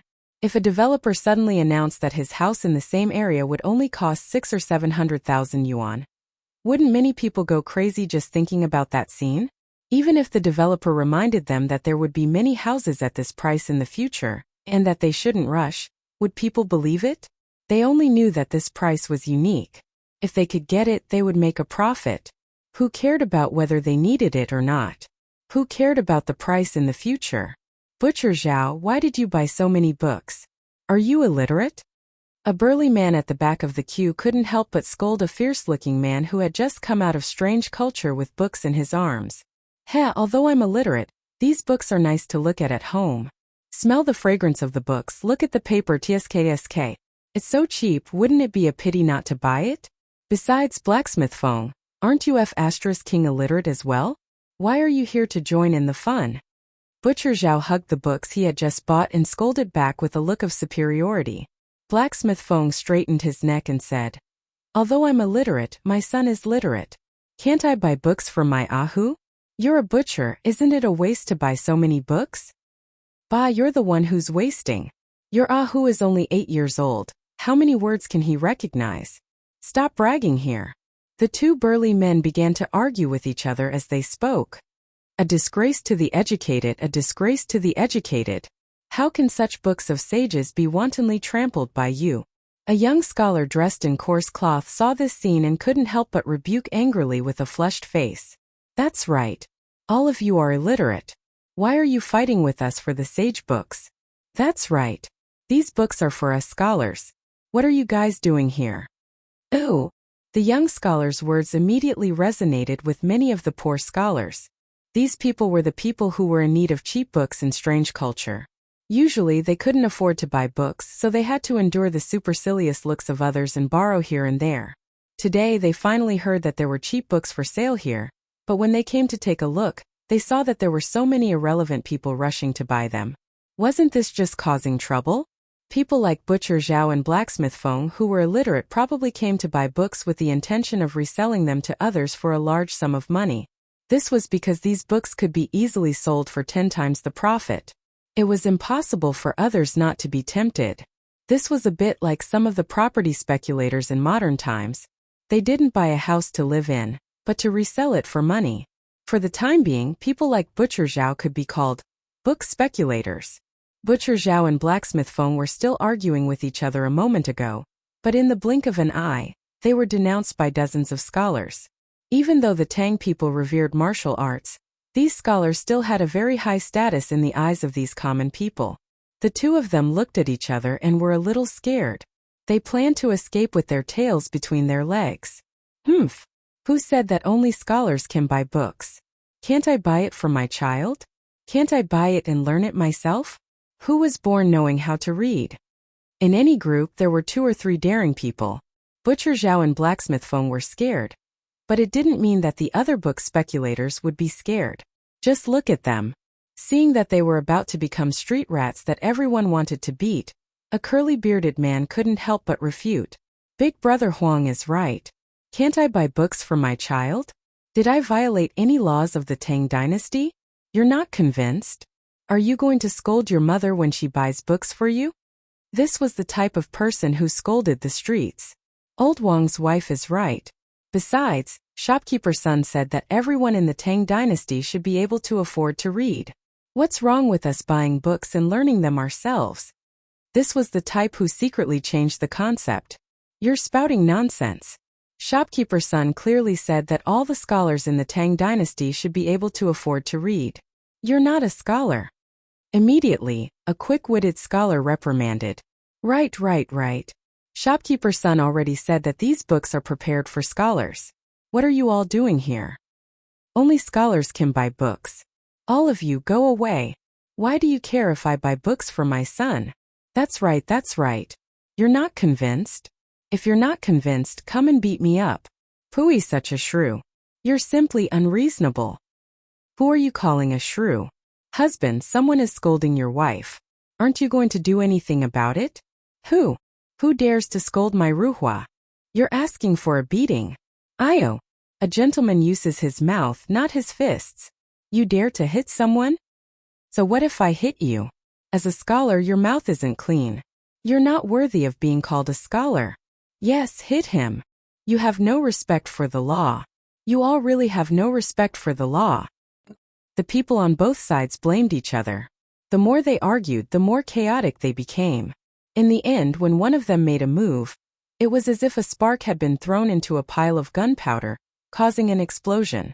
In the end, the argument escalated into a group brawl. Sun Huayuan, who was busy collecting money and maintaining order, was caught off guard. Stop, all of you, stop. No more fighting. Whoever fights again is not allowed to buy books in the strange culture in the future. When Sun Huayuan heard the commotion outside, he came out to take a look. Immediately, his face turned pale with fright and he hurriedly shouted for them to stop. However, even though he had threatened them, it wasn't enough to calm them down. Sun Huayuan couldn't help but sweat profusely. As he shouted for them to stop, he directed the servants in the shop to pull apart the fighting crowd. But today there were 700 to 800 people queuing up at the strange culture. His manpower was like a small boat in the sea. It was completely useless. In the end, the commotion alarmed a group of martial marquis who were patrolling the streets. The leader ordered his subordinates to call for reinforcements while he led the rest of the martial marquis into the battle. All of you stop. In broad daylight, you actually dare to fight on the streets. All of you stop immediately. Otherwise, we'll bring you back to the yamen for punishment. The leader of the martial marquis pulled out a large blade from his waist and shouted coldly. His voice was much louder than Sun Huayan's voice. The noisy crowd immediately froze. Some of the more timid ones exclaimed in surprise, "That's right. Not good, Martial Marquis is here. Quickly stop. Stop fighting, stop fighting. Martial Marquis is here. Master Martial Marquis, I didn't fight. This has nothing to do with me. I didn't fight either." A moment later, another large group of martial marquis rushed over and surrounded the fighting crowd. The two sides finally stopped fighting and the scene calmed down. "Don't move. Who is the shopkeeper of this shop? Come out and answer me." The leader of the young martial marquis saw that his companions had finally arrived. He felt a little more confident, so he stood out and said coldly. Chapter 217. Imperial College. In the mathematics school, Li Zixuan was teaching the students. There was a weekly exam tomorrow, so he was very serious in his lecture. The other students were listening even more seriously. Facing this binary linear equation, we must first observe its structure and find a way to eliminate the elements to reduce the number of unknowns. As for how to do this, let's look at an example. Cough cough. Chengchumo, pay attention. Tomorrow's weekly exam will definitely have a binary linear equation. Li Zixuan was about to turn his head to write an example on the blackboard when he suddenly caught a glimpse of Chengchumo's little tricks. He could not help but scold him. Chengchumo was greatly embarrassed. He quickly straightened his body and puffed out his chest, pretending to be a good student. However, in his heart, he was secretly criticizing Li Zixuan for being a bad brother. Bang bang. At this time there was a sound of knocking on the door from outside the classroom. Li Zixuan looked up and saw Sanbao standing by the door. She was carefully looking at him as if she had something to say. Li Zixuan thought that something must have happened. Otherwise, Sanbao would not be so stupid as to disturb him during class time. Thus he said to the students, "Wait a moment." Then he walked out of the door. At this time he realized that behind Sanbao was a person in blue clothes and a gray hat. Li Zixuan recognized this attire at a glance. It was the staff attire of the Strange Interest Pavilion. He could not help but be shocked. Could it be that something happened at the Strange Interest Pavilion? "Sanbao, what happened?" Li Zixuan brought the two of them to a cypress tree in the courtyard and hurriedly asked. "Young master, shopkeeper Sun sent heir who to say that something happened at the Strange Interest Pavilion. He wants you to go there." Sanbao pulled out the servant behind her and said to her young master, "Heir who? What exactly happened at the Strange Interest Pavilion?" "Boss, in front of the Strange Interest Pavilion, many customers who bought books are fighting." Even Wu Ho was alarmed. "Shopkeeper Sun sent me to ask you, what should we do?" "What?" Li Zixuan exclaimed with his eyes wide open. "Wait, I'll go to the dormitory to inform the students, and then I'll go there myself. You can tell me the details on the way there."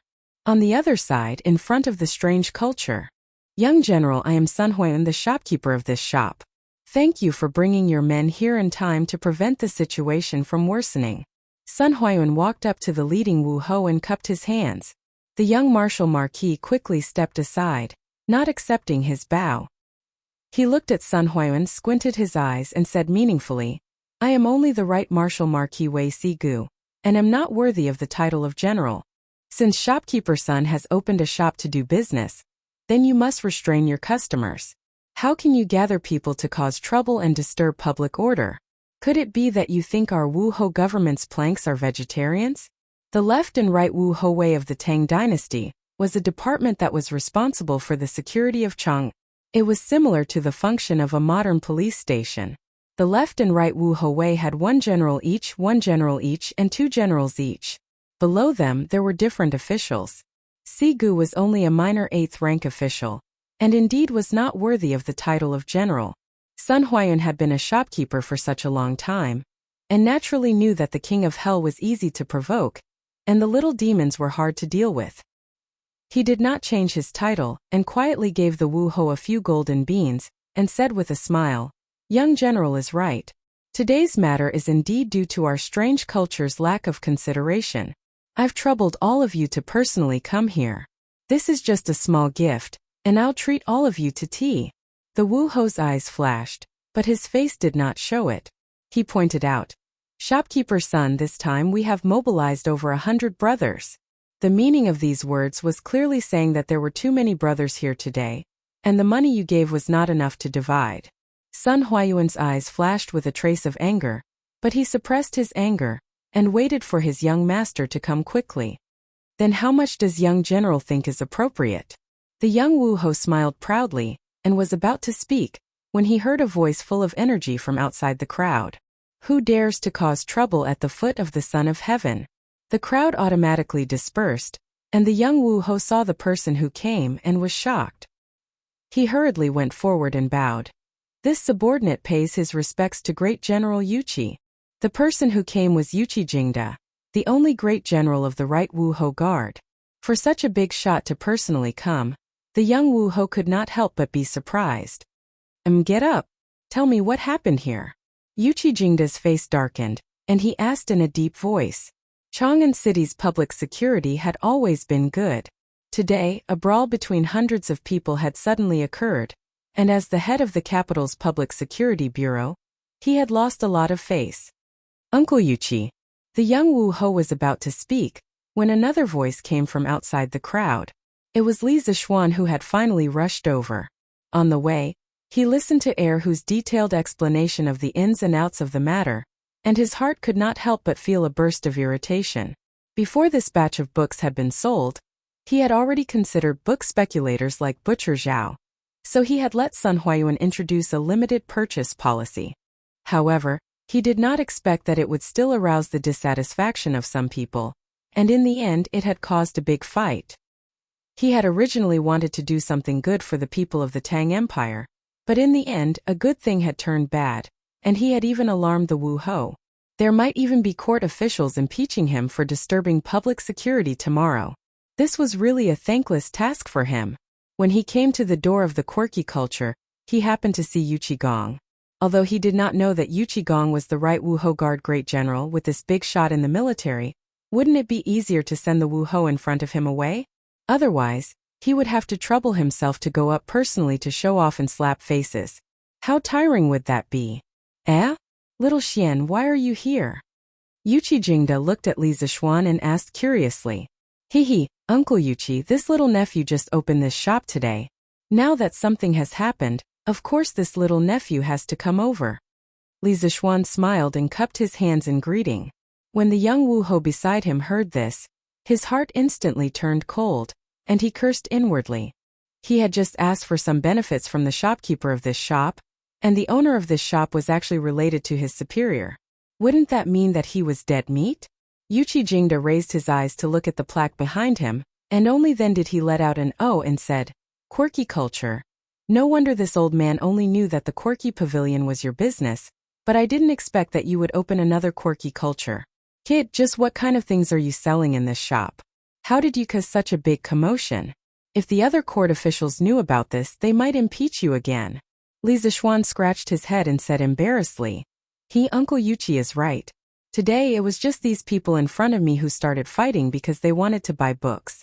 This little nephew will pay attention in the future, and I guarantee that this kind of thing will not happen again. Uncle, please wait a moment and allow this little nephew to say a few words to these customers. Chapter 218. Yes, these people actually fought over a few books. It's indeed too outrageous. Little Xian, you have to make things clear with them, or else, if there's a next time, this old man will bring all of them back to the martial Marquis government for punishment. Hearing the reason for the fight, Yuqi Jingda could not help but frown. Li Zixuan hurriedly cupped his hands in acknowledgement. He walked to the front of the crowd and looked at the scholars and commoners who were surrounded by the Wu Ho officials. Many of them had disheveled clothes, bruised noses and swollen faces. It was clear that they had been injured in the previous conflict. Li Zixuan could not help but feel speechless. Wasn't it just a few books? Did these people really need to fight? Shopkeeper's son, who started it? Li Zixuan coldly asked. Most of the people who opened a shop wanted to make money peacefully. No matter what the reason was, these people should not have fought in front of his shop.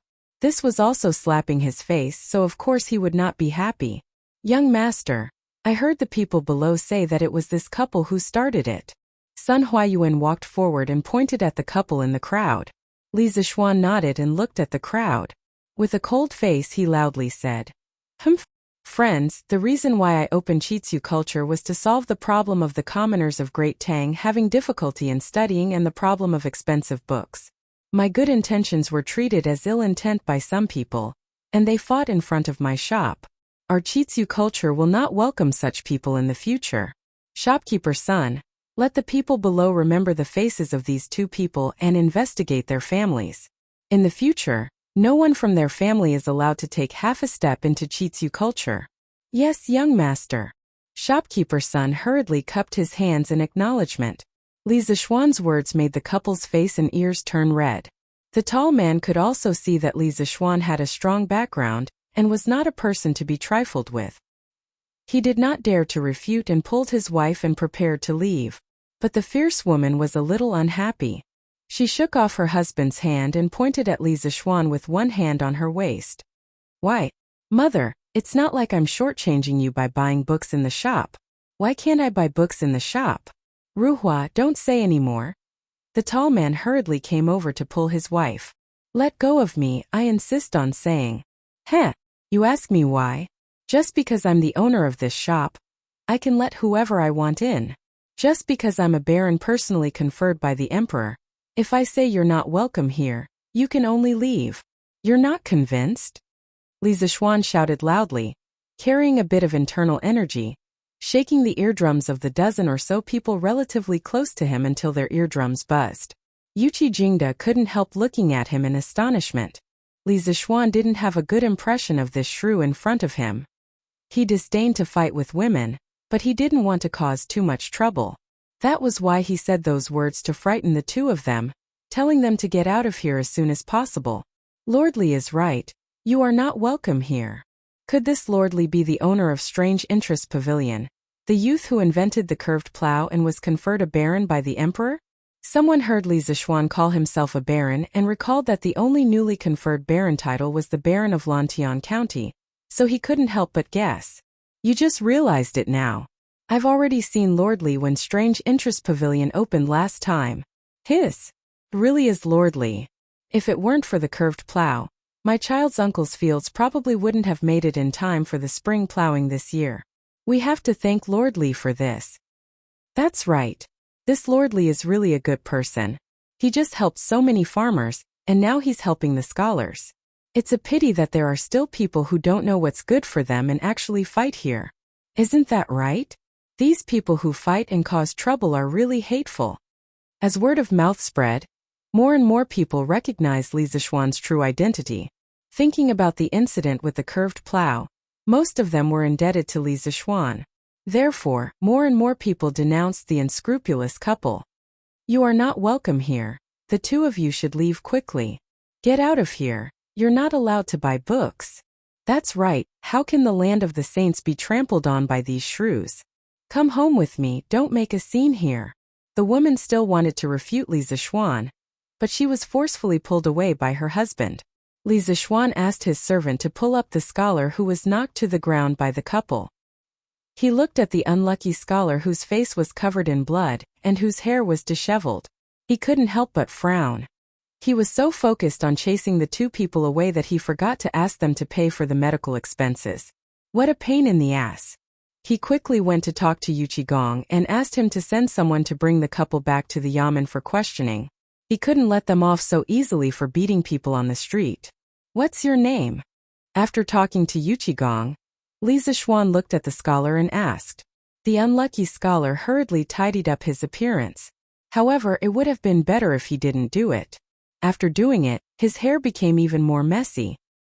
He was afraid that Li Zixuan would be anxious, so he hurriedly replied. In reply to Lord Ju, "I'm Lin Zihao. I'm sorry. The ancient people valued their appearance much more than the modern people. This person's current appearance was really rude. Li Zixuan shook his head and said with a pleasant expression, "Oh, although today's matter was caused by that couple in the end, it was our strange culture that didn't consider it carefully. How about this? As an apology, our strange culture will pay for all your medical expenses. In addition, we'll give you a set of books that were sold today and a purple membership card of the strange culture. This membership card also has the same privileges in the strange culture. What do you think?" Lin Zihao was instantly stunned. He never thought that there would be such benefits after being beaten up. He had heard before that a purple membership card of the Strange Culture Pavilion cost 100 strings of cash. This was really a blessing in disguise. This beating was King worth it. Thank you, Lord Zhu. Thank you, Lord Zhu. How could he not agree to such a good thing? Thus, he hurriedly bowed and thanked him. Li Zixuan waved his hand and asked Sun Huan to take him to see a doctor. The crowd below the stage sucked in a breath of cold air. They were all shocked by this huge gift. Oh my God!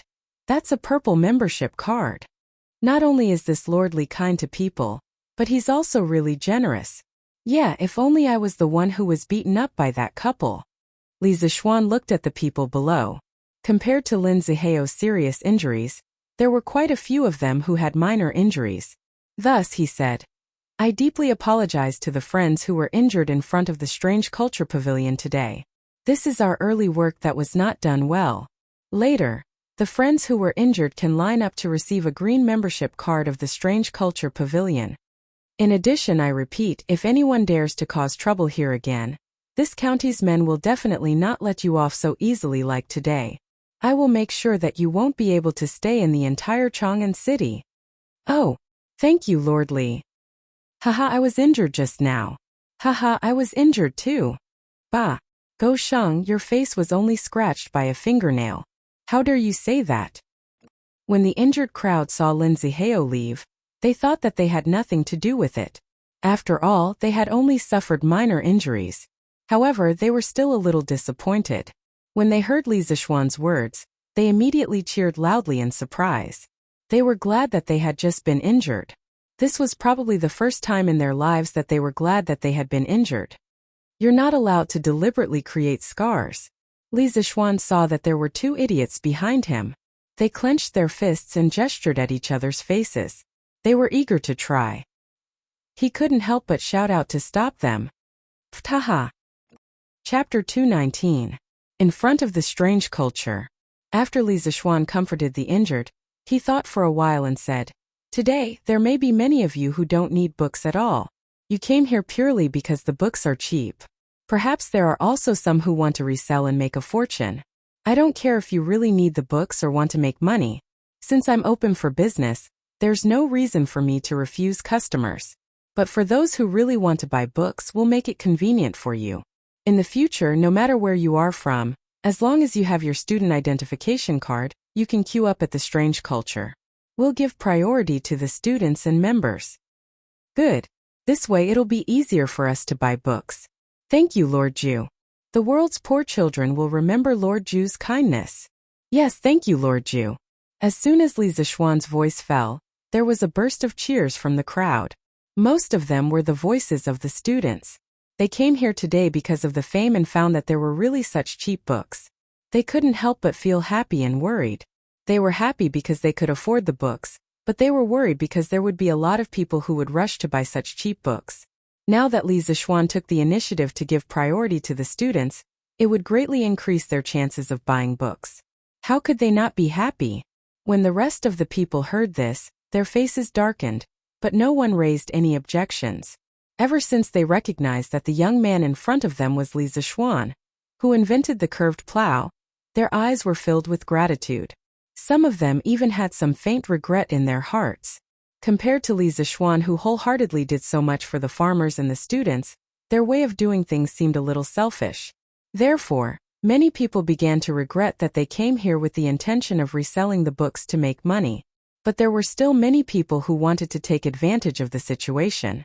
Li Zixuan couldn't do anything about these people, but he still advised, "For those who want to make money by reselling books about strange culture, I only want to say that if you want to make money, You should sell the books in your hands as soon as possible. In the future, there will be more and more of these cheap books in our workshop, and their prices will be lower and lower. In less than 3 years, the majority of the people in Great Tang will be able to afford books.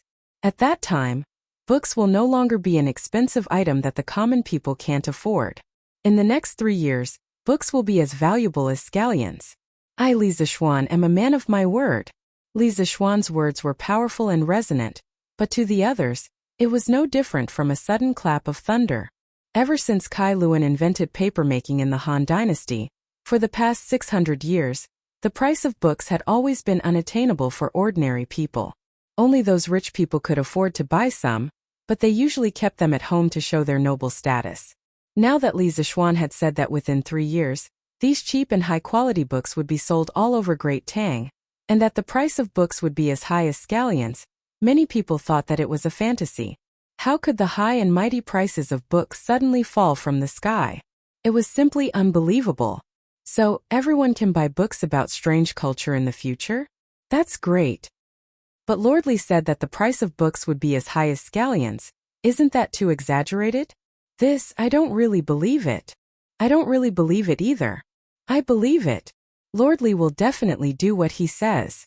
Before the curved plow came out, who would have thought that there would be a divine plow that could be pulled by human power? But Lord Li did it. This time, I believe that Lord Li will be able to do it too, and by then my children will be able to read and recognize words. Yes, that's right, I also believe in Lord Li. But this time it's obviously more difficult than the last time. Everyone was discussing animatedly. Some were doubtful and some believed it. When Yuqi Jingda heard this, he was so shocked that his beard almost fell off. He pulled Li Zixuan over and hurriedly said, "Little Xian, you can't say such things. Throughout the ages, it's not that the monarchs and ministers have never thought of lowering the price of books, but it's extremely difficult to do so. How can you do it with just your family's strength? Although I don't know where you got this batch of cheap books from and how much you lost, your scale is still small. If you want to completely lower the price of books in Great Tang, you're far from enough." Li Zixuan smiled confidently and said, "Uncle Yuqi, don't worry. Since this nephew dares to say such words, I'm sure that I can do it. Let me tell you a secret. Now our workshop has already reduced the cost of paper to less than 10% of other workshops. That's why there are such cheap books being sold today." Yuqi Jingda was shocked. He stared at him and said, "There's such a thing? How's the production of paper in your workshop? Is it possible to supply it?" Li Zixuan nodded and said, "This is our workshop's newest paper-making technology. His Majesty has already seen it. As for the production, the current production is obviously insufficient. But as our workshop further expands its production, it will definitely be able to supply it." Yuqi Jingda was completely shocked. He stood on the spot and muttered to himself, "You brat, you really have some ability. Luckily, I didn't hoard too many books at home. Otherwise, when I see the price of books being as cheap as scallions, wouldn't I die of discomfort? Sigh, if there's really a day like what you said where everyone can read books, then my Great Tang will become an unprecedented flourishing age. Even the Qin Emperor's Hanwu era can't compare." "Haha, what's your name?" After Yuqi Jingda sighed with emotion for a while, he suddenly asked the Wu Ho government's Sigu. He was the right Wu Ho Wei government's great general. How could he know this kind of minor 8th rank official? Replying to the great general, "This general is Pang Feiji." That Sigu hurriedly cupped his fist and answered. However, from the corner of his eye, he still carefully glanced at Sun Huayuan. In his heart, he kept praying that shopkeeper Sun wouldn't complain to Yuqi Jingda. Otherwise, he was afraid that he would be in trouble. When Li Zixuan heard this person's name, he almost burst out laughing. Pang Feiji, or perhaps Pang Feiji. Brat, your name has a lot of meaning. Yuqi Jingda didn't have as many messy thoughts as Li Zixuan. He calmly grunted and then said, "Pang Feiji, from now on, you will be responsible for the security of this strange culture. You will bring people to patrol this place every day. You will not allow anyone to fight, cause trouble, or do anything illegal here. You will also be responsible for the safety of the books in this shop. You will prevent thieves from stealing or destroying books. If anything goes wrong, I will hold you responsible." Yuchi Jingda said the last sentence with a stern expression. Pang Feiji was so frightened that his body trembled. He hurriedly bowed and accepted the order. This general obeys. There definitely won't be any mistakes. Chapter 220. Hearing Pang Feiji's straightforward reply, Yuchi Jingda nodded in satisfaction and said, Little Xian, Pang Feiji will be given to you in the future. If anyone comes to cause trouble, just let him go. If it doesn't work, there's still me and His Majesty. As for the Wu Marquis government and the Ministry of War, I will personally report to them. You don't have to worry about that. Thank you, Uncle Yuchi, but wouldn't this be too much of a fuss? After all, Strange Culture is just a bookstore. Li Zixuan expressed his gratitude towards Yuchi Jingda's good intentions, but to let Pang Feiji, the head of the local police station, be the head of security for his store, wasn't it a bit too pretentious? Yuchi Jingda laughed coldly and said, You really don't know what to fear. Do you know how many people's benefits have been harmed by your cheap books? Including many aristocratic families, courtiers, bookstores, and rich merchants. It's not like I haven't experienced this deception before. I know the faces of those people better than you. So what? Do they dare to do anything illegal under the feet of the emperor? Yuchi Jingda shook his head and said, if you can't do it openly, you can do it secretly. Anyway, you can't go wrong by being more careful. Li Zixuan nodded thoughtfully. East Market, South Main Street. Virtuous bookstore. In the past, this place was really filled with scholars chatting and laughing, and there were no unskilled people coming and going. But today it was really deserted. Not only were there no scholars, there weren't even any unskilled people. 2 servants in the store sat in front of the door in boredom, looking at the few people on the street. Occasionally, they would slap away a few mosquitoes on the table. Inside sat a middle-aged man in purple. At this moment, his brows were tightly furrowed as he looked at the empty bookstore. He was silent, and the atmosphere was very oppressive. Oh, this guest, what book do you need? At this moment, a white-clothed scholar suddenly came in. The 2 servants quickly stood up and greeted him. The middle-aged man in purple quickly hid the worry on his face and stood up to greet the scholar. The scholar nodded and didn't say anything. He went straight to the bookshelf to look for a book. A moment later, he came out with a book called Zhuozhuan. Shopkeeper, how much is this Zhuozhuan? The middle-aged man in purple hurriedly replied with a smile. Sir, this Zhuozhuan is sold for 1,700 copper coins. If you are sincere, I can sell it to you for 1,600 copper coins. He saw that the business today was too bad, so he decided to lower the price at the last minute, hoping to keep this customer. The young scholar frowned and said unhappily, Although my family doesn't lack money, I don't want to be cheated by you for no reason. I heard that there's a culture not far from here that sells Zhuozhuan for 110 copper coins. It's fine if you sold it at such a high price before, but how can you cheat your customers like this? I'm not buying anymore. With that, he flicked his sleeves and left. Hey, dear customer, it's not what you think. Sigh. The shopkeeper hurriedly stretched out his hand to stop him, but to no avail. He could only sigh. Shopkeeper, this is already the 5th customer today who has said so. A manservant couldn't help but complain. Shut up. I sent Afa to scout for news. Why isn't this kid back yet?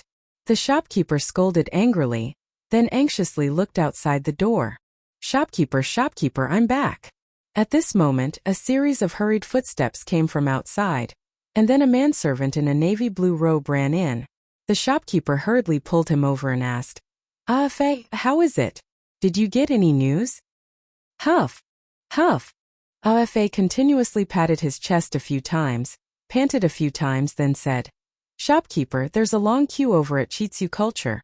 Their books are really cheap, the price is not even 10% of ours. Many people are fighting over the books. Even the people from Wuho government are alarmed. Hearing this, the shopkeeper's expression changed. After a while, he asked word by word. Then how many of these books do they have? Afa scratched his head and said, Shouldn't be many, about 300 to 400 books, or else there wouldn't be so many people fighting over them. The shopkeeper heaved a sigh of relief. Another manservant beside him asked, Shopkeeper, should we also reduce the price? Or else no one will buy books. Pa! The shopkeeper angrily patted the manservant's head, and said unhappily, Reduce, reduce, how do we reduce? If we reduce to the same price as them, we'll be losing money. Quickly go to work, wipe the bookshelves. I don't believe that Chitsu culture has so many cheap books. Furthermore, since they're selling them so cheap, the quality of the books must be shoddy. In the future, when those cheap people wake up, they'll still come here to buy books. Shopkeeper is right, you're wise. The manservant rubbed his head and quickly brought the other two to wipe the bookshelves. This situation was common in other bookstores in Chang'an City. The impact of Chitsu culture's books on the entire book market was starting to show. Taiji Palace, Sweet Dew Hall. Li Er had just finished the morning court and was about to change into his regular clothes. At this moment, Zhao Song hurried over and bowed. Your Majesty, we just received news that there was a large-scale brawl in the East Market. Old General Yuchi has personally led the right marquee guards to quell the chaos. Li Er paused and then said with an ugly expression, Chang'an. Since the establishment of the Tang Empire, the imperial court has put in a lot of effort to improve the security of Chang'an City. These years there has been a great improvement. Why are there so many people causing trouble today? Zhao Song, have you found out the reason? Your Majesty, it's said that Chitsu culture, which is opened by Li Er, is selling a large number of cheap books today. The price is less than 10% of other bookstores, so it attracted many people in Chang'an City to fight over them. In the process, some people were afraid that they wouldn't be able to get the books, so they couldn't help but quarrel and even fight. This caused a large-scale brawl. Zhao Song explained everything in detail. I didn't expect this brat to be so fast. He just came up with the paper machine a while ago, and he's printing so many books in just a few days. Not bad, not bad. Li Er exclaimed in surprise. Then he frowned and said, Zhao Song, immediately draft a decree to reprimand Lantian County's Li Zishuan for not doing his job properly, opening a store without permission, failing to restrain his customers, causing a brawl and disrupting public order. He shall be locked up for 7 days and be paid a salary for 3 months as punishment. Yes, Your Majesty. Zhao Song cupped his hands and accepted the order. However, he was puzzled. Li Er didn't seem to be angry about this, so why did he have to issue a decree to reprimand Li Zishuan? Although he had doubts in his heart, Zhao Song didn't ask. He knew his duty. After Zhao Song left, Li Er leaned on the couch and muttered, Hey, I'm doing this for your own good. You better know what's good for you. Chapter 221. What a scandal! What a scandal! Tomorrow, I will impeach this kid for disrupting public order. Wei Zheng returned to his residence after the morning court. When he heard about the incident that happened in front of the strange culture store in the East Market, he was so angry that he slammed the table. Pei Shi glared at Wei Zheng and said angrily, How dare you? You don't know how many poor children have benefited from this kid's actions. If you impeach him, let's see if the poor scholars in the world will be happy. Wei Zheng glared at her and said, But this commotion was caused by Li Zishuan's lack of consideration. If we don't punish him severely, what will happen to the laws of the Tang Empire? Pei Shi was speechless at her husband's stubbornness. After a while she said, Old master, you are also from a poor family. You should know how much the poor children crave books. Why do you still want to make things difficult for this kid? When Wei Zheng heard this, he frowned and hesitated. After a long time he said firmly, Merit is a crime. Mistakes are mistakes. Li Zishuan's printing of books to benefit the poor children is a merit. But his carelessness caused the customers in the store to fight and disrupt public order. That is a mistake. He should be rewarded for his merits and punished for his mistakes. I will write a letter to ask for his merits. But I will also write a letter to impeach him for his mistakes. This old thing's stubbornness truly angered Pei Shi. She angrily snorted and turned around to leave, leaving behind only one sentence. Humph! Impeach him if you want. You will sleep in the study tonight. Hey!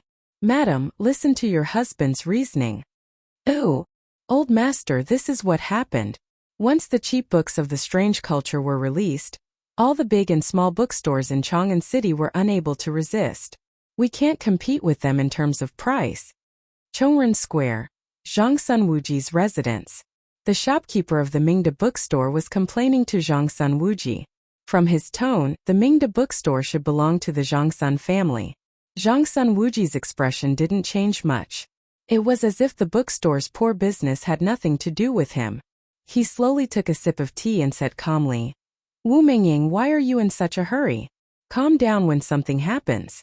Although Zhangsun Wuji's tone was calm, Wu Mingying shuddered when he heard it. He hurriedly cupped his hands and said solemnly, Old master is right. Zhangsun Wuji waved his hand. Have a seat. Do you know how many books there are in this batch of strange culture? And why were their books so cheap? As far as I know, if all the books are sold at such a price, I'm afraid that no bookstore in Chang'an City will not lose money. Li Zixuan dares to sell like this. Is he planning to make a loss? It had to be said that there were many people in history who called Zhangsun Wuji an old fox, and there was a certain logic to it. No matter what situation he was in, he could always use the calmest thinking to find the most crucial point of the problem. This was the most terrifying aspect of him. Replying to Master, this lowly one has already investigated. There are a total of 15 types of books in this batch of books from strange culture. There are about 300 books of each type. All of them have been sold out today. As for whether there will be such books in the future, this lowly one does not know. Also, their books are all printed from Strange Interest Pavilion's workshop. This lowly one also does not know what their cost is and whether they will lose money by selling like this. Wu Mingying replied seriously. Zhangsun Wuji frowned and thought for a moment, then said, Then let's wait and see. Oh. In the afternoon, Li Er sent someone to the Li residence to pass down a decree, carrying out a round of criticism and education for Li Zixuan. The others in the family were frightened by this decree, but after Li Zixuan heard the decree, his heart bloomed with joy. Being grounded at home might be a kind of torture to others, but to a homebody like Li Zixuan it was a kind of great enjoyment. As for the 3 months of salary that was deducted by Li Er, Li Zixuan expressed that he did not care at all. Going to the Imperial College to teach was not his original intention.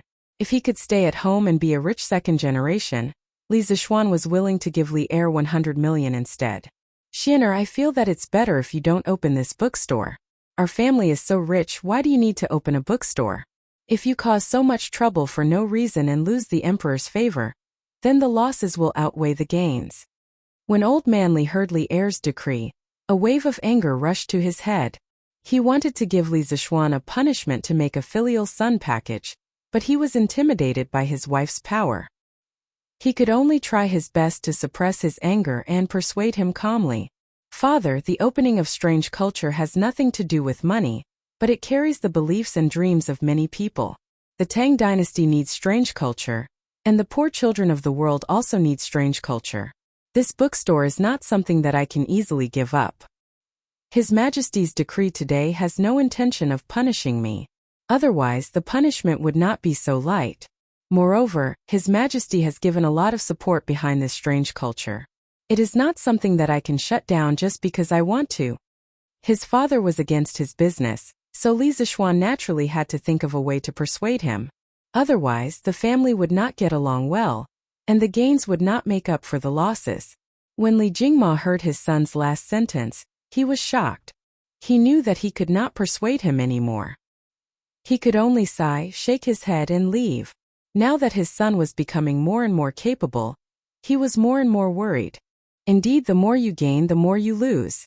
Oh, I'm on vacation. I don't know how to spend the money. I'll buy a Nokia in my left hand and a Motorola in my right. I sang wrong. Li Zixuan had given himself a long vacation, and he had just persuaded his father. Li Zixuan was in an extremely good mood. When he returned to the western courtyard, he could not help but forget himself and start humming a song. Young master, why is the tune of your song so weird? Xiaoxi heard the weird song from afar. She went up and wiped Li Zixuan's face with a cold towel while laughing. Yes. Young master, your song is really bad. You sound like a hooligan when you sing. Xiaohe also came over to join in the fun. Li Zixuan smiled lecherously and said, since you said that I am a hooligan, then Xiaohe, you can come over tonight and serve me. Ah, no. Young mistress is about to marry into the family. Young master, how can you think about these things? Xiaohe quickly hugged her chest and jumped away as she exclaimed, Haha, this is what you get for your mouth. Li Zixuan took a pear and laughed. Then he said while eating, Xiaoxi, come in and help me grind it. The students of the School of Mathematics would have their weekly exam tomorrow. However, the exam papers were not out yet. Although he was grounded, the progress of the students could not be delayed. As for the lessons for the next few days, he would let Su Hongji replace him to teach them. Anyway, with his help, Su Hongji had almost completely understood the first volume of mathematics. He could openly slack off. Ooh! Chapter 222. Shwa shwa shwa. The study room was silent. Only the sound of the brush tip rubbing against the paper could be heard. The paper was of course the new paper produced by the Chi-Chu Pavilion, and the brush was made from superfine weasel hair. After all, Li Zixuan was writing questions and not practicing calligraphy. Otherwise, wouldn't it be too wasteful if he could only write a few words on a piece of paper? 2 hours later. Phew! Li Zixuan rubbed his wrist and let out a long breath.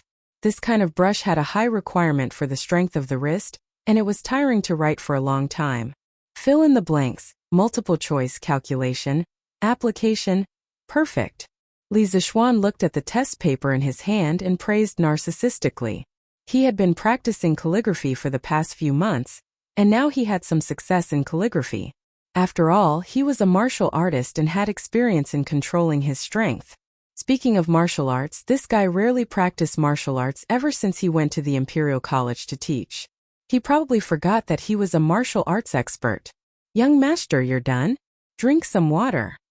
Xiaoxi, who was grinding ink, quickly put down the ink stick in her hand and went to pour some water for Li Zixuan.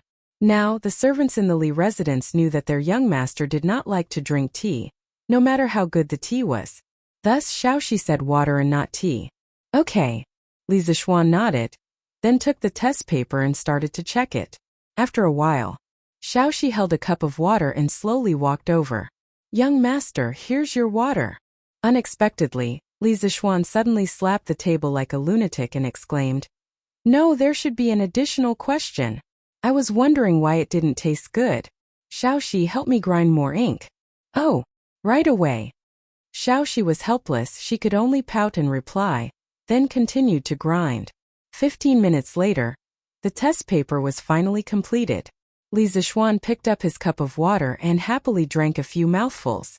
He smiled and said, Xiaoxi, tell Sambao to send this test paper to the workshop and ask the printing department to print 46 copies. Then send it to the Imperial College and give it to Mr. Su. Oh yes, young master. Xiaoxi agreed weakly. She took the test papers and was about to go out to look for Sambao when she suddenly thought of something. She asked curiously, Young master, didn't you only print 38 copies of the test papers last time? Why are you printing 8 more copies this time? In the beginning, there were 32 students in the Imperial College of Mathematics. Later, Li Tai, Cheng Chumo, Qin Huayu, and Yuqi Baolin came. Including Li Zixuan and Su Hongji, there were 38 students in total. Li Zixuan smiled mischievously and said, Heh, because there would be new students coming to the School of Mathematics tomorrow. Xiaoxi, go quickly. Remember to keep the test papers a secret. Kong Yingda had already informed him yesterday that Sun Zifan, Yu Dongkai, and the other rich second generations were going to be transferred to the School of Mathematics. As there were some procedures to complete, the official transfer to the School of Mathematics was delayed until tomorrow. Li Zixuan really didn't want to teach these little bastards. They were all rich second generations and little rascals. They were the type of troublemakers who were difficult to manage. If they were transferred over, it would definitely affect the learning style of the School of Mathematics. Although the learning style of the School of Mathematics had already been changed by Cheng Chumo, it was still within his control. Li Zixuan originally planned to wait for these little rascals to come to the School of Mathematics tomorrow to show them who was the boss. This was to prevent them from being dishonest and causing trouble in the future. Who knew that he would be grounded by Li Er when he came back? He didn't expect this, but this didn't mean that he couldn't teach them a lesson. Everyone knew the reason why Sun Zifan and the other rascals wanted to come to the School of Mathematics. It definitely wasn't because they admired Li Zixuan's new mathematics. Hee. Since you guys are here because of the holidays, then I'll let you guys have a taste of the School of Mathematics demonic exam. Li Zixuan laughed sinisterly in his heart. The question he set this time was on the more difficult side. He estimated that it would be difficult to find a student who scored more than 80 points in the class. Therefore, he kindly added an additional question to give the students some benefits and add some extra material. Yes, young master, don't worry. Xiaoxi definitely won't leak the questions. Xiaoxi agreed and ran out quickly. However, she left a sentence in the air. Young master, your smile is so sinister. Li Zixuan. The next day. Newspapers are sold. Newspapers are sold. The freshly printed Datong Daily. Today's headlines. Lantian County man says books will be expensive for the next 3 years. Friends who want to read, quickly buy the newspapers. What? Books are expensive? Give me a copy. Let me see. Give me a copy. I want to read The Legend of a Mortal's Journey to Immortality. Give me 2 copies. Chitsu Culture, good job. I support Chitsu Culture to lower the prices of their books. Ooh. The popularity of the newspaper that had been trending for 4 days did not decrease at all. Instead, it became even more popular among the people of Chang'an. There were even many people who went around to buy the previous newspapers just to read the first few issues of The Legend of a Mortal's Journey to Immortality. Of course, the people who paid attention to the newspaper were not just ordinary readers. There were also many businessmen.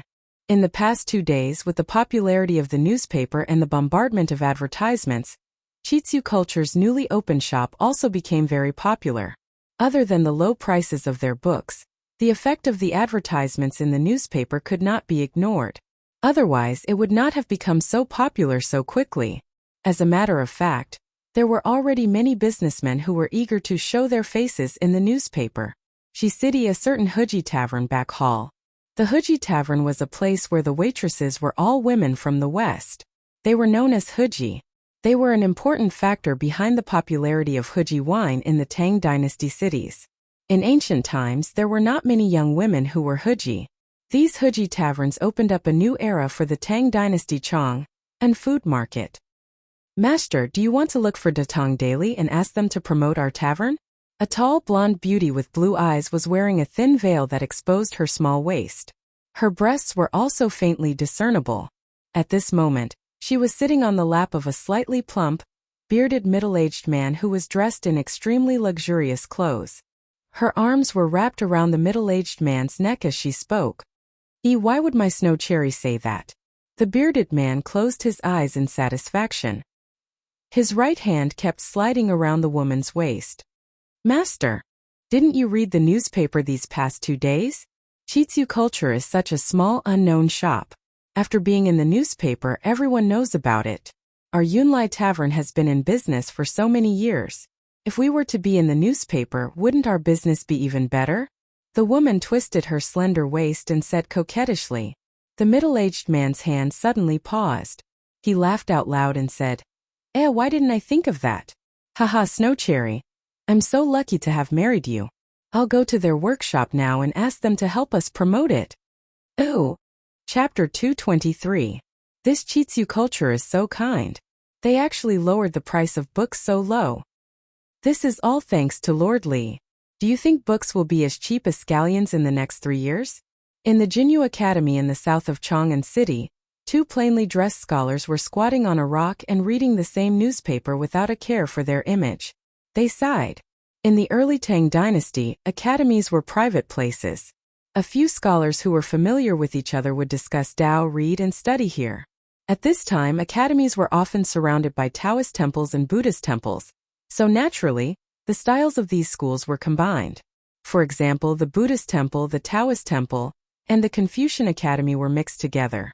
Since then, these 3 brothers had kowtowed to each other. This was also the beginning of the integration of Buddhism, Taoism, and Confucianism. However, the real integration was in the Song Dynasty.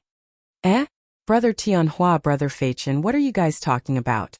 At this time, a handsome young man walked out and looked at his 2 classmates on the rock and asked curiously. Brother Hongyi, Tianhua and I are talking about today's newspaper. Come and take a look too. The young man on the rock stood up and greeted with a smile. Oh, then I'll take a look too. A moment later. The Lantian County man says that books will be as cheap as scallions in the next 3 years. Chitsu Culture will provide another 27 types of books today. 350 copies of each type, all sold at a low price. Hiss. To think that the three of us went to Chitsu Culture to buy books yesterday. Looks like Lord Lee is going to do what he said. Chitsu Culture has already started to increase the supply of such high quality and cheap books. Maybe books will really be as cheap as scallions in the future. The handsome scholar slapped his thigh and exclaimed after reading the headlines. Brother Hongyi is right. I just hope that Chitsu Culture's supply of books will increase. Yes, this Lord Lee first invented the curved plow to benefit the people. Now he's releasing so many cheap books to help the poor. This is really the gospel of us scholars. Haha, I Hua Hongyi used to respect no one, but now I respect Lord Lee. It would be great if Chitsu Culture sells Lord Lee's new mathematics teaching materials. Hua Hongyi echoed. What? Brother Hongyi wants to learn Lord Lee's new arithmetic? Hua Hongyi nodded and said, Of course. I heard that this new type of arithmetic is self-contained. It's convenient and fast to calculate. I've admired it for a long time. Unfortunately, I don't have the qualifications to enter the Imperial College. This is one of the biggest regrets of my life. Sigh, Brother Hongyi, don't take it too hard. It's indeed not easy for us commoners to enter the Imperial College. Your Majesty, I impeached the man from Lee County. Yesterday he condoned the customers of his shop to fight and disturb the public order, causing chaos in the Eastern Market. According to the law, he should be severely punished. Taiji Palace Morning Assembly. As expected, Wei Zheng the big troll immediately attacked Li Zixuan. He didn't know if this old guy slept in the study room last night, but he did have dark circles under his eyes. When Chang Yaojin heard this, he was so angry that his hair stood on end. When this old demon got angry, he didn't care about the occasion. At this moment, Chang Yaojin was about to walk out and scold Wei Zheng, but he was stopped by Qin Shubao. Jijia, don't be impatient. Let's see what your Majesty has to say. Qin Shubao said softly. Humph. Chang Yaojin glared at Wei Zheng unwillingly and retreated angrily. In his opinion, Li Zixuan was so obedient. After helping the farmers, he started to help the poor scholars. He even helped the Cheng family earn so much money. What a good child. How could he be as bad as Wei Zheng said? Zhang Sun Wuji, who was sitting in the front row, heard Wei Zheng's accusation. His eyes flashed, but he quickly returned to normal. No one knew what he was thinking. Cough. Li Er raised his spirits and coughed lightly. He pretended to be serious and said, Minister Wei, I already knew about what you said yesterday. I also issued a decree to reprimand Li Zixuan. He is grounded for 7 days and his salary will be deducted for 3 months. Let's forget about this matter. Li Er was laughing in his heart. Wei Xuanqing, do you think you're the only one who knows how to scold? I am already prepared this time. I will let you have a taste of being speechless. Wei Zheng frowned deeply. He didn't expect Li Er to issue a decree so quickly.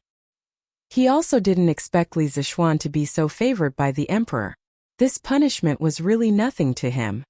Your Majesty, isn't this punishment a little? Wei Zheng felt that Li Er was playing favoritism and wasn't fair. Thus he couldn't help but speak out. A little what? Li Er raised his eyebrows and smiled maliciously. Minister Wei, do you think that this punishment is a little light? That's great. In order to show my concern for the officials of the imperial court, if there are any officials who commit such a small mistake in the future, they will be grounded for 7 days and their salary will be deducted for 3 months as punishment. Wei Zheng was dumbfounded. His jaw almost fell off. How could it be played like this? If that was the case, wouldn't all the officials hate Wei Zheng to death? 3 months of salary forfeiture was nothing to Li Zixuan, but to many of the ministers who relied on their salaries to survive, it was fatal. For example, Wei Zheng was one of them. The other officials were also in an uproar. The entire Taiji Palace was buzzing with noise. Your Majesty, this old official definitely didn't mean that. This old official feels that Your Majesty's punishment of Li Xiannan is just right. It can show Your Majesty's benevolence and also show the majesty of the Tang dynasty's laws. It is killing 2 birds with 1 stone. There was no other way. At this moment, Wei Zheng had already realized that he had fallen into the pit dug by Li Er. At this time he had no choice but to admit defeat. Otherwise, when the time came, not only would his salary be gone, but the other ministers would also gang up on him. No matter how awesome Wei Zheng was, no matter how good he was at talking, he wouldn't dare to be enemies with all the officials at the same time. Oh, Li Er smiled and nodded. Then he said, since Minister Wei has taken the initiative to say so, then this matter won't be mentioned again. Does Minister Wei have anything else to report? This old official doesn't have anything else. Wei Zheng had originally planned to impeach Li Zishuan before asking for a reward for Li Zishuan. However, after his impeachment, Li Zishuan wasn't affected at all. On the contrary, he had almost been cheated. So why should he ask for a reward for Li Zishuan? He wasn't in such a good mood right now. However, just because he wasn't willing didn't mean that the others weren't willing. At this moment, Kong Yingda stepped forward and clasped his hands to Li Er. Your Majesty, Li Xiannan has recently created Pinyin, pushed the newspaper, and lowered the price of books. In addition, he created the blackboard, chalk, and new mathematics. All of these have made significant contributions to the education of our great Tang. This old official feels that all wrongdoings should be punished and meritorious deeds should be rewarded. If such great deeds aren't rewarded, it will be difficult to convince the masses. Right. Your Majesty, Chancellor Kong is extremely right. This old official agrees. Cheng Yaojin's eyes lit up. He quickly jumped out and shouted. At the same time, he thought to himself, why is this old man Kong so cute today? His words are exactly what I, Cheng Yaojin, am thinking. Chapter 224. Taiji Palace. Cheng Yaojin jumped out so casually, causing Kong Yingda to be dumbfounded. After a moment, he frowned and moved to the side, maintaining a distance between him and Cheng Yaojin. The reason why he requested for Li Zishuan to be praised was because he wanted to promote the younger generation. Unlike Cheng Yaojin, who did it based on his personal preferences, Li Zishuan's achievements in the Imperial College were obvious to all. The things that he did outside the Imperial College that were beneficial to the scholars were also known to the world. If he, as his superior, remained indifferent, then it would be too unreasonable. Li Er did not reprimand Cheng Yaojin for his rudeness. He was already used to it. At this moment he pondered for a moment and nodded. Beloved official Kong's words are not without reason. Education has always been the most important matter in every dynasty. Li Zishuan has indeed contributed a lot to the education of our great Tang. We wish to promote Li Zishuan to the position of Secretary of the Imperial College, and confer him the title of rank 4 Imperial Physician. What do the officials think? Unlike the emperors of the Song and Ming dynasties, who would seek the opinions of the officials before making a decision, Li Er was a very strong and opinionated monarch. He would always state his decision first before asking for the opinions of the officials. Of course, most of the time this kind of inquiry was just a formality. As long as it wasn't too overboard, no one would object. This old official thinks it's fine. Kong Yingda was the first to express his approval. His original intention was to let Li Er promote Li Zishuan to the position of Secretary of the Imperial College. After all, he was already old and the Imperial College needed a successor. Although Li Zishuan was a little lazy, his teaching ability was unquestionable. Kong Yingda hoped that Li Zishuan would be able to shoulder the burden in the end. As for Li Er conferring him the title of Imperial Physician, this was out of Kong Yingda's expectations. The Minister of Education of the Imperial College was equivalent to the Vice President of the Imperial College. It was a position below the 4th rank of the Imperial College. The Grand Physician was a minor official above the 4th rank of the Imperial College. It wasn't that there weren't people with more nominal positions than actual positions, but they were relatively rare. This old official agrees. Fang Xianling, Du Ruhui, and the other civil officials cupped their hands in agreement. Zhang Sun Wuji had no choice but to follow the crowd. As for the formation of generals with Qin Xiong, Cheng Yaojin, and Li Jing taking the lead, who would be so bored to raise objections? Just like that, Li Zishuan, who had just been reprimanded by the emperor yesterday, was immediately promoted by 3 ranks today, jumping from the dean of the Faculty of Science to the vice principal of the university. It was true that there were strange people every year, but there were especially many this year. The Imperial College. Today's School of Mathematics was a little different. 5 new students had come early in the morning. This was something new.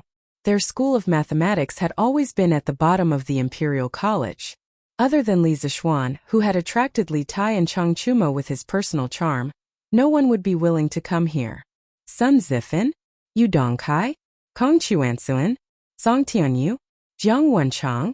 Bai Hongyuan? Guang Gaohan? Duan Wenba? Why are the few of you here? Chang Chumo, who was sitting in the classroom, couldn't help but open his eyes wide and exclaim when he saw Sun Zifan and the others carrying tables in. These people had all been with him before, and they were all people in the circle. Although their fathers weren't first-rank officials, they were still considered the mainstays of the imperial court. Of course, Chang Chumo would recognize them. However, after these people entered the imperial college, Chang Chumo couldn't be bothered to enter them, so they separated.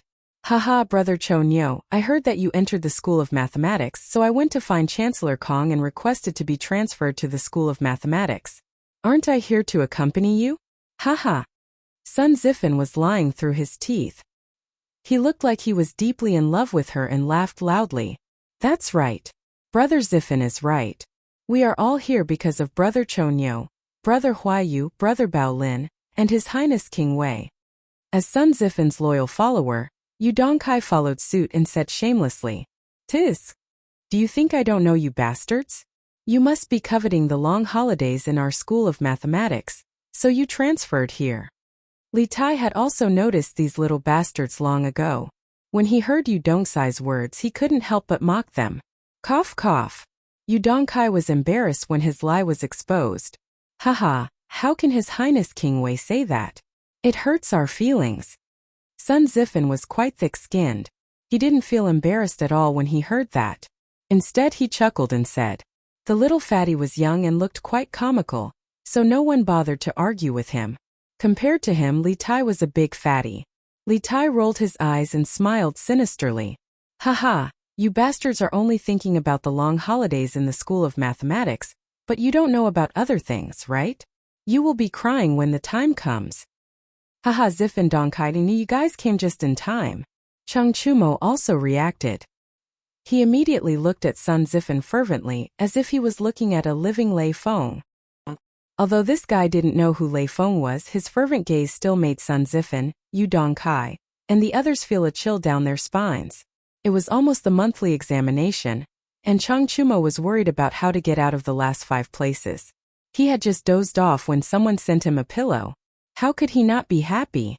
No matter how bad Chang Chumo was at school, he should be better than Sun Zifan and the others, right? The way Sun Zifan and the others helped him without hesitation really touched Chang Chumo. What's wrong? What's wrong? Is there something we don't know? Prince Wei, Brother Chonyo, tell us quickly. Sun Zifan wasn't stupid.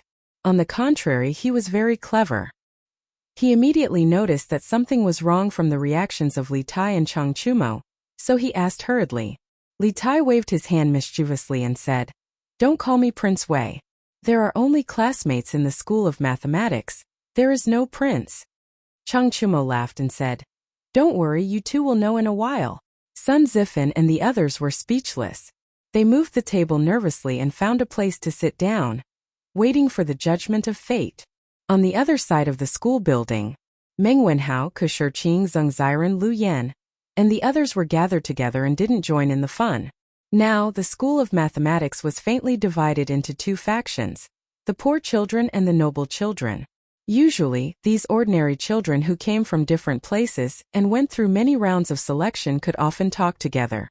Although some noble children didn't discriminate against them, for example, when Meng Wenhao asked Chang Chumo to borrow a newspaper to read, Chang Chumo immediately lent it to him. Although this was the case, their living environment was different since they were young, so the topics they talked about were naturally different. If they were forced to talk together, there would always be a feeling that they couldn't talk together. Brother Ku, are you going to get full marks in this weekly examination again? Zheng Ziren smiled kindly. They were talking about the holidays, but here they were talking about studying. This was the difference. Chapter 225. Brother Ziren, you must be joking. No one dares to say that they can get full marks on the questions set by Mr. Wang. Ke Shiqing smiled modestly. He then looked at Meng Wenhao and said, Brother Wenhao, you lost a point last time because of your carelessness. You've been studying so hard recently. You must be determined to get full marks this time, right? Meng Wenhao scratched his head and said awkwardly, "Well, Brother Ku, you said it yourself. No one knows what questions Mr. Wang set." He was indeed upset about his mistake in the last exam for a long time. In the past 5 days, he had been studying harder than before. Every night, he had to work overtime until midnight. If it wasn't for the money for oil, he might have studied until midnight every night. Although he was thinking about getting full marks for this exam, he couldn't bring himself to say it out loud. He had to be humble when he had to be. Lu Yan interrupted. "Sai, I just want to get 90 points. Why are the three of you arguing about who can get full marks?" Haha. The three of them smiled kindly. Quiet. Quiet. At this moment, Su Hongji walked in with the test papers in his arms. The students suddenly quieted down and looked at Su Hongji in confusion. They didn't see Li Zixuan come in. Su Hongji also saw the confusion in the students' eyes. He said with a serious face, "Professor Li is busy recently and can't teach in the Institute of Mathematics. I'll be your substitute for the next few days. All the lessons will be done according to the previous schedule." As soon as Su Hongji finished speaking, there was an uproar. Although Li Zixuan hadn't been in the directorate for long, all the students had a good impression and respect for this knowledgeable teacher. Now that Li Zixuan suddenly didn't come, they were a little confused. What happened to Mr. Wang? Why did he suddenly stop coming? I don't know. Yesterday, when it was close to noon, Sir suddenly left in a hurry. Did something happen at that time? What should we do? Who can help Mr. Wang? Meng Wenhao also frowned. He looked at Shurqing and asked worriedly, "Shurqing, do you know what happened to Mr. Wang?" Shurqing shook his head with a solemn expression. "I don't know either. Have you read yesterday's and today's newspapers?" Song Ziren suddenly asked. "What's wrong? Ziren, what does this have to do with the newspaper?" Shurqing asked doubtfully. "It has a lot to do with it. Brother Ku, you may not know, but the headlines of the newspapers these past 2 days have been related to the Strange Culture, a new shop in the East City. Furthermore, this shop is Mr.'s property. Yesterday there was a large-scale brawl at the Strange Culture, which alarmed a large number of Wu Ho to suppress it. Only then was the riot quelled. Sir didn't come today. I'm afraid he was implicated by this matter." Song Ziren made a detailed analysis and then sighed with a worried expression. Meng Wenhao couldn't help but ask, "Will Sir be okay?" Shurqing pondered for a moment and said, "It shouldn't be a big deal. Sir didn't participate in the brawl. At most, he'll be punished for his poor supervision." In the front row, Li Tai's expression didn't change. He already knew that Li Zixuan was grounded yesterday, and he also guessed Li Zixuan's intentions. Therefore, he wasn't worried about Li Zixuan's situation at all. Chang Chumo, Qin Huayu, and Yuqi Baolin still didn't know that Li Zixuan was grounded. At this time, they heard the discussions of the surrounding students and couldn't help but be extremely worried. Qin Huayu asked, "Chou Niu, don't you know what happened to Xiao Xian?" "How would I know? Let's wait until noon when I go home and ask my father. Should be fine. Otherwise, my father would definitely tell me in advance." "Yes, I hope so. When I go back, I'll also ask my father. If there's anything we can help with, our Qin family will definitely do our best to help." Qin Huayu nodded and said. Qin Huayu had always remembered Li Zixuan's kindness in saving his father's life. However, he couldn't thank him with words. He had always been thinking of how to repay him with practical actions. "Brother Huayu, Brother Chonyo, wait for me to go back. I'll also ask my father. He's in charge of Wu Ho Wei. He definitely knows what happened." Yuqi Baolin, who never knew what worry was, revealed a rare look of worry on her face. Bang bang bang. "Quiet. Quiet." Su Hongji looked at the chaotic situation of the students below, hurriedly patted the lectern and shouted loudly. But in his eyes there was a trace of gratification. This group of students really valued the relationship between teacher and student. After the students quieted down, Su Hongji continued, "You don't have to worry. Professor Li is fine. Nothing happened to him. We'll start the exam now. The exam time is 4 hours. Everyone hurry up." After saying that, Su Hongji began to distribute the exam papers. However, when he looked at the students, there was a trace of sympathy. Yes, it was sympathy. He had obviously looked at the exam papers in advance. When the students heard that Li Zixuan was fine, their hearts calmed down. When they saw the exam papers being distributed, they didn't have time to care about anything else. Time was limited. If they didn't hurry up, they would be the last in the exam. Only Sun Zifan and the rest looked at the exam papers with a face of confusion. They didn't know what to do and looked around. Puzzled, they asked each other, "Exam? What exam? We haven't learned anything yet. How can we take the exam?" Silence. Silence. Don't whisper to each other. Otherwise, you'll be given 0 marks. Su Hongji slapped the table and imitated Li Zixuan's lines when he was invigilating the exam and shouted angrily. Sun Zifan, Yu Dongkai and the rest shrunk their necks. They didn't dare to be rash and began to look at the exam papers. But when they looked, they were completely dumbfounded. What were these tadpole-like words? Damn, what was this plus? Dash. X. Divided by? They couldn't even understand the questions. How were they going to take the exam? F***ck your exam. Sun Zifan couldn't help but look at his companions with a tragic face. He realized that they were all at a loss. He couldn't help but feel a sense of despair. When he first came in, he didn't choose his seat well. All around him were scammers who didn't know anything. He couldn't even copy. If this went on, wouldn't he be the last in the exam and get 0 marks? If his father, who was the top scholar, knew about this, wouldn't he kill him? After all, as the son of the top scholar, it would be embarrassing to get 0 marks. F***ck. I don't believe that all the questions in this exam paper have these tadpole-like words. I'll definitely find a question that doesn't have tadpole-like words. Sun Zifan gritted his teeth and made up his mind. No matter what, he had to get a few questions right. He definitely couldn't be the last in the exam. Although he wasn't a student of the School of Mathematics, he knew a little about mathematics. As long as he could understand the questions, he believed that he could solve some of them. Chapter 226. Damn, the title should be, Where Did That Copper Coin Go?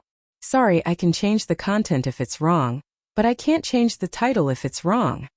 In the classroom, Sun Zifan, Yu Dongkai, and the other 8 new students were not the only ones having headaches. The rest of the students were having headaches when they saw the first question. In a division equation, the sum of the dividend, divisor, quotient, and remainder is 75. It is known that the quotient is 8, the remainder is 2, the dividend is under, and the divisor is under. In the previous exams, the first question was usually very simple. But this time, the first question was a linear equation with 2 variables, which made many people dumbfounded. Many students were quickly calculating on the draft paper, while cursing in their hearts. Although Li Zixuan had explained this linear equation with 1 variable to them, it would take a lot of effort to solve it. They could only pray that the following questions would not be so perverted. Who knew that some people who had solved the first question with great difficulty would be dumbfounded when they saw the second question? It was written. There is a well that is 7 feet deep. A snail crawls up from the bottom of the well. During the day it climbs 3 feet and falls 2 feet at night. Can the snail climb out of the well and underface? F***ck. F***ck. Teacher is not giving us a chance to live. What kind of question is this? Why have I never seen it before? Someone is going to die. It can't be that the following questions are all perverted questions like this, right? The students roared in their hearts, complaining that Li Zixuan's questions were too perverted. Even Li Tai, Kushir Qing, Zhang Ziren, Meng Wenhao, Qin Huayu, Iron Egg, and the others who had the best grades were deeply frowning. Meng Wenhao's eyes were fixed on this question. If his eyes had energy, this test paper would probably be instantly penetrated by this majestic energy, right? Climbing 3 feet a day and falling 2 feet is equivalent to climbing 1 foot a day. A total of 7 feet. Could it be that I have to climb for 7 days? No, this question is definitely not that simple. Meng Wenhao's mind raced as various ideas flashed through his mind. His hands didn't stop either. He was constantly writing and drawing on the draft paper, looking for a way to solve the problem. The rest of the students were all under great pressure. Their foreheads were dripping with sweat. The atmosphere of the entire building suddenly became extremely heavy. Su Hongji sat on the podium and looked at the group of miserable children below. He also sighed helplessly. After he received the test questions yesterday, he tried to do them. In the end, if he tried his best to do every question, he wouldn't be able to finish them in 4 hours. Li Zishuan's test papers had a lot of questions. After all, the exam time was 4 hours. The number of questions he set was basically twice as many as the test papers in his previous life. In the previous exam, because the questions were simple, many people did not feel that time was tight. However, it was different this time. There was not a single question on the entire exam paper that could be answered at a glance. He believed that it would not be long before the students realized that they did not have enough time. Li Tai was also a little overwhelmed by the second novel question. However, how could he, Li Tai, be someone who would admit defeat? This question was not unsolvable. If he thought about it carefully, he would definitely be able to find the answer. The snail actually only moves 1 foot a day. Most people would definitely think that if it climbed 1 foot a day, it would naturally reach the mouth of the well in 7 days. However, the problem is definitely not that simple. If the snail had already reached the mouth of the well, it wouldn't have continued to fall. This should be the most confusing part of this question. Then the snail climbed 4 feet in the first 4 days. On the 5th day, it climbed 3 feet and directly climbed out of the well. Therefore, the snail actually climbed out of the well in 5 days. Perfect. I, Li Tai, am indeed the smartest. A proud smile appeared on Li Tai's face. He quickly wrote down the answers. However, he inadvertently glanced at the hourglass on the podium and was immediately shocked. He had used almost 15 minutes to answer the 2 questions. How could this be? Li Tai glanced at the vast sea of questions behind him. The proud look on his face disappeared. He took a deep breath and continued to immerse himself in the battle. Dang dang dang. Just as all the students were still immersed in the sea of questions, the gong and drum of the first class of the Imperial College had already sounded. The students were all shocked. They did not expect time to pass so quickly. At this time, many people had not even finished the fill-in-the-blank questions. It was not difficult to imagine how crazy Li Zishuan's questions were this time. Oh no. Seems that some of the questions are too difficult. I have to give up. Iron Egg had also just finished the last fill-in-the-blank question. He estimated the time needed for the remaining questions and realized that it was not enough. He secretly made a decision. The smart students all had similar thoughts. Easy first and difficult later. Otherwise, they would definitely not be able to get a high score. Along the way, they were defeated many times. However, many students finally finished the last question and answer. Meng Wenhao, Li Tai, and Ku Shiqing were among them. Li Tai wiped the sweat on his forehead and felt relieved. He began to answer the questions. A quarter of an hour later, he finally came up with an idea. He spent some time writing down the answers step by step on the test paper. Then, he was about to flip back to the questions that he hadn't answered before, but he saw that there was a big question at the back. F***CK, what kind of medicine did Li Zishuan take? This is too much. Li Tai's heart was about to be driven crazy. However, when he saw the words in the brackets behind the additional questions, his heart moved and he immediately stopped cursing. The total score will be increased by 20 points if the answer is correct. No points will be deducted if the answer is wrong. Li Tai turned back to the test paper and found that there were 4 or 5 questions that he had not answered before. The total score added up to about 10 points. Now that he had less than half an hour left, even if he used all of his time, he might not be able to answer all of the questions correctly. After all, those questions were the most difficult questions. It was better to concentrate on the last additional question. If he got it right, he would get 20 points. Li Tai immediately made a decision and began to look at the last additional question with all his heart. There were 3 people who went to the hotel for 30 copper coins a night. Each of them paid 10 copper coins and gave the 30 copper coins to the innkeeper. Later, the innkeeper said that the discount today was only 25 copper coins. He took out 5 copper coins and ordered the innkeeper to return it to them. The innkeeper secretly hid 2 copper coins and then gave the remaining 3 copper coins to the 3 people. Each person received 1 copper coin, which is equivalent to each person paying 9 copper coins. This 3 multiplied by 9 equals 27 copper coins. Plus the 2 copper coins hidden by the innkeeper, it equals 29 copper coins. Please explain the reason. This question is very reasonable, but according to this calculation, where did the 1 copper coin go? Li Tai was not the only one who discovered the advantage of the additional question. Sun Zifan also discovered that in the entire test paper, there were only a dozen questions that did not include Arabic numerals and operation symbols. One of them was this question, and the bonus points were very high. Sun Zifan took a fancy to this question at first glance. However, this question had already confused him. He did not know where the 1 copper coin went. Chapter 227. Calm down, calm down. Meng Wenhao also tackled the additional question. The previous questions he gave up added up to 10 points. If he could answer this additional question correctly, there was still hope for him to get a high score. Thinking of the last time he lost his footing and carelessly lost a point and missed the first place, Meng Wenhao clenched his teeth and encouraged himself in his heart. This time he must take back the first place. Calm down, calm down, calm down. There must be a problem with the calculation in the question. Otherwise, there would not be a penny missing. I must calm down and find the loophole in the question. Meng Wenhao quickly read the question 7 or 8 times, then closed his eyes and concentrated all his attention on the question, word by word. At this moment his brain was like a huge sieve, constantly filtering the most important information in the question. Time passed little by little. Meng Wenhao's eyebrows became tighter and tighter. At this time the atmosphere in the classroom became more and more serious and quiet. It was so quiet that he could hear his own breathing. The serious, intense atmosphere made everyone feel the pressure multiplied. But for some people, pressure meant motivation, such as Meng Wenhao.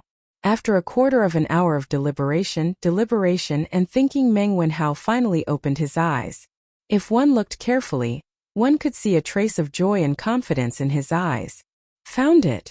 I found the loophole in the question. These 20 points, Meng Wenhao will take them. At this moment Meng Wenhao was really like a god. The pen in his hand trembled rapidly, and even shook out a series of afterimages. In a few breaths, Meng Wenhao wrote down the answer that he had been thinking about for a long time on the test paper. At this time he had time to breathe a sigh of relief. Phew! With these 20 points in hand I feel much more at ease. Let's look at the previous questions. Maybe I can find some inspiration. Although there was less than a quarter of an hour left, Meng Wenhao still wanted to try his luck and see if he could answer the questions that he gave up before. After all, no one would complain about having a high score. Dang dang dang. After a while, the sound of gongs and drums was heard. Stop writing. Stop writing. Quickly stop writing. Students in the last row, get up and collect the test papers.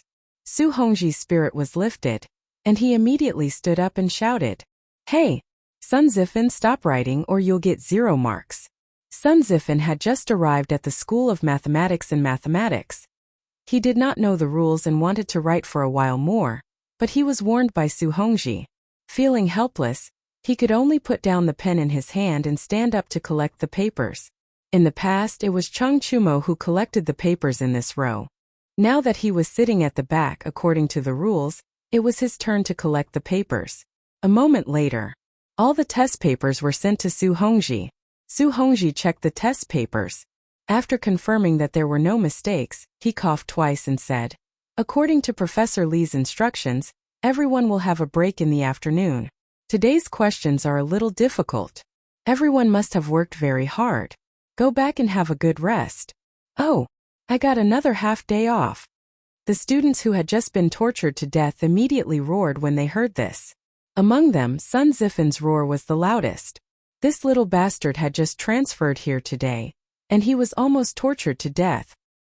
He had been depressed for the whole morning. Previously, when he was in the School of Imperial Studies, although his results were not the best, they were still above average. After experiencing this exam in the morning, he felt that he was going to be the last. He could not stand it. No matter how naughty a child was, he still had a sense of shame. He did not want to be the last. Therefore, he had been depressed for the whole morning. Now that he heard that he was going to have a break, he was finally happy. This was the most important reason why he came to the School of Mathematics. He could finally enjoy the 2-day break every 5 days in the future. "Brother Ku, how did you do in the exam?" On the other side, Song Ziren looked at Kushirqing and asked while packing up. Kushirqing paused, frowned and said, "I didn't feel too good. The questions this time are too flexible. Although I've studied the knowledge points, I still feel That every question is weird and full of traps. I really can't get used to these kinds of questions. I can't even answer a few questions in the middle. Sung Ziren sighed and said, Sigh, yes, I think so too. Oh, by the way, how did you do? Meng Wenhao forcibly suppressed the excitement in his heart. He turned his head and said calmly, The questions this time were indeed a bit difficult. In fact, he did well in the exam this time, but to avoid being a topic of ridicule, he still said it modestly. In less than a quarter of an hour, he actually solved 3 of the 5 questions that he had previously given up in a good state after solving the additional question. It was really a miracle. Most of the time, especially during exams, although the final results depended on the hard work they put in during the exam, their state of mind during the exam was also very important. If their state of mind was good, it was very possible for them to surpass all the difficulties and perform exceptionally well.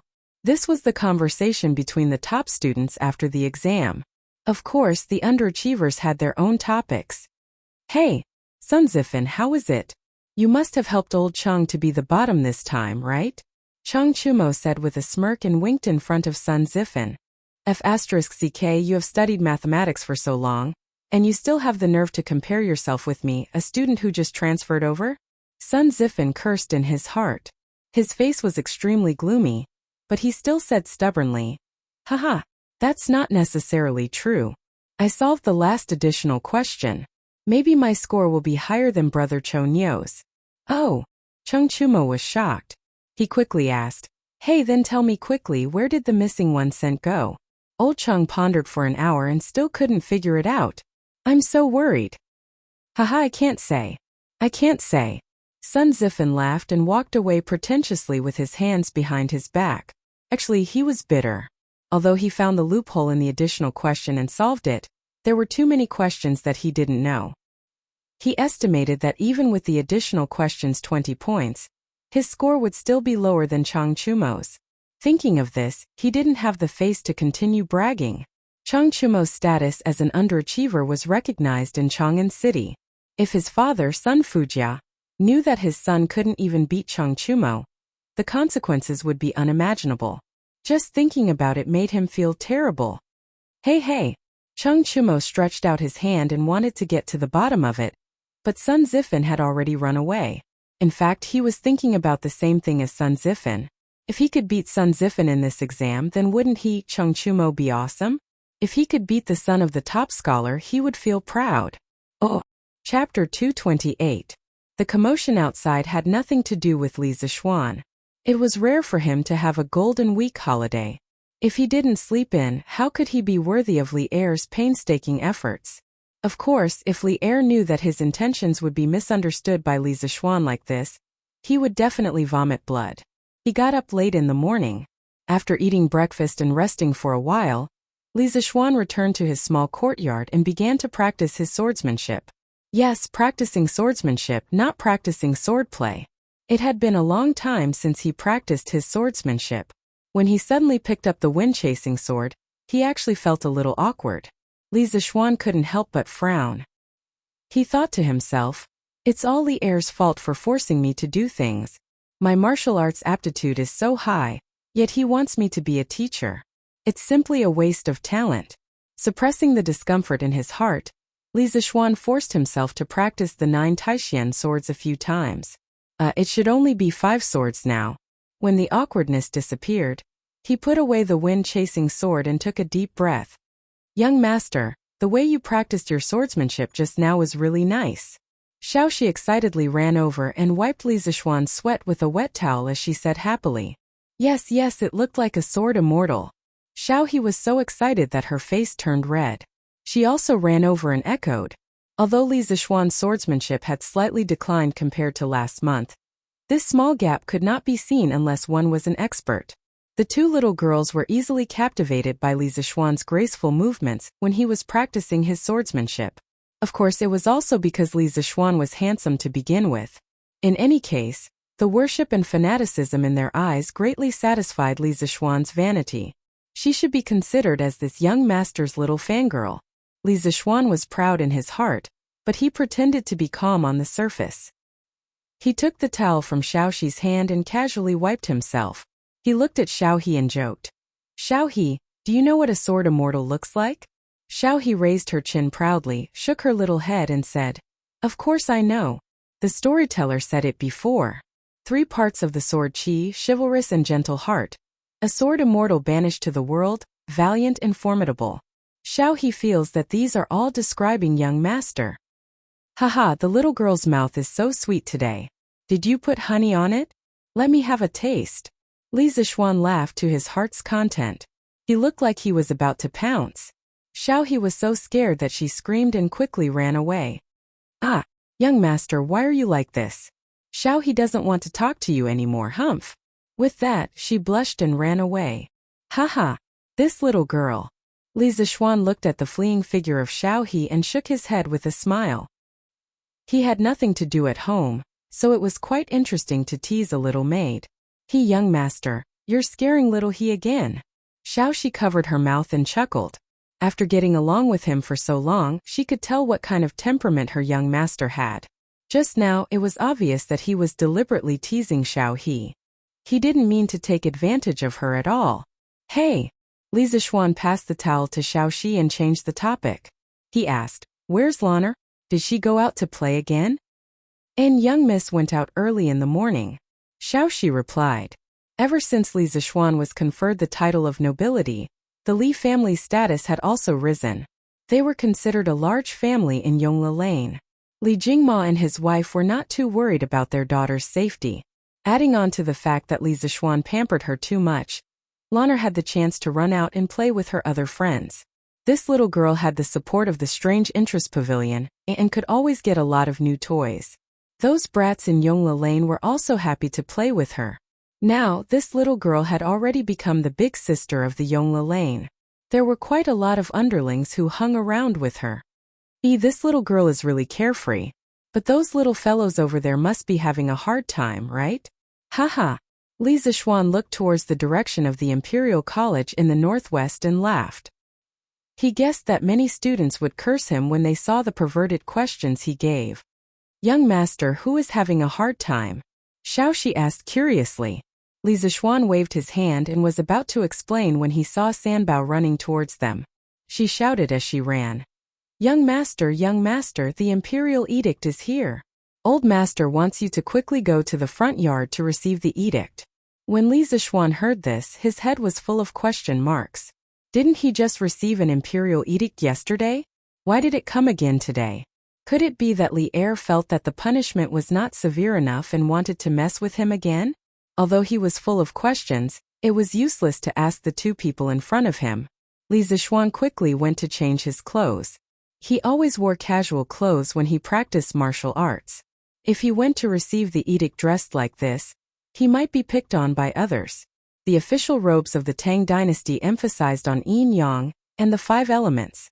Green, red, white, black and yellow were the 5 cardinal colors. They were green in the east, red in the south, white in the west, black in the north, and yellow in the center. Yellow represented the center and also represented the foundation. The emperor's robes were yellow. The other officials' robes were also differentiated by colors and patterns. Purple robes of the 3rd rank and above were worn with a gold fish pouch. Purple robes of the 5th rank and above were worn with a silver fish pouch. Green robes of the 6th rank and below were worn with no silver fish pouch.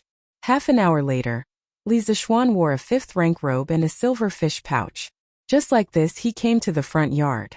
When the eunuch saw that the main character had arrived, he did not waste any time and said, Lord Li, receive the imperial edict.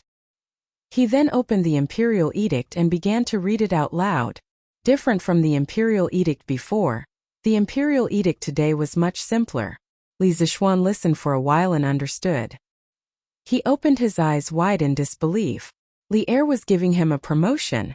Are you kidding me? I was just criticized yesterday and I'm being promoted today? How can you do this? But this Li Er was still a little stingy.